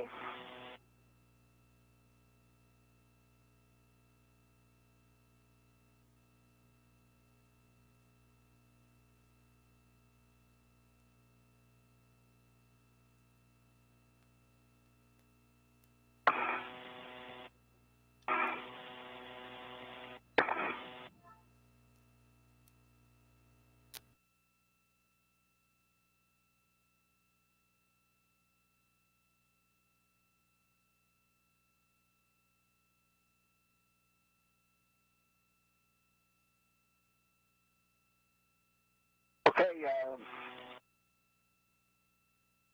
I got 5 turns and then got a green light. Got this leads far away from the block line flush. Okay, copy, 5 turns. We are expecting to use the torque wrench for this. So you'll be swapping the 2-inch rigid from the silver PGT to the torque wrench with a good pull test, and then we'll continue driving M21. Okay. But, it's not on the right side.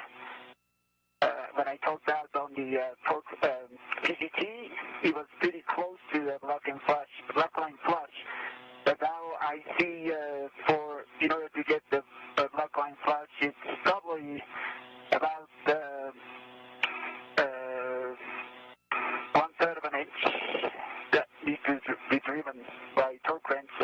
think we'll get there. Yeah, copy. Stand by.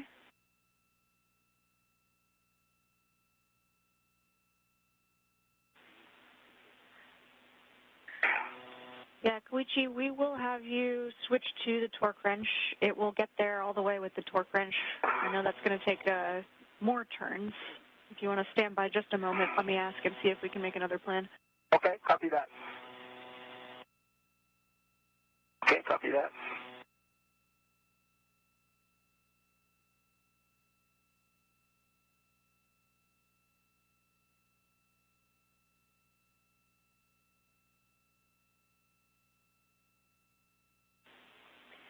All right, Koichi, we will have you switch to the torque wrench. So we're expecting more turns than you had to do on the other side. Okay. But this will get us to the correct torque and correct alignment with that bearing. Copy that.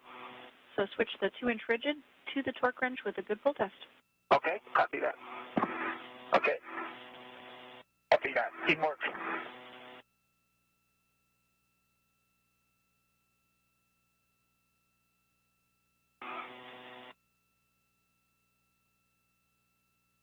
You know, I've got the left cable to the left, lower left strut with 3 twists. Really nice work, Duke. That's great. And now, once we've got M21 to torque with the torque wrench, you'll be back at M22. So stand by for M21.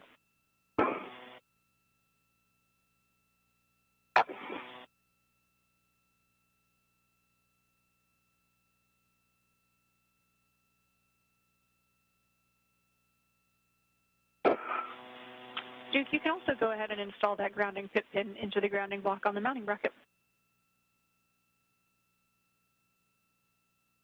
Grounding pit pins installed. Copy.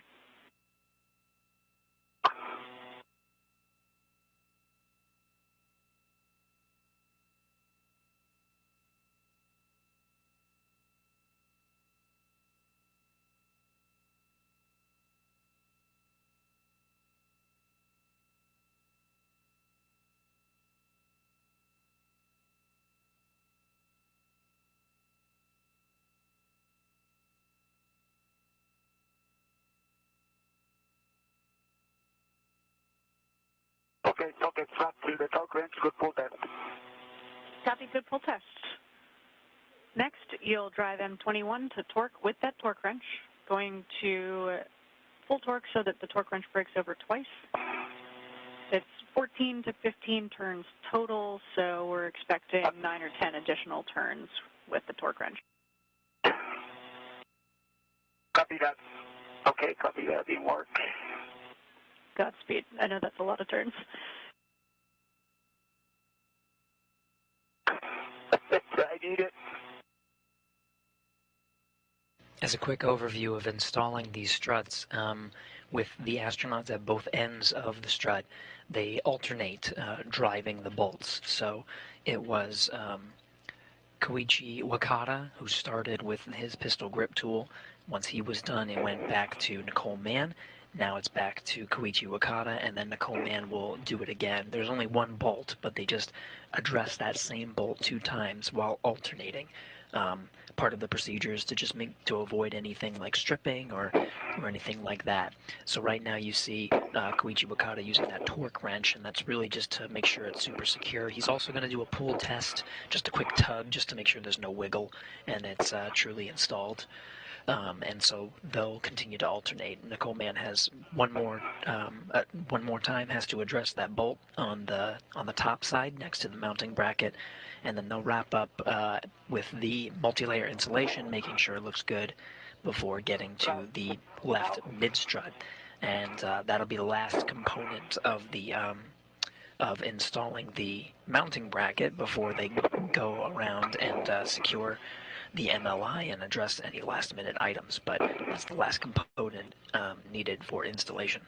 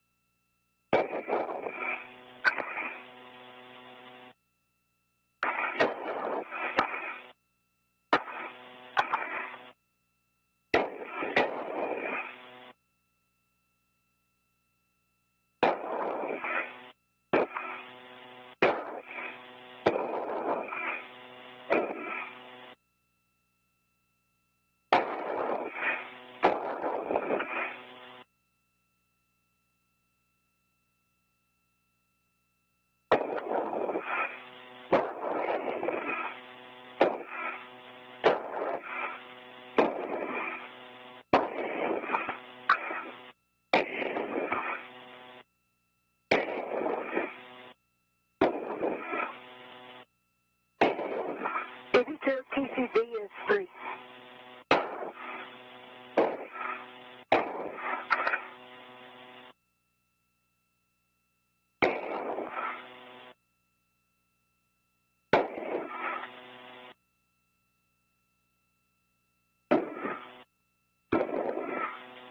About 4 turns now.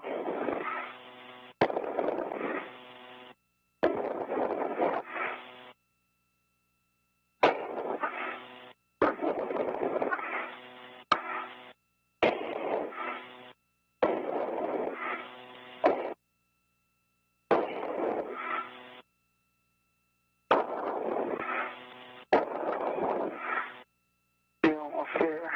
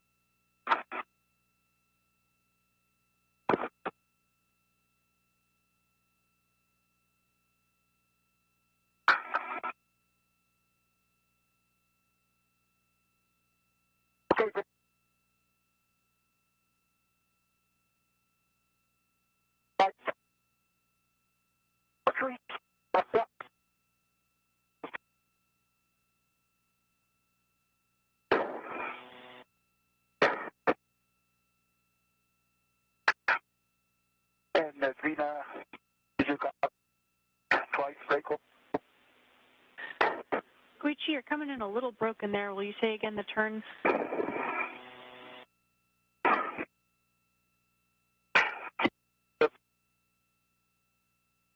And twice, break over, I south twice, and then the disco twice. And then black line flash, and I'm looking at us. Okay, copy black line flush, and the torque wrench broke over twice. We'll look for no gap between the strut boss and bearing, and a good wiggle test. And I was unable to copy the total number of additional turns that you added.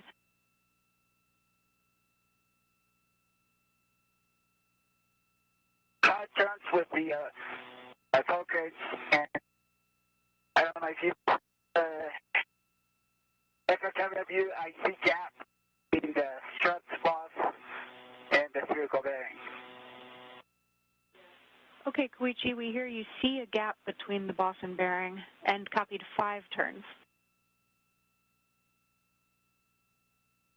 Yes.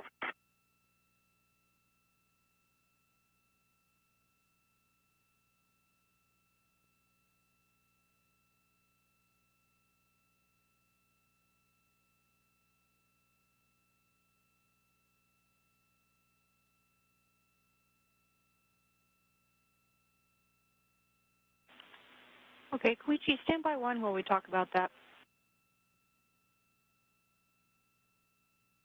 Copy.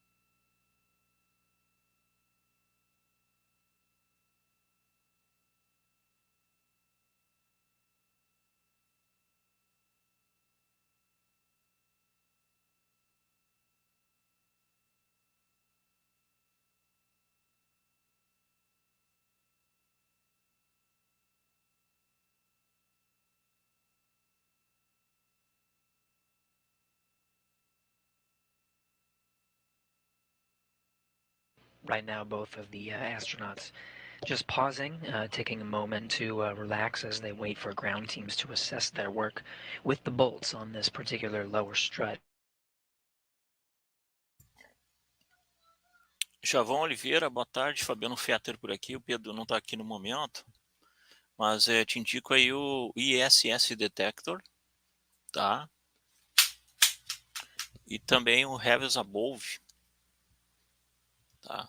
ISS Detector, deixa eu escrever aqui, cara. Acho que tu tá na live do Pedro, né? Deixa eu mandar para todos aqui. ISS. E funciona bem, eu tenho instalado aqui, cara. Android, né?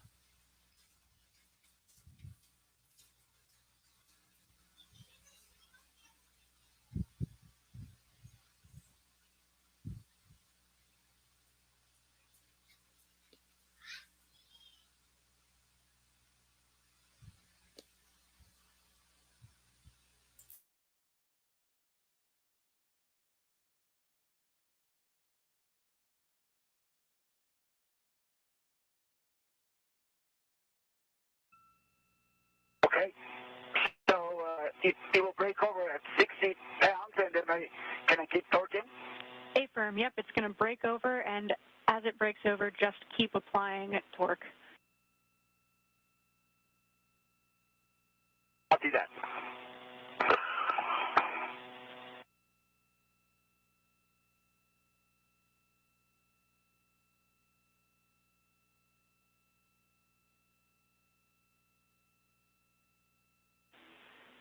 Koichi, ideally we're looking for one additional turn. Let us know if it starts to move at all. Okay. And meanwhile, Duke, we're checking to see if you can start M22 in this configuration, but stand by for now. Copy.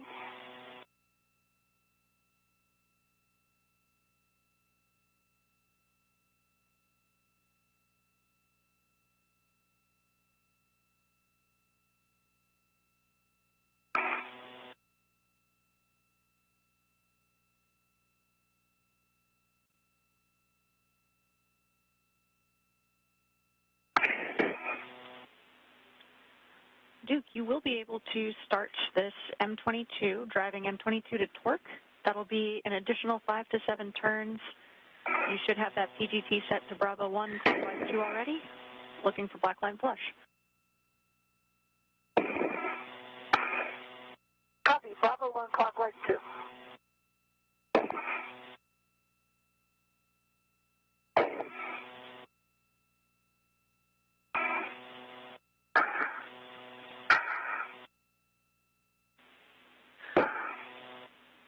Hey, Koichi, we're watching your camera view here. It looks like it's not moving as you apply more torque.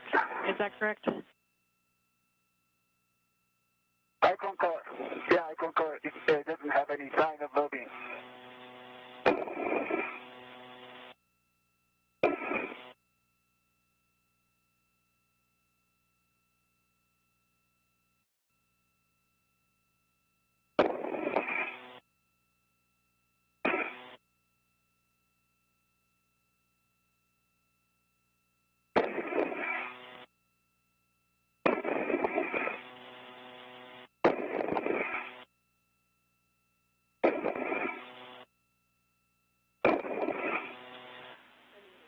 Okay, Koichi.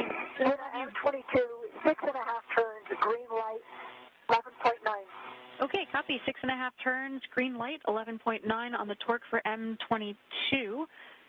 Duke, we also want black line flush. After that, you can start your PGT.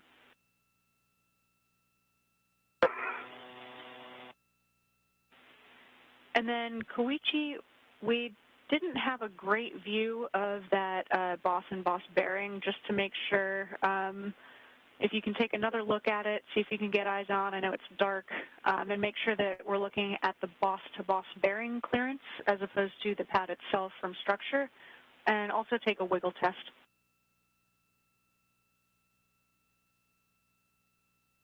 Okay.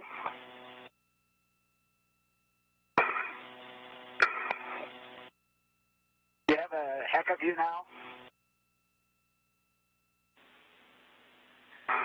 We don't have a great view of it, so we'll trust your eyes in person there. And just looking for the gap between the boss and bearing, see if it's changed at all. Actually, Dina, just looking at the view, there's no change in the last, attempt, to torque it down, throw the braking torque value. And as a matter of fact, with this, helmet light, I really do not see the spherical bearing side, because the spherical bearing is dark or it's black, and it's really dark, and I cannot tell if it's a shadow or bearing. And on the strut box side to the spherical bearing, it looks like the gap is small or almost gone, but with this lighting condition, I cannot confirm. Probably what you see is what I'm seeing. Okay, copy that, Koichi, and we'll have a quick handover coming up here in a couple seconds. If you can do a wiggle test just to see if the boss and boss bearing move together.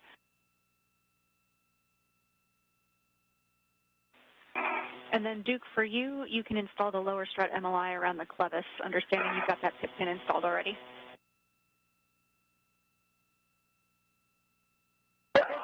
M22 is line flush, working on MLA. Perfect, and you can also release I your think the grip wiggle from test the lower strut. and the boss and the bearing seems to be working together. Copy, Koichi.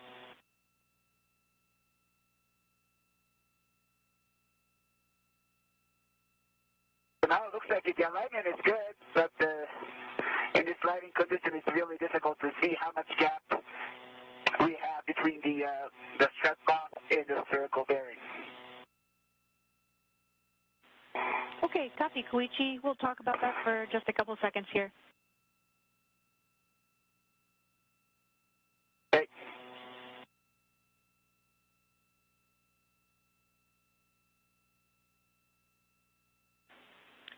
And we've got a quick handover coming in 20 seconds here, but we'll have you just install the MLI on the lower strut pad, Koichi. Copy that. It worked. I confirm I can release my rack. Affirm, Duke.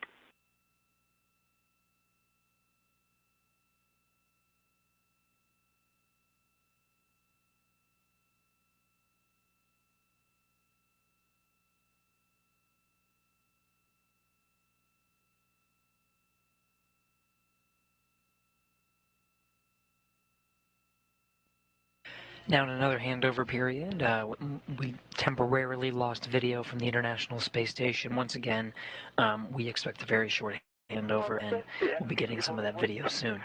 But a quick look here in Mission Control Houston, it's these teams that you're looking at that are guiding the Great work, guys. two astronauts through their procedures today. From here in the room, they're working hard to get through the procedures and understand the next steps and guide both Nicole Mann and Koichi Wakata through today's spacewalk. 21 volts. Copy, Koichi. I see that in your heck of view. Big picture will be probably trying to come back to this in better lighting conditions so we can get good eyes on. Meanwhile, we'll work on that left mid-strut. Copy that.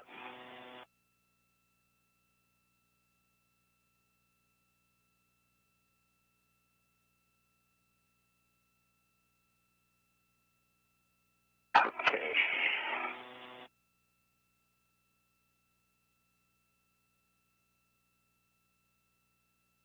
And Dina, can I just leave the toll trench in the PGT, green PGT here in this area?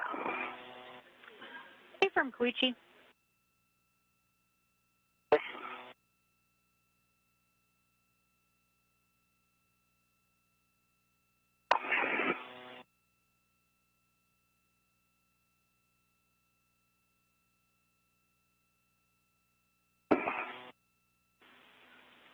Duke, bigger picture, next couple of steps for you. You'll be extending that mid-strut toward Koichi and Then you'll be driving M28 to torque after Koichi gets his side installed.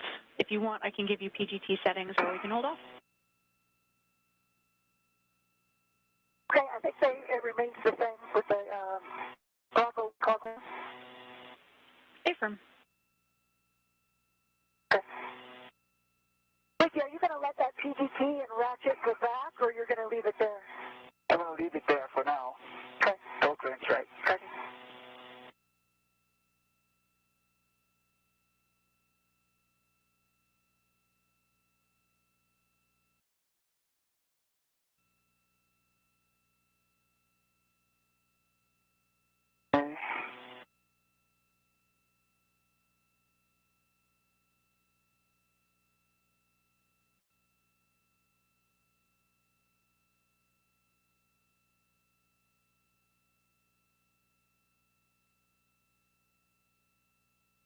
Okay, torque range and the ratchet will remain here.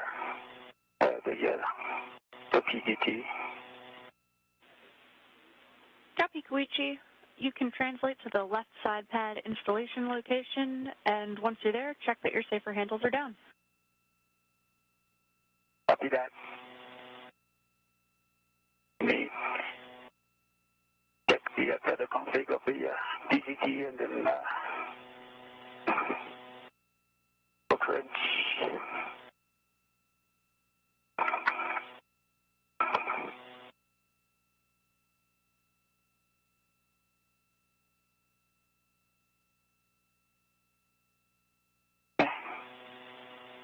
Good.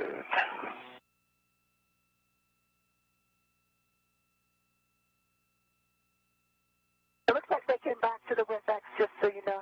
That's okay. Okay.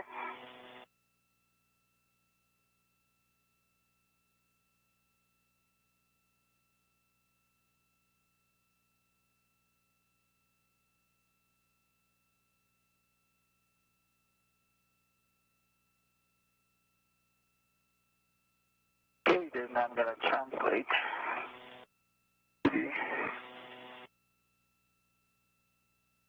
Instruct area.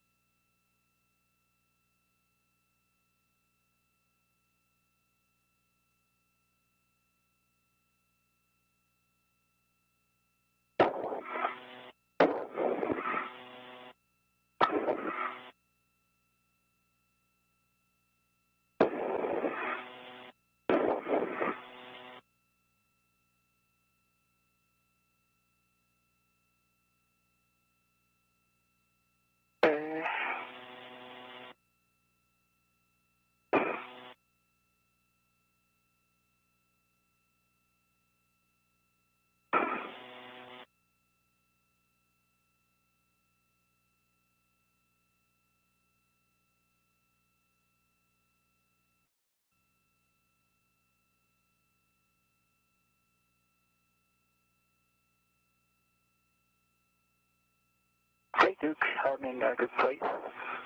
Okay. Nice work, guys. And Koichi, if you could just check that your safer handles are down as well. And then Duke, you can extend the strut to Koichi.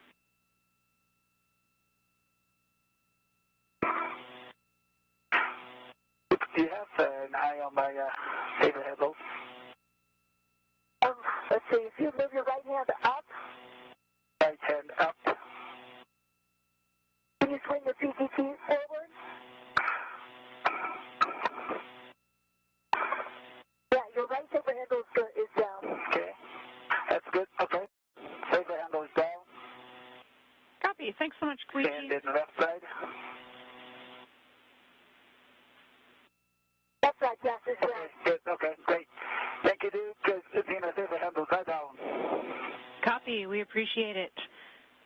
All right. For that mast canister side pad, just check that the arrow is pointing up.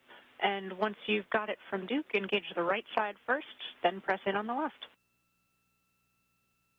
See that? Okay, arrow is pointing up.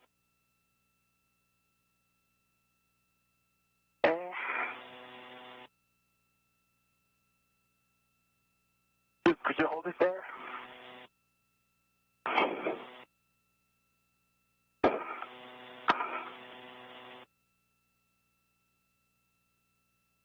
Okay, thank you. Okay, right side first.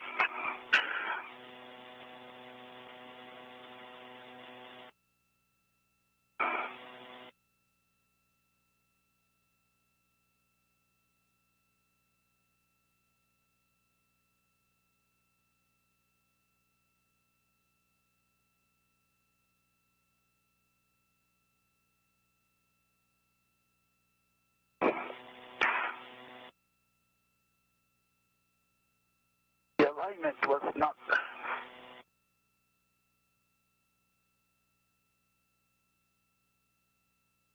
Okay, try that again. On the right side.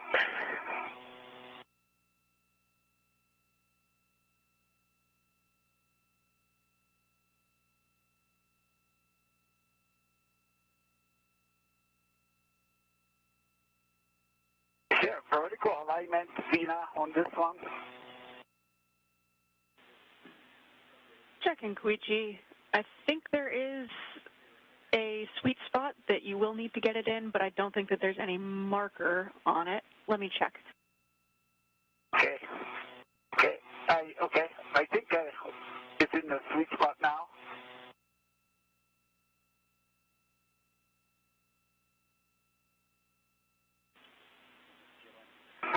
Can I start with the M1 through M4? Yeah, you got the side pad engaged?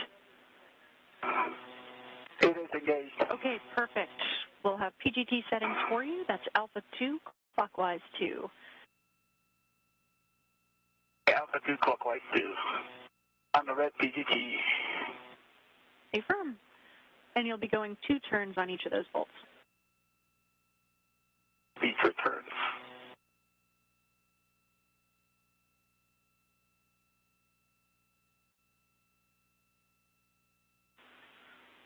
And hey, Koichi, looks like that side pad has got a mind of its own and popped off there. Okay. Okay, let's do that. Okay, I'll wait again. Okay, Duke, I'm gonna go again.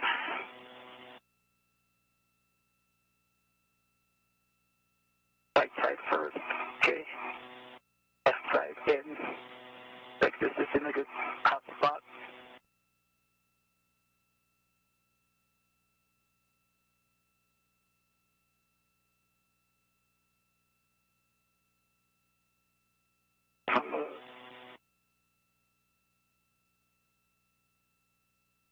Okay, clockwise 2.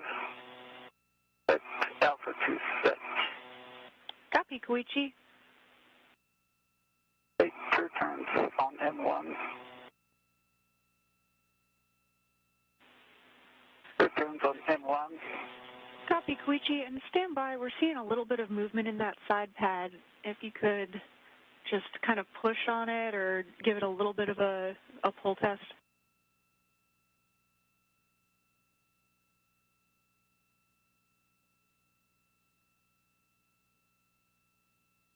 Was not engaged.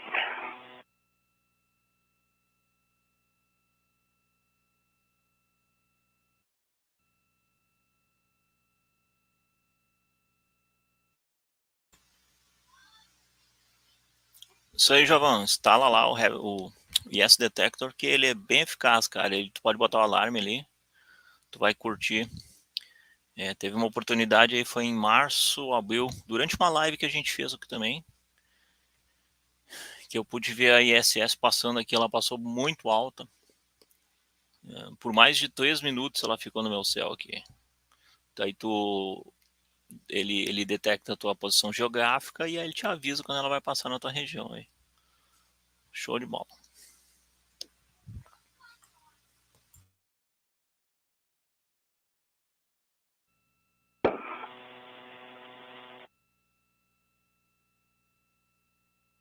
Okay. Duke, can I move it a little further? Yeah, so that's the, that's full extended there.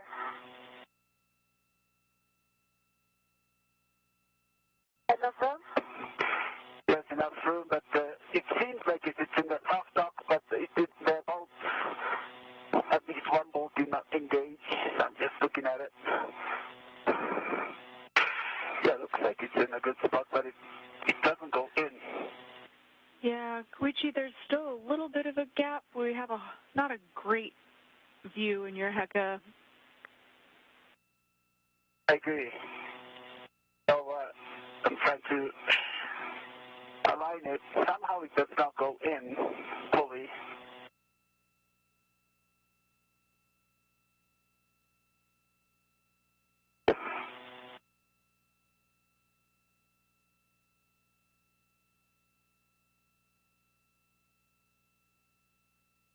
Looks like this is a hot spot, but it just doesn't go in. Okay, copy that, Koichi. One thing that might help is having Duke add some leverage on her end. And just to correct one thing that I said earlier, there's not actually a sweet spot vertically in that alignment. The soft dock should work anywhere vertically on that physical structure. Okay, understood.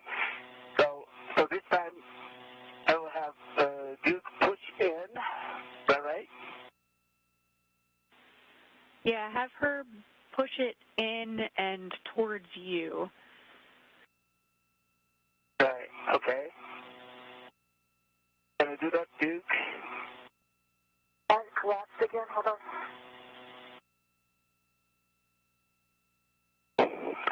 Let me go to a different angle.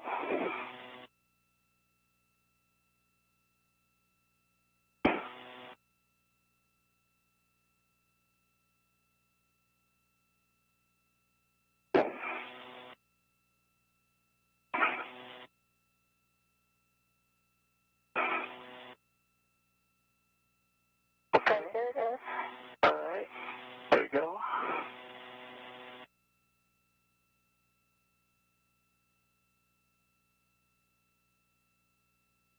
When you have the right engage, let me know and I'll move my end. Okay, looks like it's in a good spot. Could you push? It doesn't. The thing I'm looking at, I don't know if you see this Heka view, but it just doesn't go in. Looks like it's vertically aligned to me. It's symmetrical on the upper side and lower side. But the left side of the pad does not go in. Okay, copy all of Like that, it did Koichi. on the... We've got some troubleshooting steps for you here. If you take it off, you'll want to look on the underside of that side pad, and we're going to have you check that the ball detents, there are two of them on the side pad, check that they can be depressed. You can use the hook on one of your adjustables or a ret. Okay, let me check. Yeah, they can move.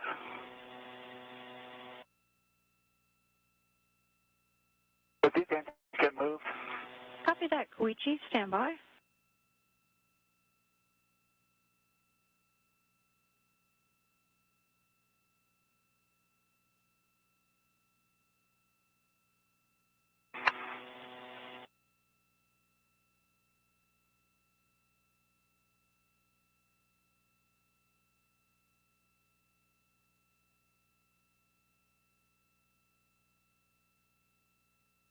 It seems to me that the right side does not engage.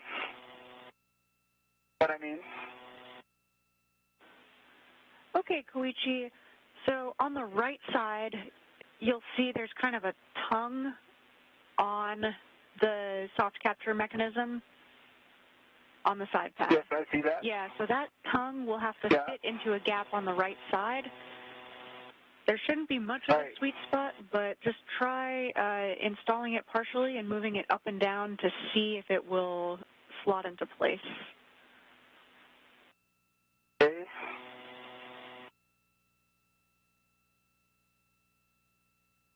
Say that again.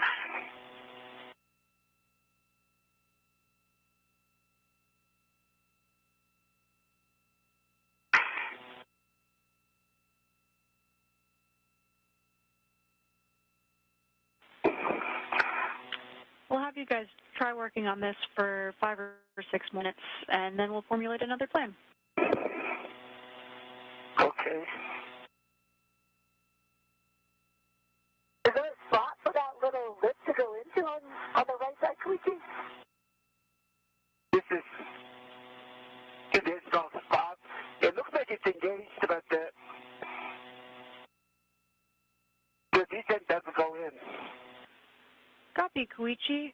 I'm wondering if that MLI on the left side is in the way, left or the right side.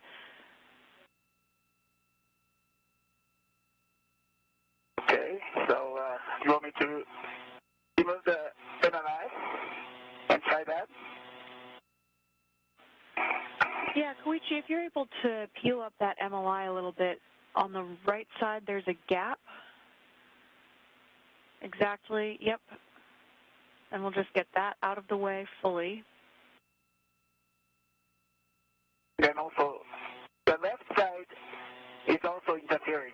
The MLI is interfering. Yeah, I concur with that based on what I've seen in your view. Stand by and we'll figure something out. Can I? Okay. Okay.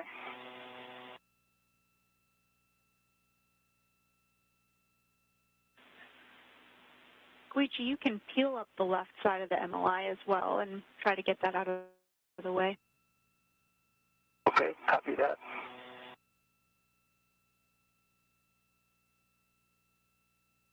It looks like it's glued on too.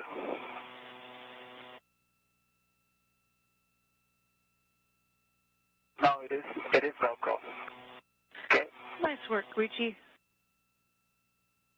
Okay, then let me try to engage this one.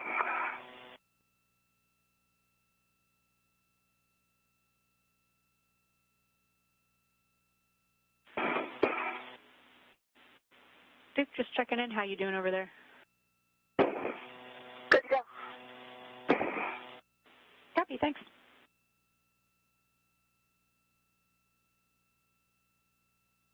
Okay, Duke, let's try that again.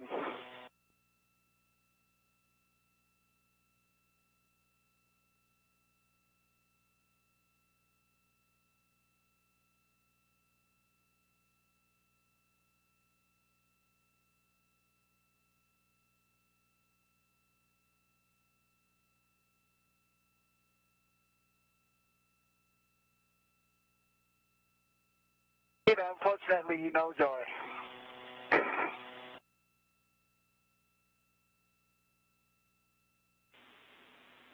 That looks like a good move that you just did. We'll give it one more try. If you can go up and down with that side pad, and then push in on the left side. If Duke can apply some force as well, give you a little extra leverage. Could you push in towards me? I know that telescoping feature is probably not helping you here. Okay, you can release the force. Okay.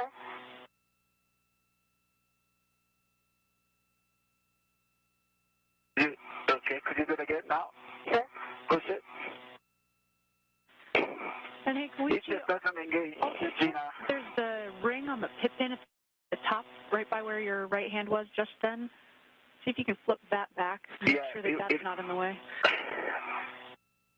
Okay, now it came off. I'll put it back. This ring is not interfering.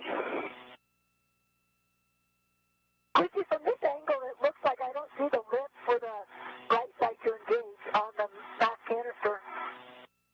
Okay, let me put back the fit pin. Does the fit pin is out? Okay. Come over. All right, thank you. Further closer. Okay.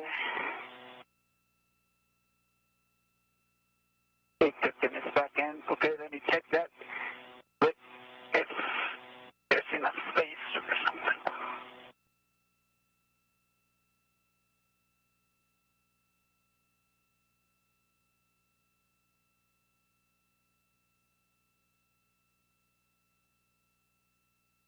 Gina, do you have a Heka view Not quite, of this? Koichi. You're a little too far to your right. That side pad How about now? is a How little about to now? the Can left. you see that? Negative, Koichi. We're probably going to have you pull off of this task, and we'll just put this strut back in the bag. Okay. Copy that. Dana, do you have a good header on mine?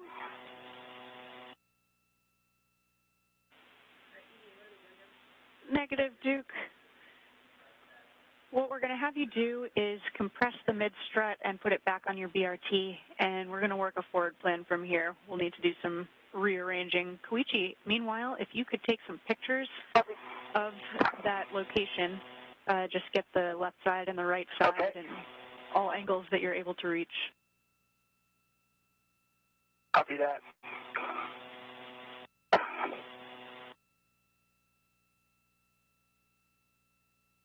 What were you trying to say? Did you say that? I was just not seeing like an area where that lip went into. It just looks different to me. On this side? There's a flange. There are two flanges on this side. I don't know if if you have Duke's hacker camera, but Yeah, I can see those it in two here. flanges pointing at. These flanges is interfering with the side pad. Yeah, like it doesn't look deep enough to fit this zip. It looks different than The other side? well, it just looks different than I think maybe what I expect. Yeah, we copy everything. Quick handover here.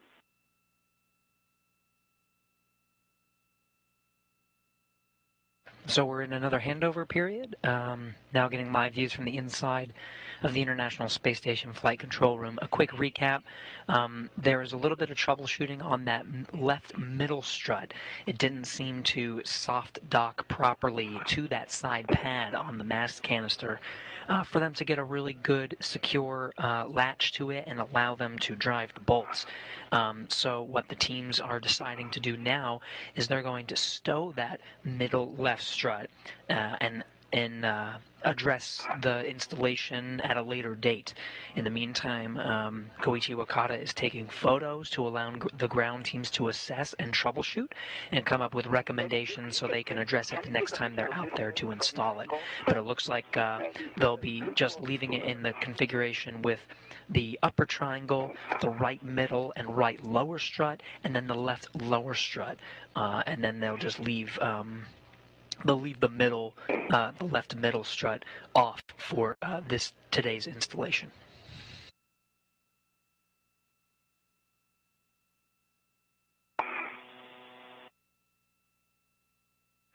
All right, crew, Okay, we're back with you. after you're done taking that. Big picture here, we're going to wrap up. We need to get into some cleanup steps and get you guys back inside.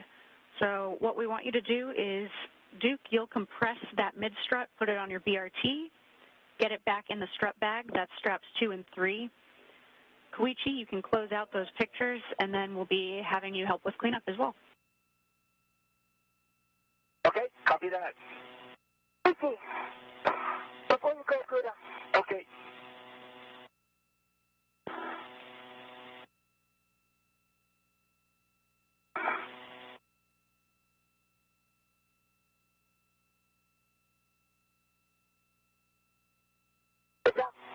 You do want to hear too? And then Duke.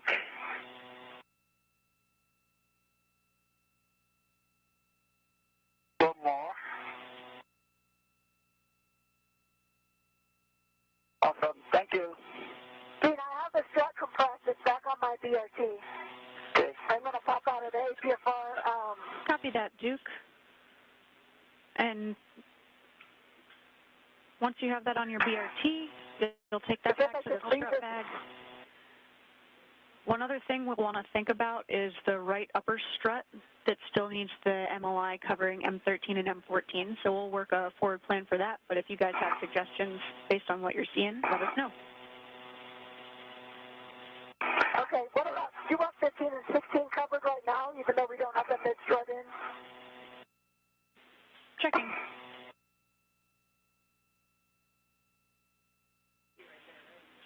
Yeah, affirm, Duke. Okay. If you can do that, Vina, can I that would be great. Go ahead, Koichi. Yeah, I can get it here. Can I translate to the strut bag now, or do you want me to do the MLI here? Koichi, we'll have you do the right upper MLI to cover M13 and M14. Right upper, okay. And yeah, you can finish putting that MLI back that you took off there. Okay, yeah, I'll do that. What about right mid? Are you going to want that MLI over the collarbone? Yes, Duke, we will want the MLI over those collar bolts as well. Okay, so, Dana, could you say again which MLI I need to work on now?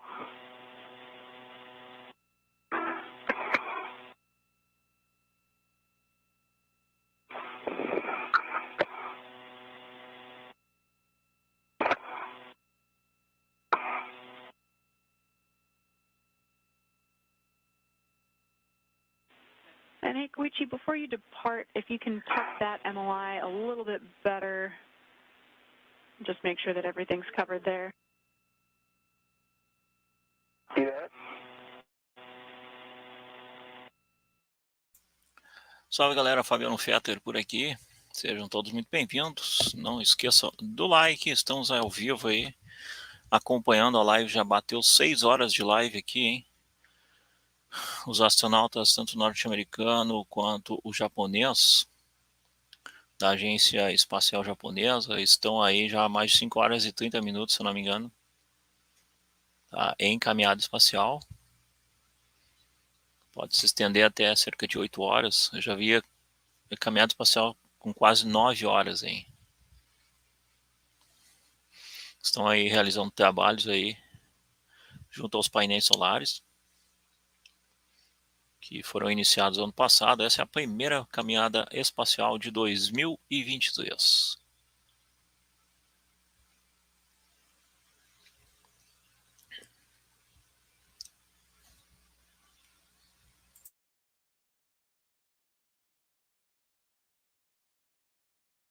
Can get the, he unrolls the MLI on the right side, I can grab it.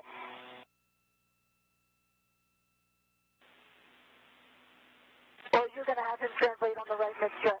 Checking, Duke.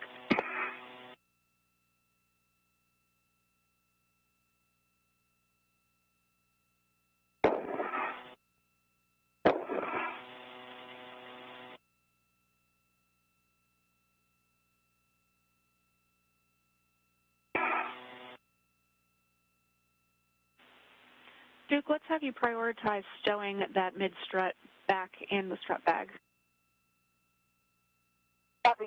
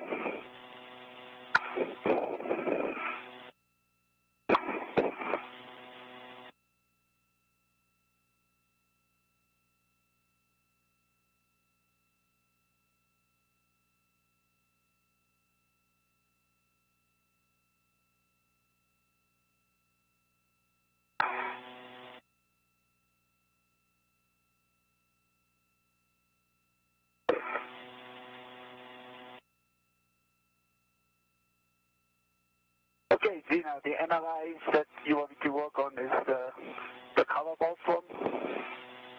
Hey, from Koichi, great work. Copy that.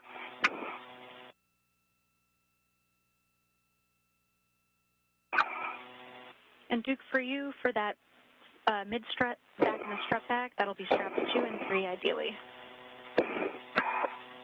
Copy.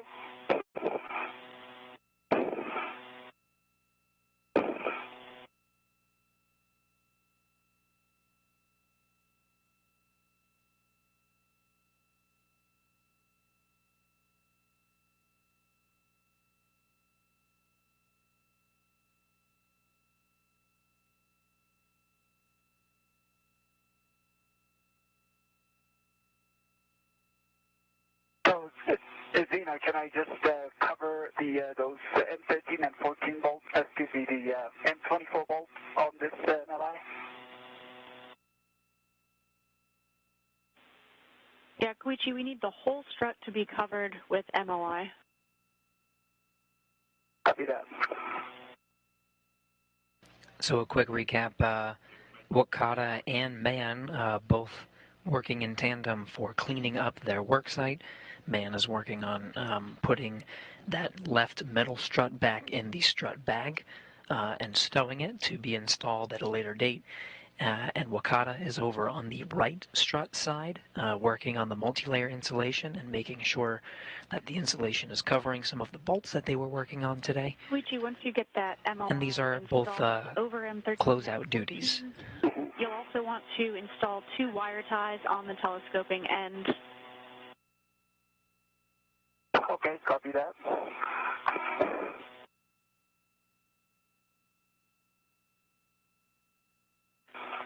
And Duke, for you, after you get that mid-strut stowed, we'll want you to translate to the APFR and grab the PGT and torque wrench.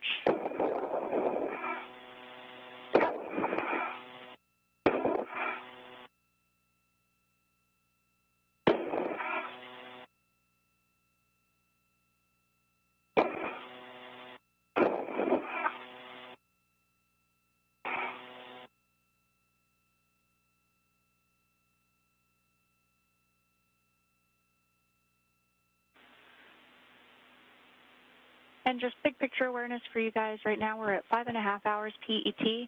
Our limiting consumable is still MEDOX, but we've got a little over 7 hours of PET time there.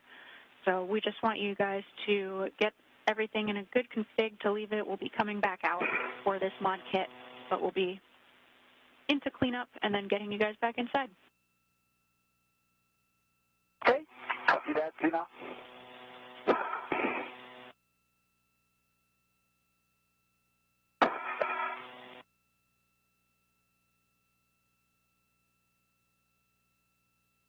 Zena, this NLI, does NLI that covers the M24, does it go first, or does the NLI that covers the M13 and 14 goes first? Or the order doesn't matter?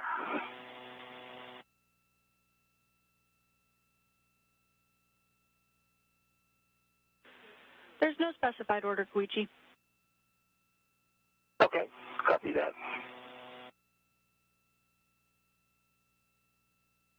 Yeah, I'm thinking about putting the strut in the middle of the bag, like towards the end where it came out. I think that might be a little more like symmetrical would be better. Do you agree? I like that plan, Duke.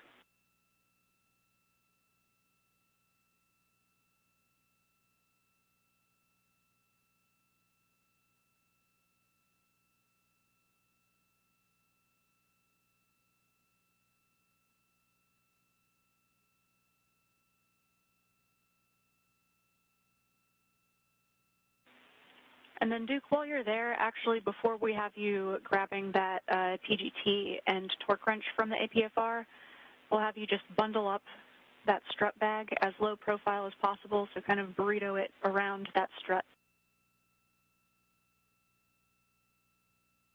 Okay, so the PGT and the torque wrench, they were going to go back in the cable bag still? Yeah, they'll be going back in the cable bag eventually. Okay. Same with the GoPro and MUT end effector.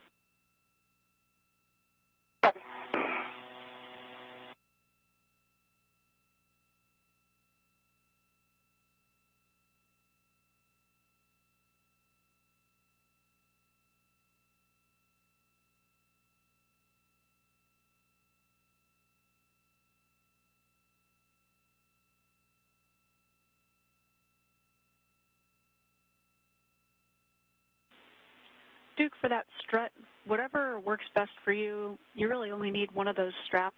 Add another one if it helps hold it in place for bundling off, but it doesn't need to be pretty. Just bag it up. Okay. Got it.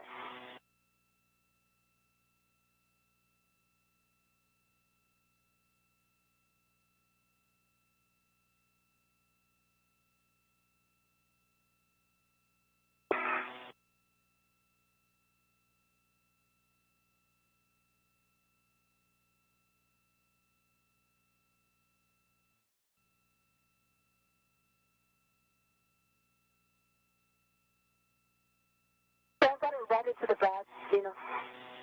Copy, Duke. That sounds great.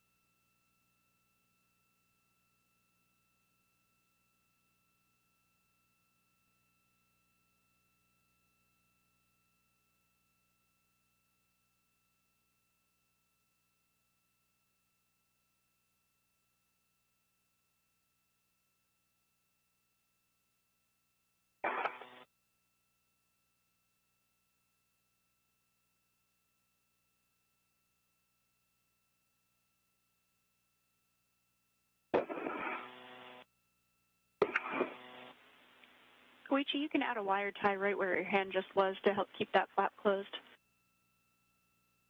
Okay, so two wire ties here, right? Apron. Yeah, it works.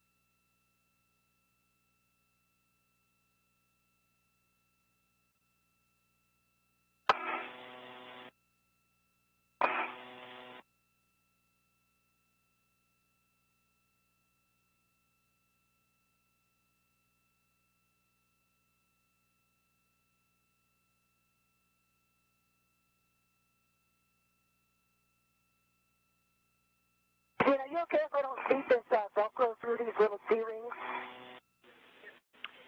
Apron, I might Duke. just use two straps to Velcro it down. Yeah, you're good Okay, to leave so it it's tethered done. as you have it. That's totally fine. Okay. And I think we're actually going to have you leave this strut bag as is and have you go work tool gathered for the cable bag. But stand by one, let me clarify. Okay. Try to get a lid down while you're talking about it. Gina, two wire ties between the color bolt and the M24, correct? Copy, Koichi. That looks great. That's in a good spot. Okay. Okay, three twists here.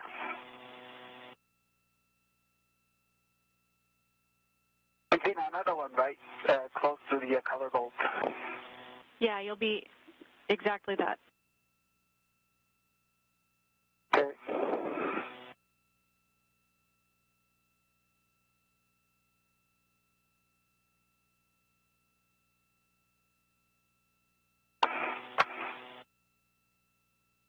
You need inventory of this bag, or were you able to see everything on the HECA?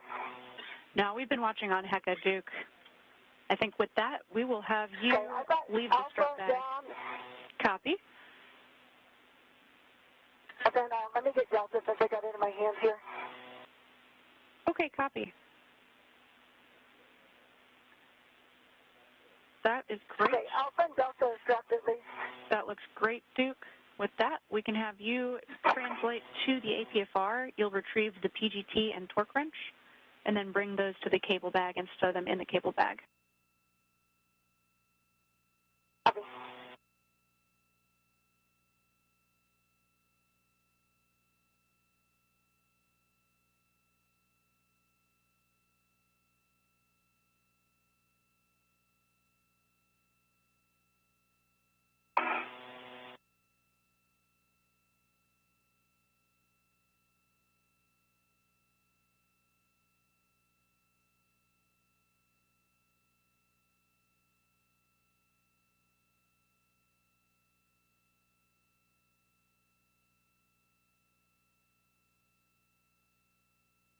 Is this a good spot for the second Wi-Fi? That looks great, Koichi. With that, you can finish up there. We'll have you translate to the... So you'll send you the... One. Can you see it? Yeah, it's, yeah, I see your safety tether. And then...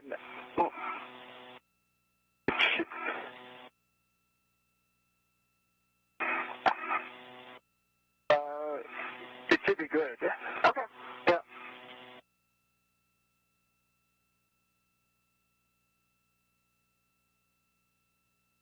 Okay, I'll just stay here until you're clear of the safety tether, of my safety tether. Okay, I've got a red on the ratchet, and I see the ratchet is redded to the PTT, so I'm going to release it. Okay. Copy, Duke. And as you pitched forward just then, Koichi's safety tether went between your legs, so just be aware of that. It's clear now, but it's in the zone. Okay. I am marking. All right, then with that, I will translate. Not yet, Koichi. I'm still here. Yeah, I see you. Yeah, so I'll stay here. I need to go inboard, though, just so you know. All right, right. And I will start translating.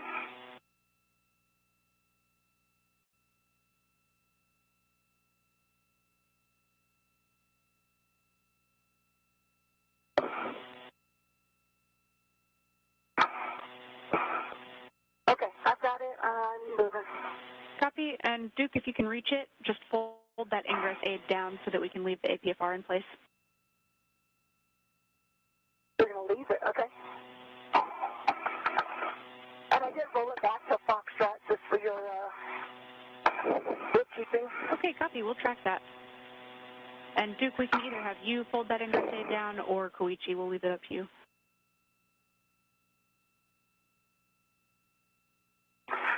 I can do that. Okay, I think I'm right here, so let's check.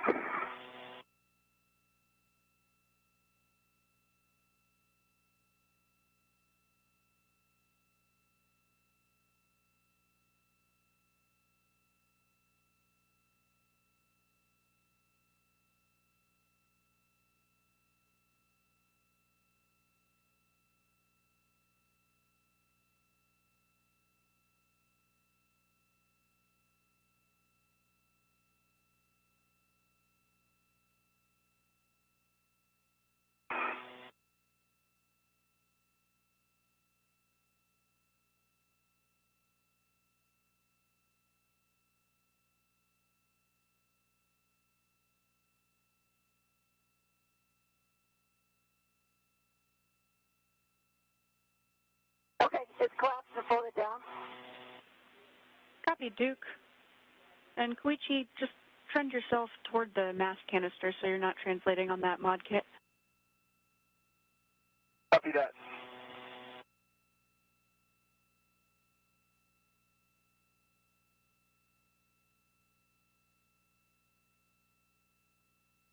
Koichi, am I clear your safety tether? Yes, you are. Okay.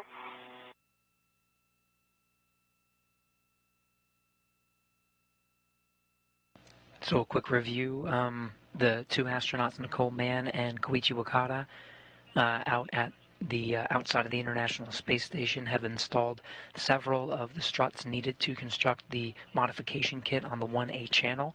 They were not able to successfully install the left middle strut The side pad on the mast canister did not engage properly. So right now they're working on cleanup steps. They're stowing a lot of their tools, and including the left middle strut, and making sure that the multi-layer insulation, that white fabric that surrounds the mounting platform, is in a good configuration and is going to maintain the integrity of the hardware. And once everything looks good, the two will translate or move back to the airlock. Tend it toward the lower strut there, specifically the left side. We're not sure that it's... Okay. Yeah, so the other side from where you are now. On my left side, is that the right lower strut you're talking about? Or the left lower strut? Yeah, sorry, Koichi. That's going to be the left lower, so actually not the area where you are now. You'll be translating to the other side. Okay. Do that. I'll go there.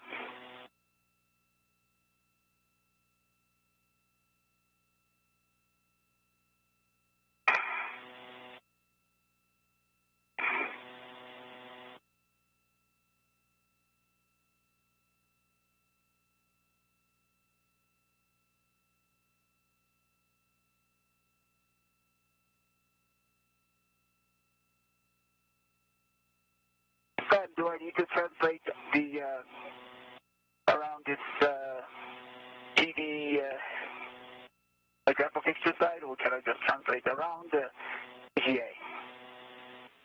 Checking, Koichi. Okay, go across the ATFR from BC. Yeah, Koichi, unfortunately you'll need to go down and around to the other side and then back up. Okay, I'll do that. Just checking.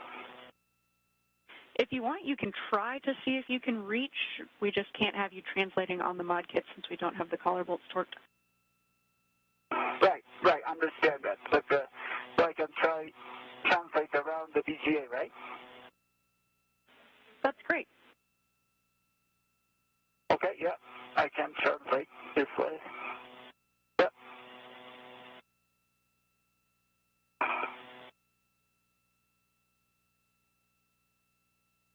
I just could not translate on the market, so I had to go around. Okay, I was just thinking you could maybe go across the ATFR, but... This is fine, yeah. Okay.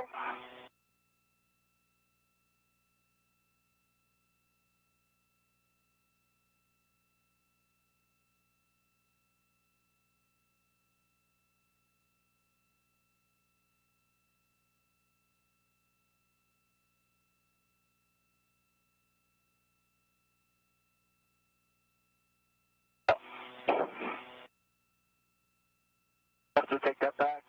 Zena, I think I have to translate the original plan. Copy, Koichi. Okay, Zena, I'm bundling this kit, this cable bag. Is it going on my BRT? Stand by, Duke.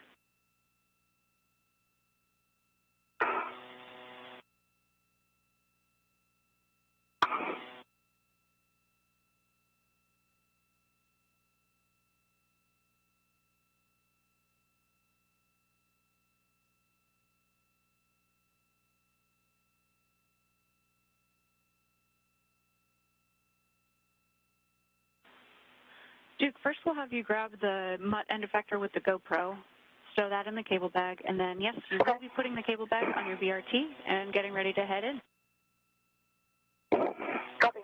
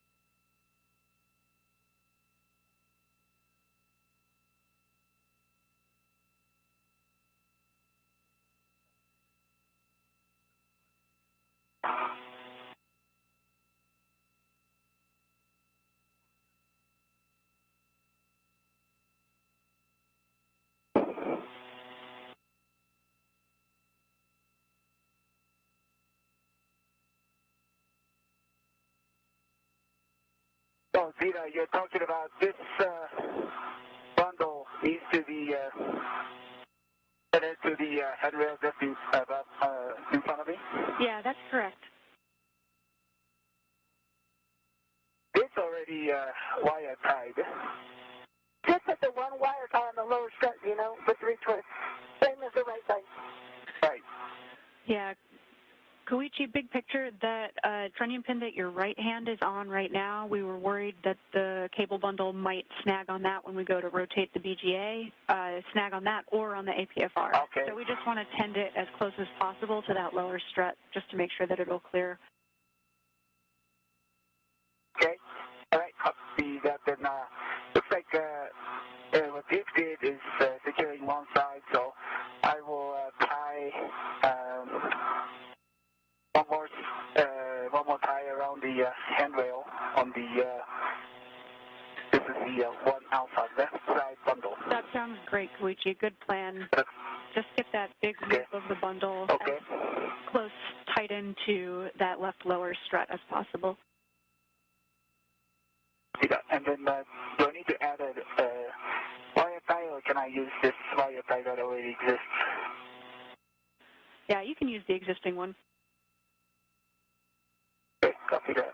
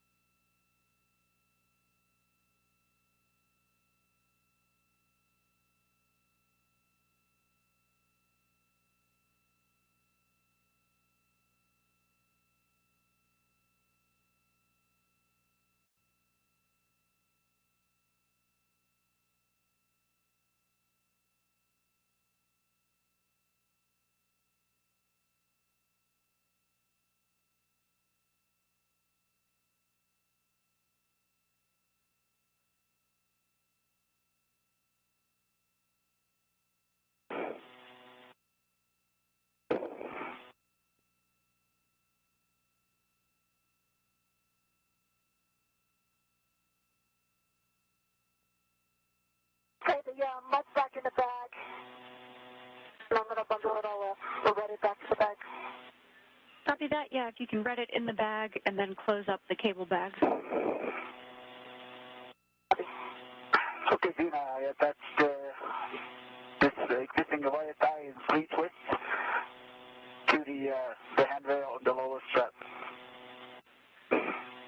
Copy, Koichi. I see that in your HECA view. We'll make sure that everybody agrees, but that looks really good to me. And I'll have some big picture words for you in just a second about our final steps to get you guys ingress. Okay. Okay.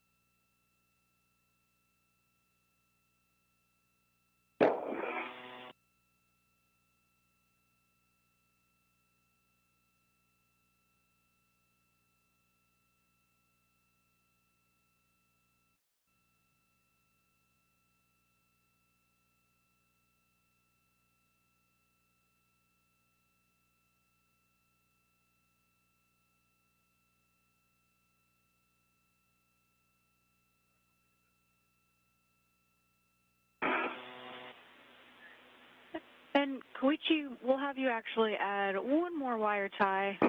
Looks like the loop of that cable bundle is still hanging down a bit towards that trunnion pin, and we're not convinced that it will clear. If you see that loop that's closest to your right hand on the trunnion pin right now, we just want to get that up and out of the way. Mm-hmm. So I think adding another wire tie is probably the easiest. Okay, copy that. I will do that.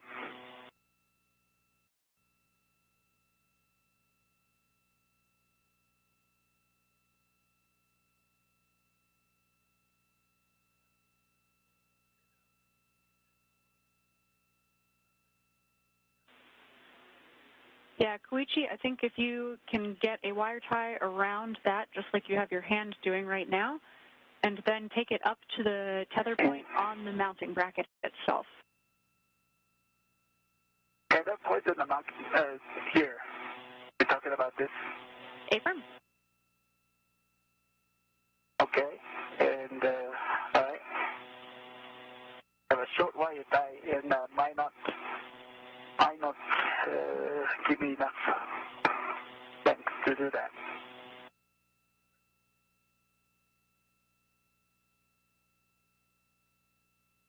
Agree, Gina? Short wire tie does not give enough length to get there to the tether point. Yeah, copy that, Koichi. If you're able to just kind of feed it through the tether point, and then the wire tie doesn't necessarily have to loop back onto itself. You could have one twist up top on the tether point and then the other end going down to the cable bundle. I'm not sure that's enough length. Let me work an alternate plan for you just a sec.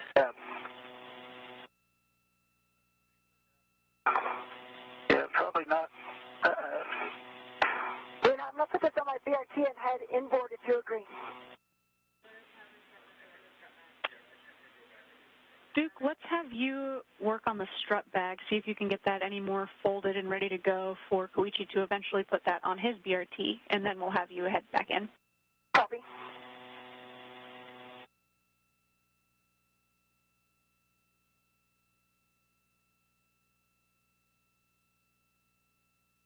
Okay.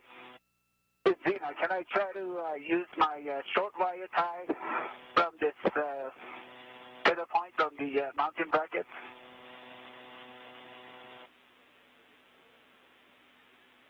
Affirm. Koichi, I think if you take off the wire tie that you just added a couple steps ago and then move the whole thing up higher. Or sorry, the one that was already the existing wire tie, undo it from where you just added twists, and then move the whole bundle further up that lower strut as close to the mounting bracket as possible. Okay, let me try that. And see if you can get that wire tie to kind of hug the whole cable bundle to the strut. Okay. My cooling is at 6. Copy 6, Duke.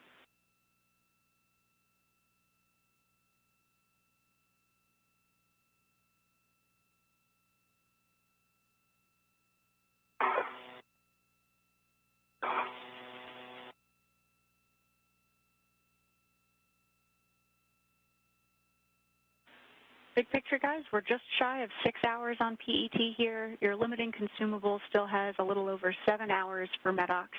So you're doing a good job. Keep it up with the cleanup, and we'll get you back inside. Copy that.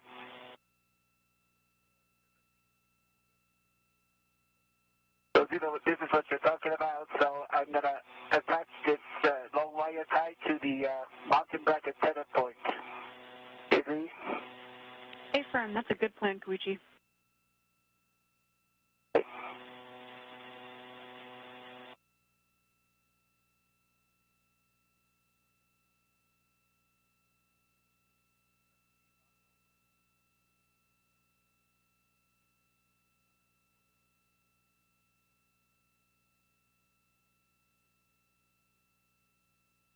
A quick review of the work done so far.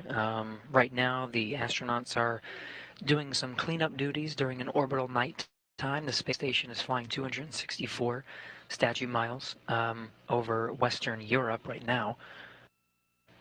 They're just making sure their work site is in a good configuration so it can be addressed during a future spacewalk. So they're using wire ties to make sure the cables are secure. They're checking the multi-layer insulation, putting their tools away in their respective bags. Just making sure the work site over at the 1A power channel is in a good configuration to leave it so they can schedule a spacewalk at a later time to finish some of the work over here.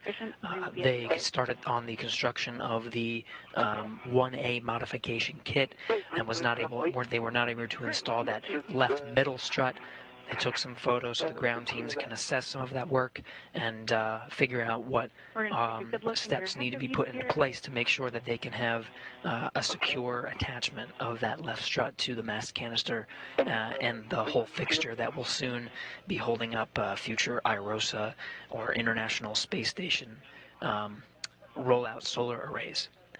Those set to be delivered to the International Space Station this summer. Again, there are 4 total that are already there on the space station installed and providing power.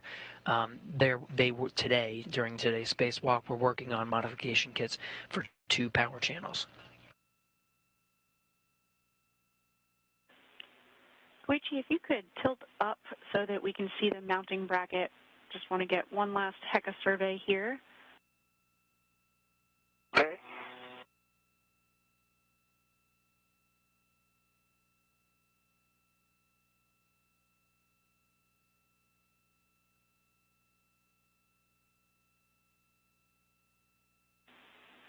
Koichi, that looks great. We are really happy with that config. With that, you can leave that work site. You'll head back toward Duke and help finish up the strut bag. Eventually, you'll be putting the strut bag on your BRT. She'll lead the translation back in, and you'll follow back to the anchor hooks and then continue to ingress. Do that.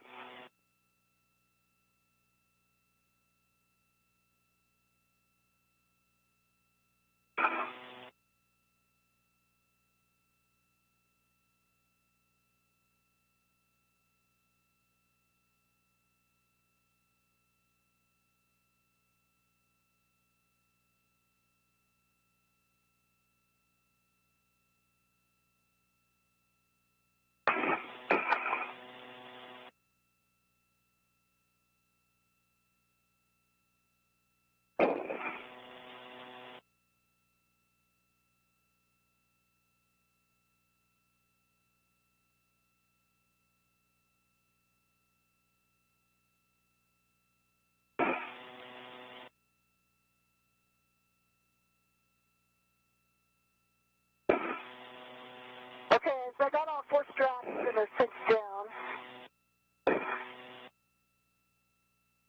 Actually, let me get one more alpha here. Do you want me to try to make it shorter as well? Are you okay with it being long? Duke, I think it's up to your judgment. Koichi is going to be translating back in with this on his BRT, so we'll leave it to your and Koichi's judgment about what's going to work. Okay. I think if I could just get one strap in here from the other end, maybe both ends, I think that'll just help out from small hazard perspective. Yeah, I like that plan. You will be taking it back into the crew lock with you. Okay, so Koichi, Okay. yeah, you're good, you have it back. I'm just going to release it. It's still going to be tacked down at the outboard end. Tacked down on, okay. So just one location? Or? We'll see how far I get before you get here. Okay. And now it's got 2 locations. Okay. All right. I'll translate towards you now.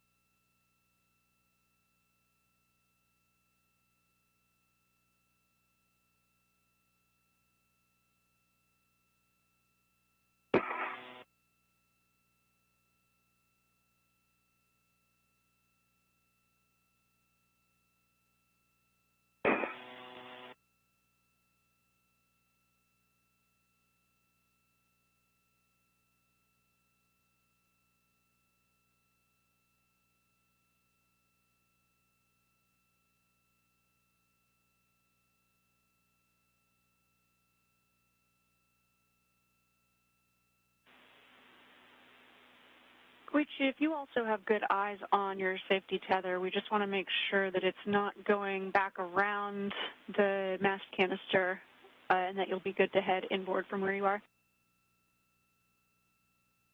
All right. I did not go, safety tether is with me, and I'm going outboard to this PD grapple fixture area, so it's clear from the DGA.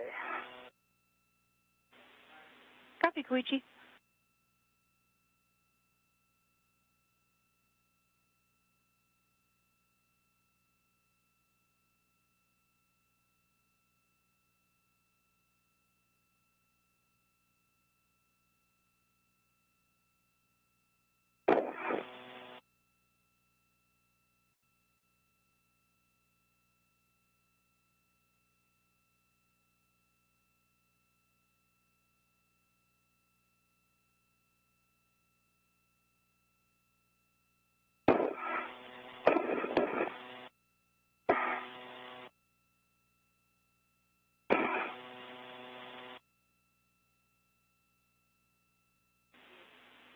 Okay, Duke, once you have that bag in a good config to hand off to Koichi, we'll have you start heading inboard. If it helps to both be there together while Koichi puts it on his BRT, let us know, but we'd like to prioritize just getting you headed back inboard. We'll get that strap bag on Koichi's BRT and he'll follow you in. Okay, yeah, it doesn't look pretty, but it's, I think it's going to be small enough that it won't give him a problem. Koichi, it's packed down in one location. Okay, is that on the outboard side? Yes, yes. Okay. So the nearest you, it's got one integrated tether. Okay. Okay, and I'm going to head inboard to and grab the cable bags. Copy that. Sounds great. And I got your, let me just, before you go more, I have your tether pack here, so let me just get out of your way so I don't get tangled. Okay, I stay here, so. We copy all. We'll also take a glove and hap check from both of you. Okay, easy one. Gloves are good. Happy baseline. And my gun sensor down.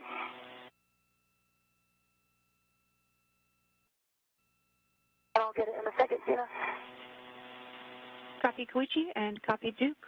We're about a minute from a quick handover. See that? My half is baseline. My gloves look good and my gauntlets are down. Copy all.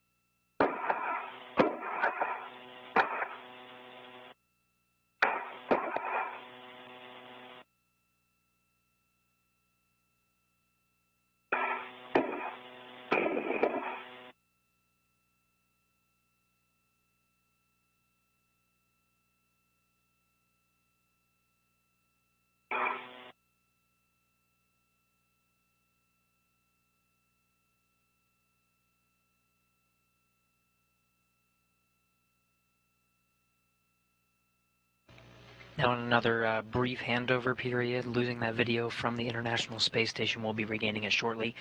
Right now, Wakata and Mann are both still at the work site where they've been for the past couple of hours. Now 6 hours and 6 minutes into today's spacewalk. They've wrapped up their cleanup duties, really just taking those last tools and making sure they're stowed, or in the case of the strut bag, attached to their body restraint tether so they can tow it back with them. But the main objective now is to get back to the airlock. They're going to get back into the crew lock of the airlock. This is where they'll close the hatch and repressurize to 14.7 psi, the pressure of the International Space Station, and get back inside. Ready to the strip bag. Copy Koichi. That's great news. You can start following Duke back in. Okay. After, yeah, I'll follow Duke and then I'll try to. And I'm still here, Koichi. I've got the bag. I'm getting it on my BRT right now. Right. I see you, and I'll wait for you. Oh, strap bag is really long. And it was heavy when you translated it. We copy that. And Koichi, a reminder, you'll be going inboard towards those anchor hooks. They're nadir of the seated part. Copy that.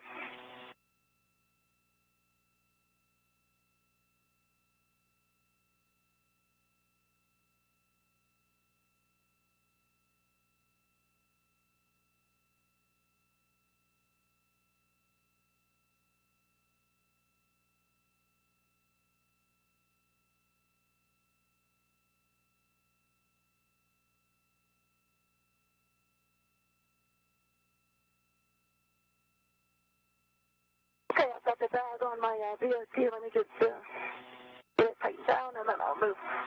Okay.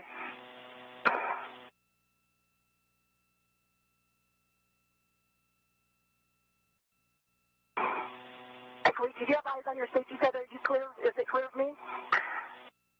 It's in front of you. Can you see that? Okay, but it's not tangled on anything. It's not tangled. It's in front of you. Okay. It's running through your mini workstation area. Okay, I'll just watch it as I go. Yeah.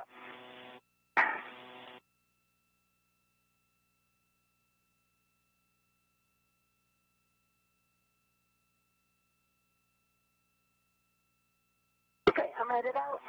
Okay, I'll follow you. Okay, looks like something is left here.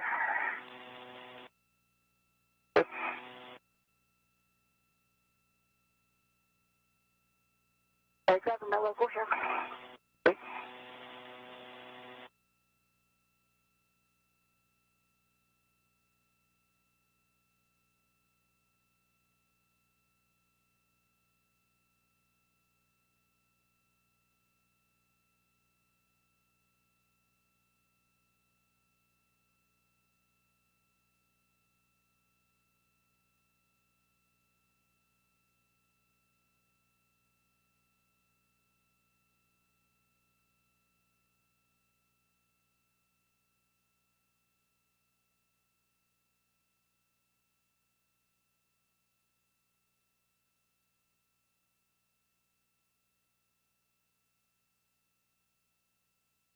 Okay, I'll just follow you.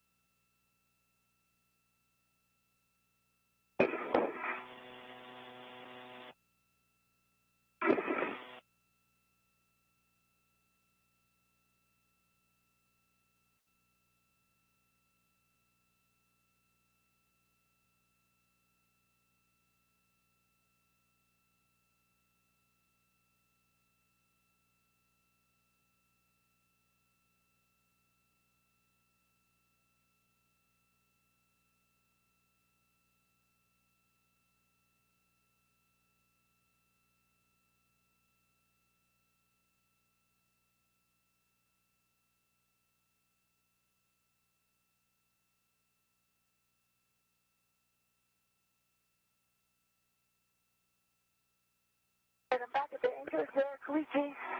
Okay, copy that. I am now behind you.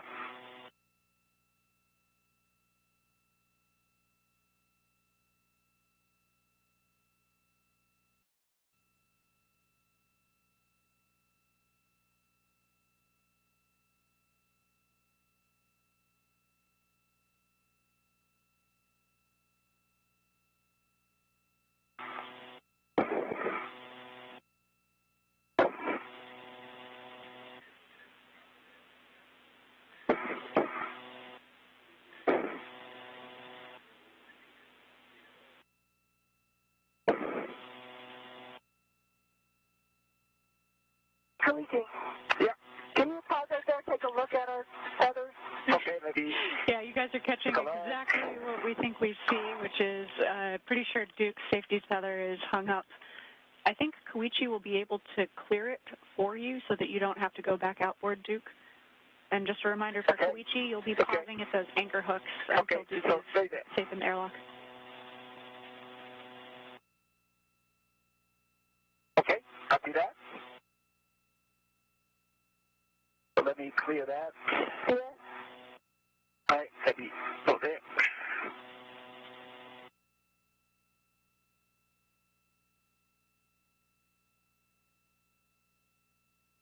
Okay, should be clear now. Alright.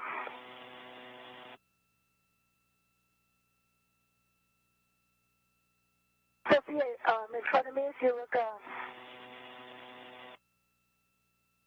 Okay. Okay, so let me clear that. Okay.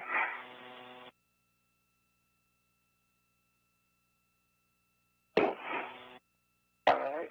So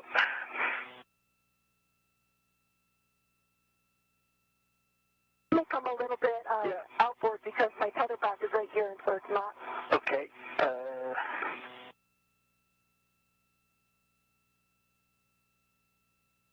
Okay. And then this tether is going through your main workstation. So let me clear that.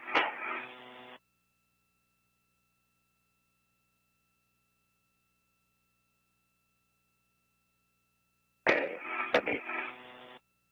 Could you hold on to it? Let me put a label down real quick. Yeah. Okay.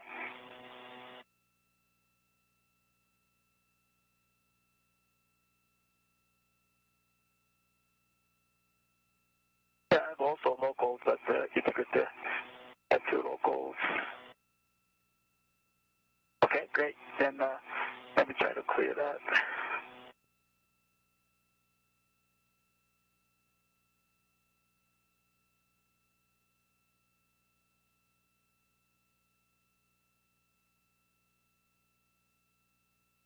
Okay.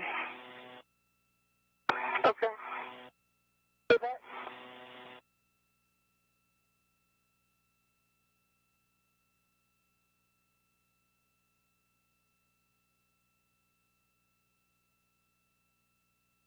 And this is your safety tether, yes? Yeah, this is my safety tether, but it's going through your maybe workstation area with, let's see,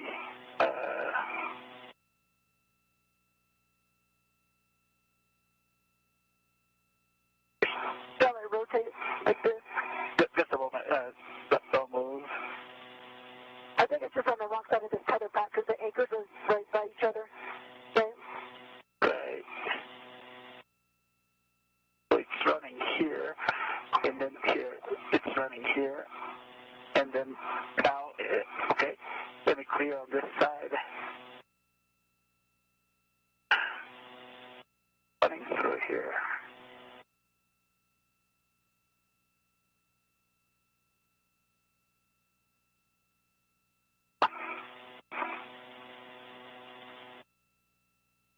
Okay.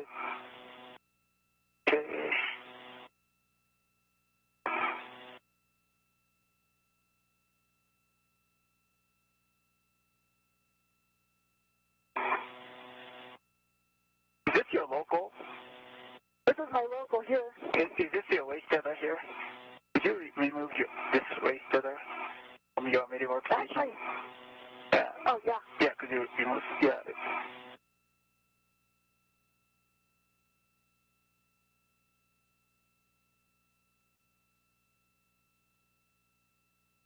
Okay. You can let it go, and then I'll. Okay. Okay, now it's. One tether is clear.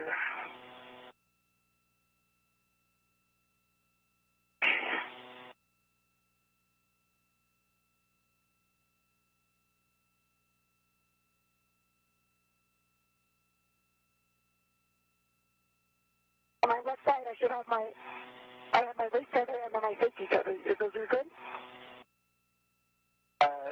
Yeah, that's That's a local, so I'll remove that. that's okay. a local. And then here, okay, now it's we clear this safety tether around your BRT, the cable bag. Now it should be clear.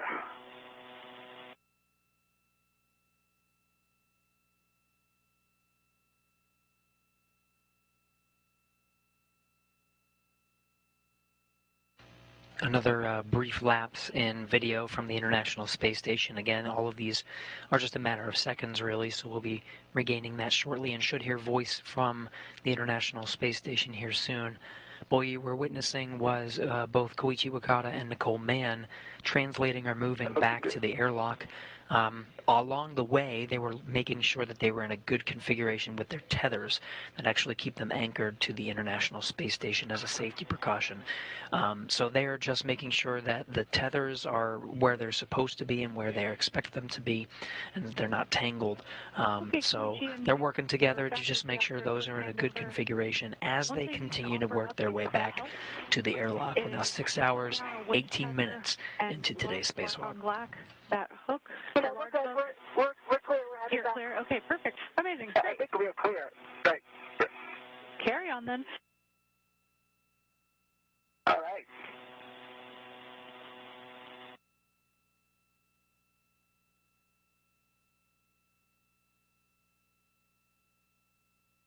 Okay, wait, now as I say that, I still see it. You're safety feathers. You're Koichi. You're clear? Yep.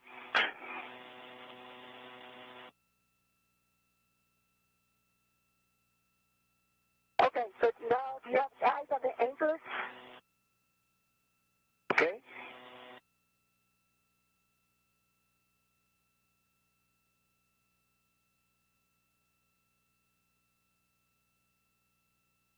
Just so, I don't know if that's your anchor. Do you see it? Oh, okay, good. Which one? Your anchor line. It's coming from your anchor. It's caught on this little handle underneath the coat. Hold on. Okay. All right. Should be clear now, isn't it? But it's wrapped around this my tether pack still.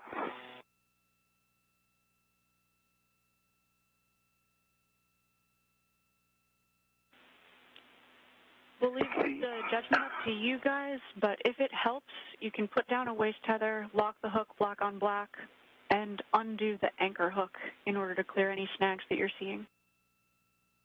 Okay, I'm going to do that. Okay. So, you know, I have my waist tether down to the handrail.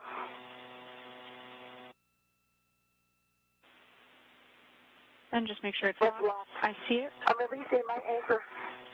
Copy. Okay, I'm releasing my anchor hook.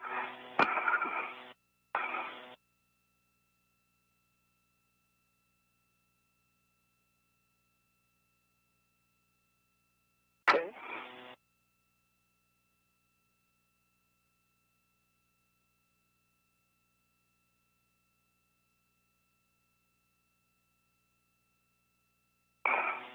Hey, do you want my anchor hook while we're here? You might as well take it. Yeah, okay. Let me local then. So I'm local, okay.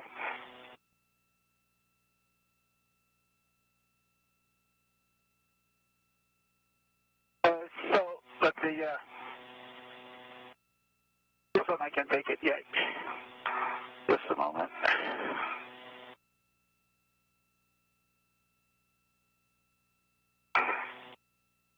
Okay, my left waist tether is attached to Duke's ankle hook.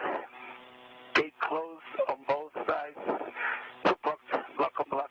So, and Daisy chain to Duke. Okay, you happy with that low pass, Tina? Copy. We're tracking. Both hooks are locked black on black. That's a good load pass. Okay, I'm releasing my, unlocking my local and, Okay. All right. I see your safely attached.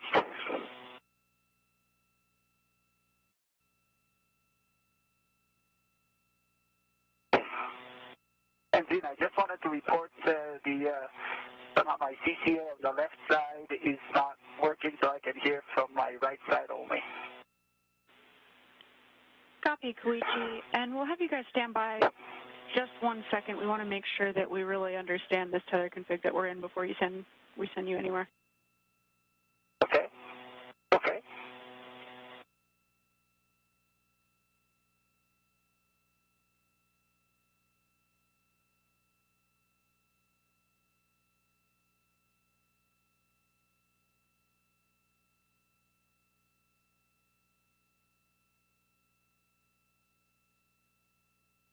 Quick, can you grab that? You see that bag? It's back. Get back. Okay.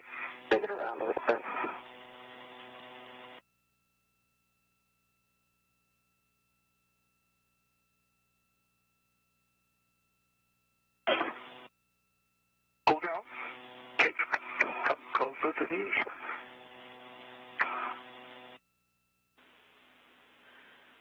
Okay, guys, with both Koichi's waist tether locked and Duke's anchor hook locked to Koichi's waist tether, and Koichi's anchor hook still attached to structure, locked block on block, we're good with this config. You can head inboard Duke, and we'll get you on the airlock gearing extender. Sorry, okay, copy, and I'm going to bring this a little closer if I can. I don't want it to get... There you go.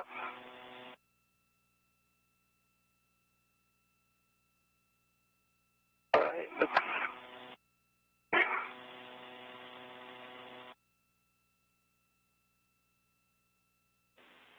And just to be super clear, Duke's going to head inboard. Koichi, you'll stay put until Duke is safe in the airlock. Right.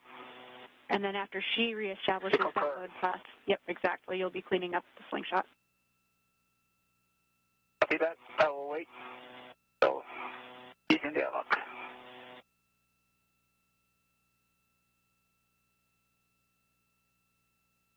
Okay. Okay, add it in then. Okay, you might like to, did you type the DRT? That's what I did.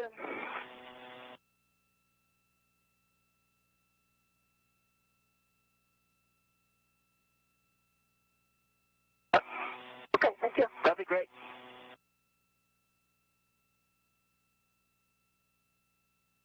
All right. I'll be following you. Copy.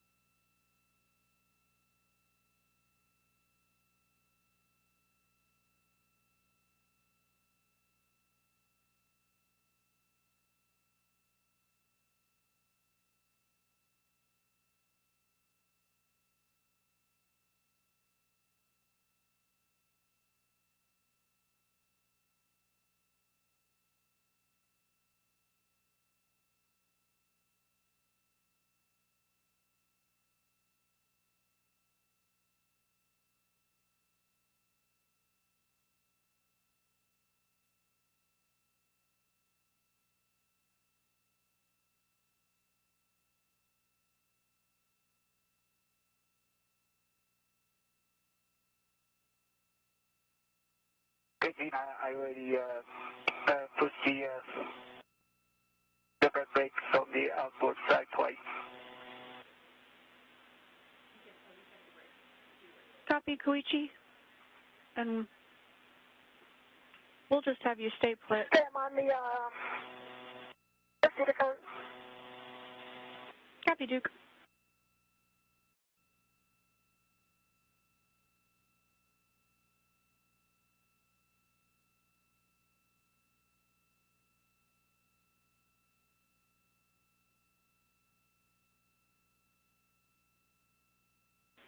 And Koichi, we appreciate the get-ahead, but we will have you also touch those brakes one more time as you head inboard, just to make sure that that's the last thing on the seated cart that you touch. Understand.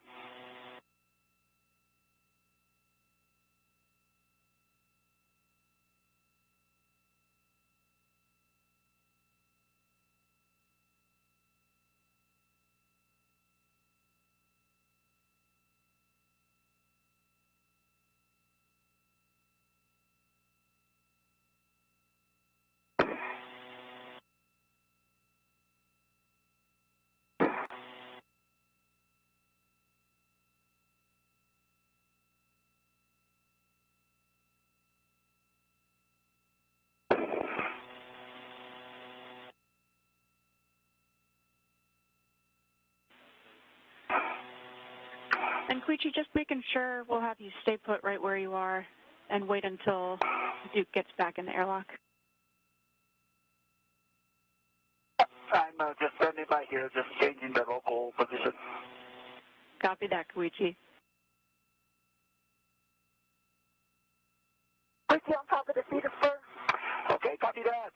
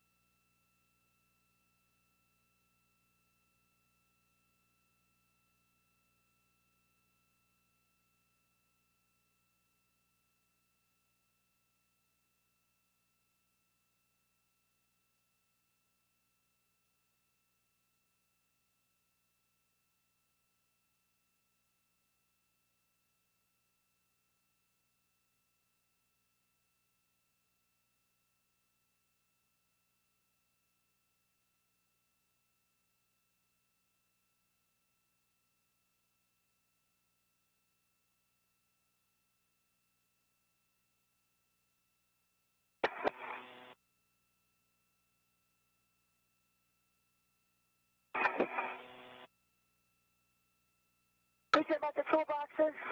Okay, copy. I see you actually. Great work, Duke. Heads up, we're at about 6.5 hours PET. Copy.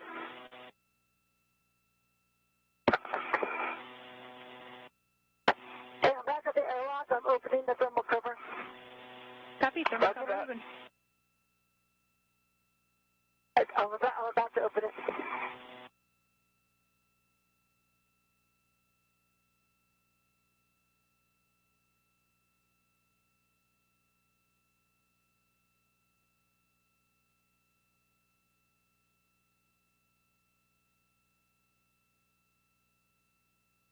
So right now, Duke, or NASA astronaut Nicole Mann, has arrived at the airlock. She's going to open up the thermal cover and get it prepared so she can ingress.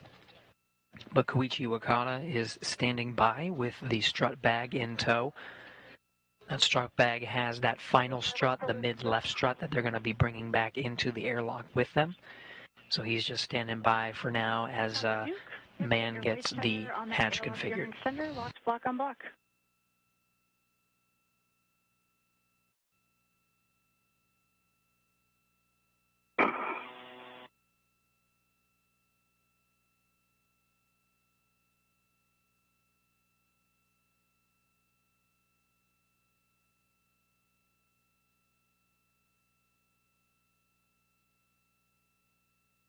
Okay, weight center is attached to the airlock D-ring extender. Gates closed, lighters locked, block on block.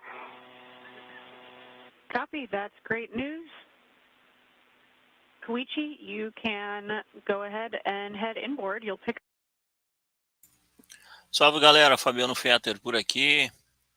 Estamos aí há mais de 7 horas de live aqui, né? Os astronautas estão aí na caminhada espacial, lá na Estação Internacional Espacial, fazendo aí parte dos trabalhos de implementação aí dos novos painéis solares. E eles já estão mais de 6 horas e meia lá, hein? Então, é cansativo, né? Para quem já perguntou aí, não tem banheiro, né? Não tem como ir no banheiro. Eles têm ali uma felda, literalmente, né? Então, eles estão aí na atividade extraveicular. Agora uma imagem muito legal aí. O astronauta norte-americano.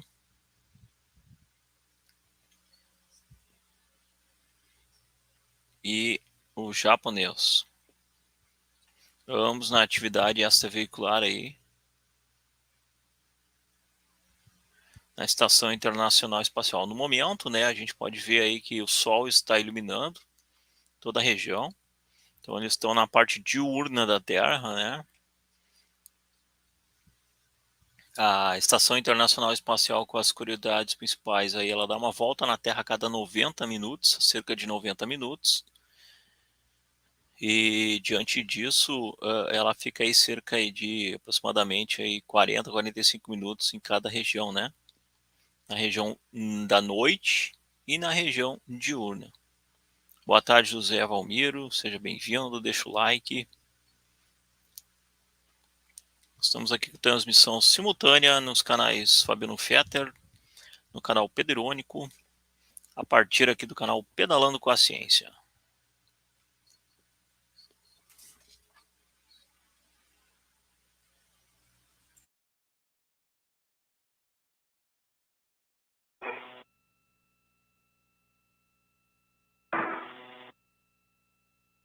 Wakata making his way back to the airlock. This whole time he's in the suit with red stripes. He's got that strut bag in tow. Meanwhile, Nicole Mann, call sign Duke, wearing the suit with no stripes. Koichi, sorry to bug you. Just to confirm, you did hit those cedar bricks. I didn't have good eyes on. Cedar brakes on the starboard side is done, and I'm going to hit the port side shortly. Perfect. Thank you, Koichi. Sure.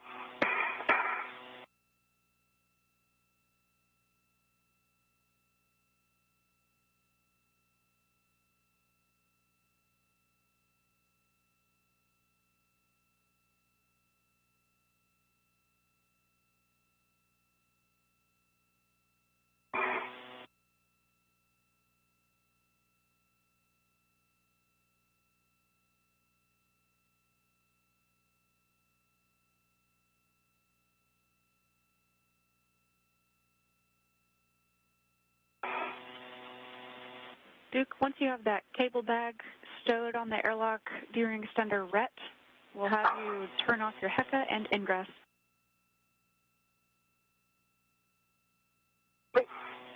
Okay, port side inboard brake pedals push twice. Copy. Thanks so much, Koichi. Thank you.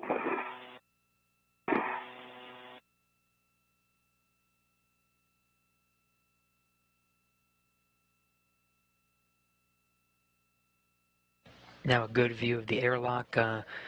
That's NASA astronaut Nicole Mann making her way into the airlock after getting a go to do so. Very shortly, we'll be seeing Koichi Wakata. Will be taking up the rear and entering the crew lock last. It'll be his job to make sure the strut bag, which is currently on his body restraint tether of the spacesuit, gets maneuvered into the crew lock with them. He'll be the one to close that thermal cover, the soft fabric flap that goes over the hatch to the crew lock.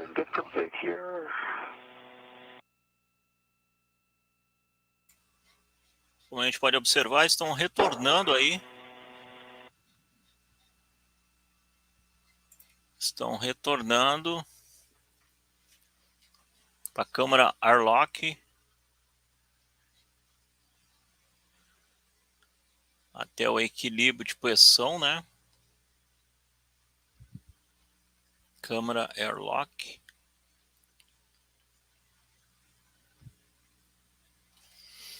Vamos ver se os momentos aí finais da caminhada espacial.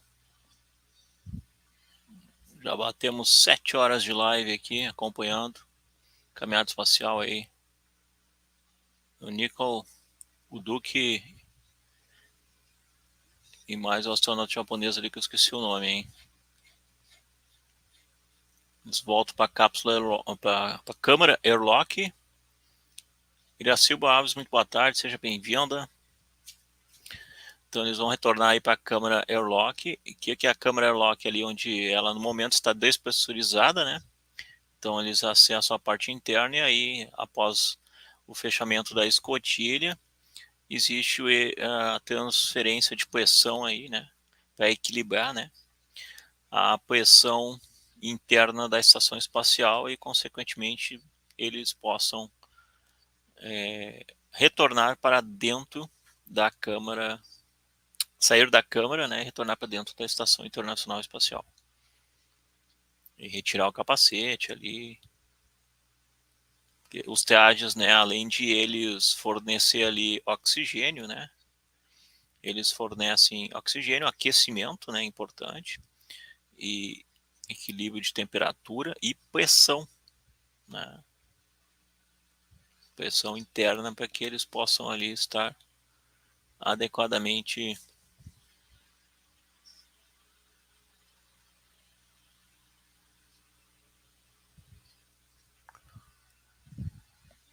Vamos ver se vão trocar de câmera aí. A gente consegue ver teu cara ali. Tem um na portinha e o outro tá voltando ali, né? O norte-americano, o Nicole, tá voltando ali pra escotilha. Sua mala de ferramentas ali, né?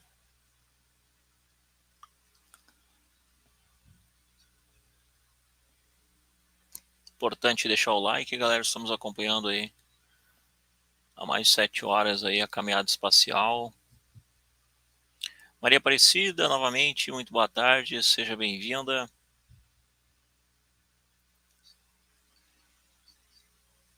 Estamos aí acompanhando os momentos finais da caminhada espacial, depois de 7 horas de live aqui. Devem estar cansados, né? Não é fácil ser astronauta, pessoal.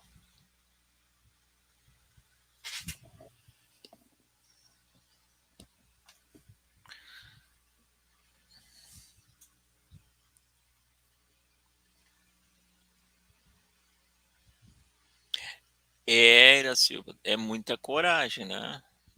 Os caras, eles estão imersos, né, a diversos fatores de risco, né?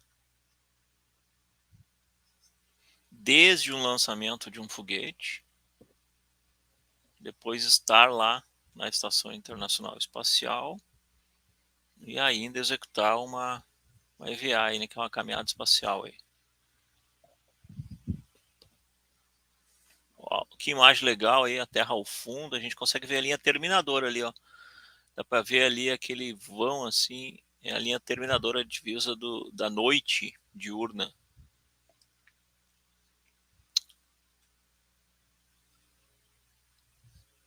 A noite e do dia ali, né? Eu falei noite diurna, ele é brabo, né?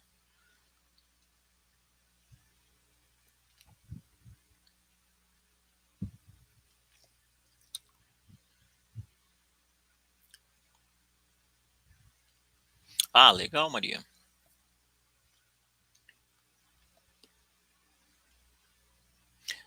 Mas dependendo da sua idade, ainda pode estudar, hein?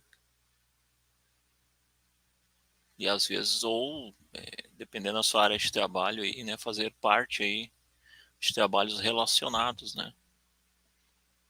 Que a área aeroespacial existe de tudo, né? Especialistas em todas as áreas.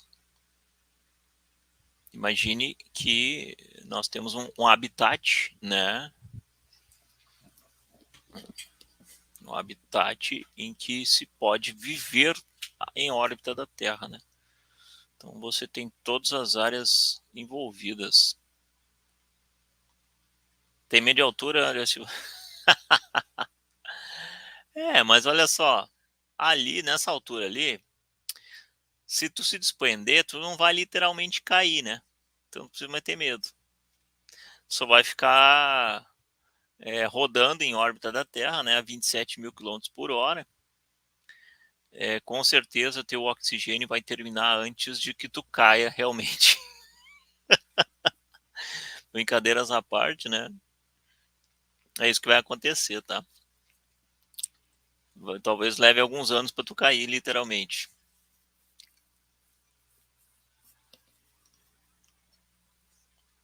Aí imagina a cena, né? Tu olhar para baixo ali.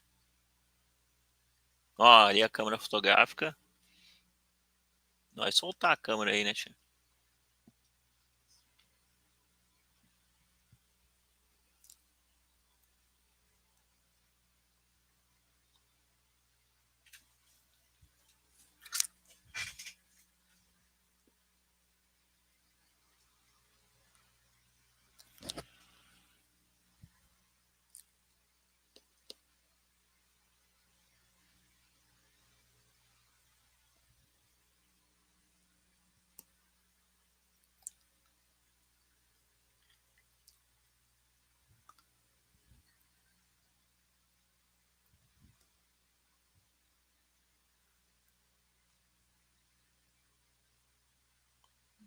Essa imagem que a gente está vendo é da câmera do capacete, né? Agora trocaram a imagem.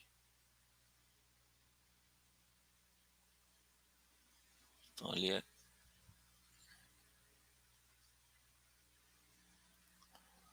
na escotilha ali, né?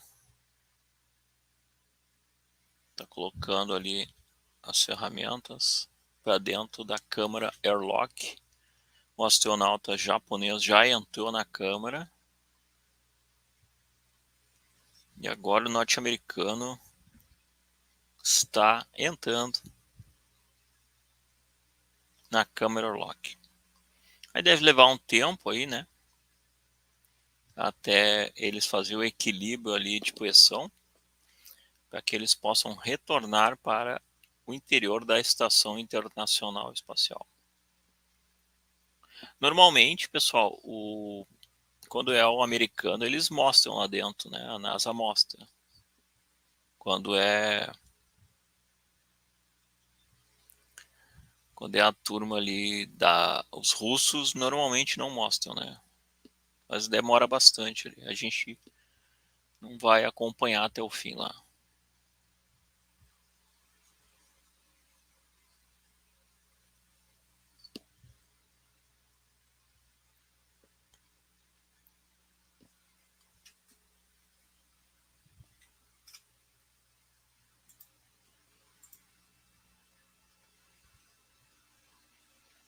Okay, Pina, with that, do I have a go to ingress? Affirm, Koichi, you can ingress. Turn off your HECA as you ingress, and then you'll be closing the hatch thermal cover, Okay, releasing the hook from its stowage point, okay, and attaching the hook to the magnetic plate D-ring, and cinching the strap until you see 6 lines Okay. visible. Ó, retornou para a câmera do capacete. A gente consegue ver bem. Podiam deixar ali, tá legal aquela câmera, né?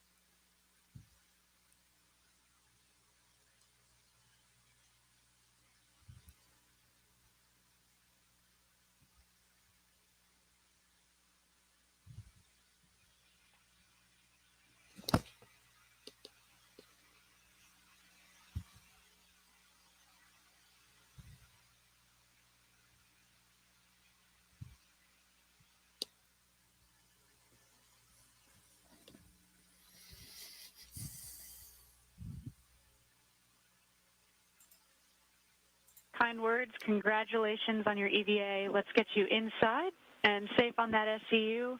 Really proud of this team and all of... Ó, parece que agora vai entrando aí o astronauta norte-americano. Vai acessando o compartimento aí da cápsula da câmara airlock. Depois fecha a escotilha ali. Faz o equilíbrio de pressão e assim ele adentra o interior da Estação Internacional Espacial.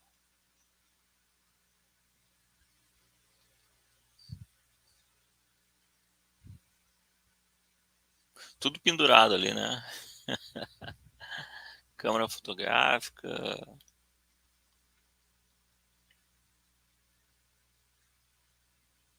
Equipamentos. Tá uma copa pendurada, uma coisa trancando lá, hein? Não pode ficar nada na rua. Ele tem um último gancho ali, ó. Ó. O último gancho ali que ele vai tirar fora, ó. Eles sempre andam com 2 ganchos. Sempre tem 2, ó. Agora ele colocou um. Vai colocar onde? Na parte interna. Ele ia colocar na escotilha, né? Ué. Ah, e o outro tá lá dentro. O astronauta tá lá dentro. Tá, enganchou na tampa.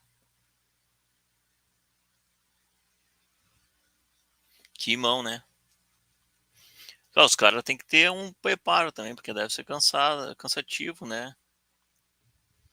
Apesar que tu não tenha...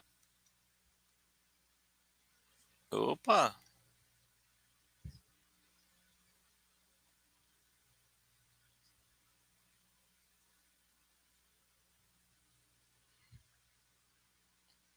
Tá louco. Bem delicado, né? Essa entrada dele. Ai, meu joelho.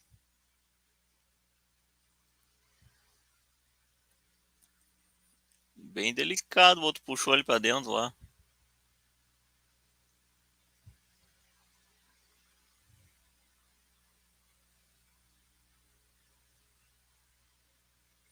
Então, fechando a escotilha. Vamos ver se a gente vai ter imagem interna ali.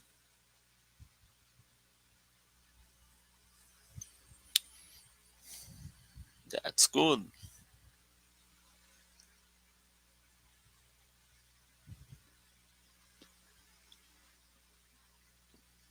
Ó, puxou.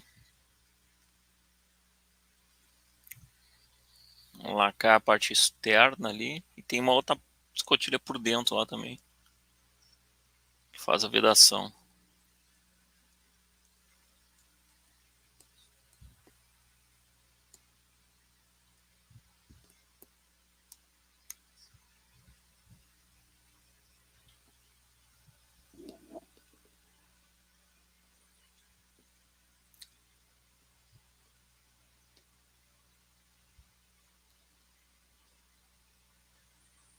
Também olhando assim, parece apertadinha ali essa câmera, né? Já que tem um de 2, mais todo aquele monte de equipamento ali. Só aquela mochila deles ali já dá um...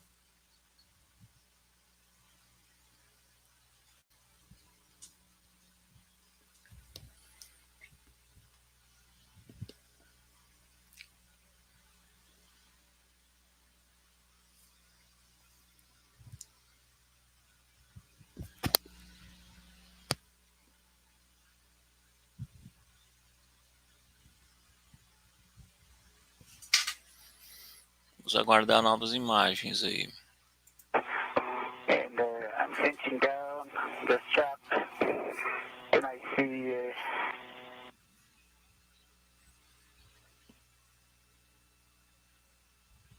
1, 2, 3, 1, 2, 3, 4, 5, 6, 7, 9.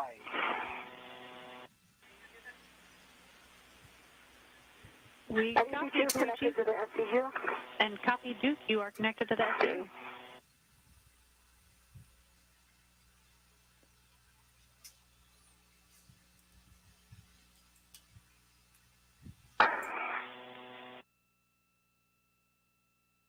And do I have an ED one? Do I have a go to connect the SCU? Hey, from Koichi, you can connect your SCU to the DC now. Okay. Just let us know when you've got that connected. Copy. Okay. And Didn't work. reminder for you as well, TCV between 8 and max cooling will minimize time necessary for cooling on SCU. Copy that.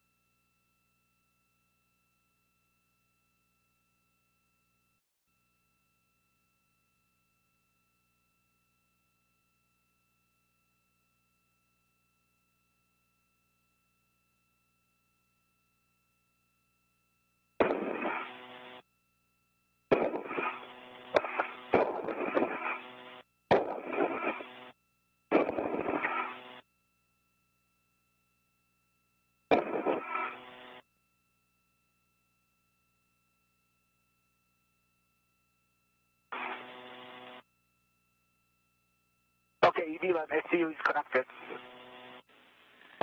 Great work, Koichi. We copy all. Happy to have you both back on SCU. With that, you can switch. Bom, galera, diante do encerramento da caminhada, a gente vai encerrando a live por aqui. Vamos agradecer a presença de todos, muito importante, se inscreva nos canais Fabiano Fetter, nos canais Pedro Irônico, no canal e aqui no Pedalando com a Ciência. Fiquem atentos que estaremos aí sempre divulgando informações aeroespaciais.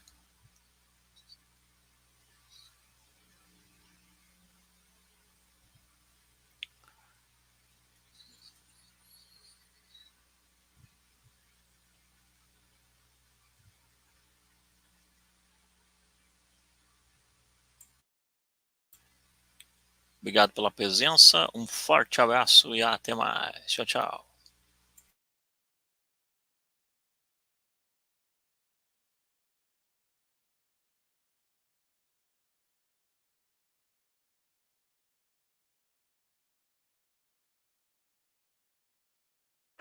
It's one small step for man, one giant leap for mankind.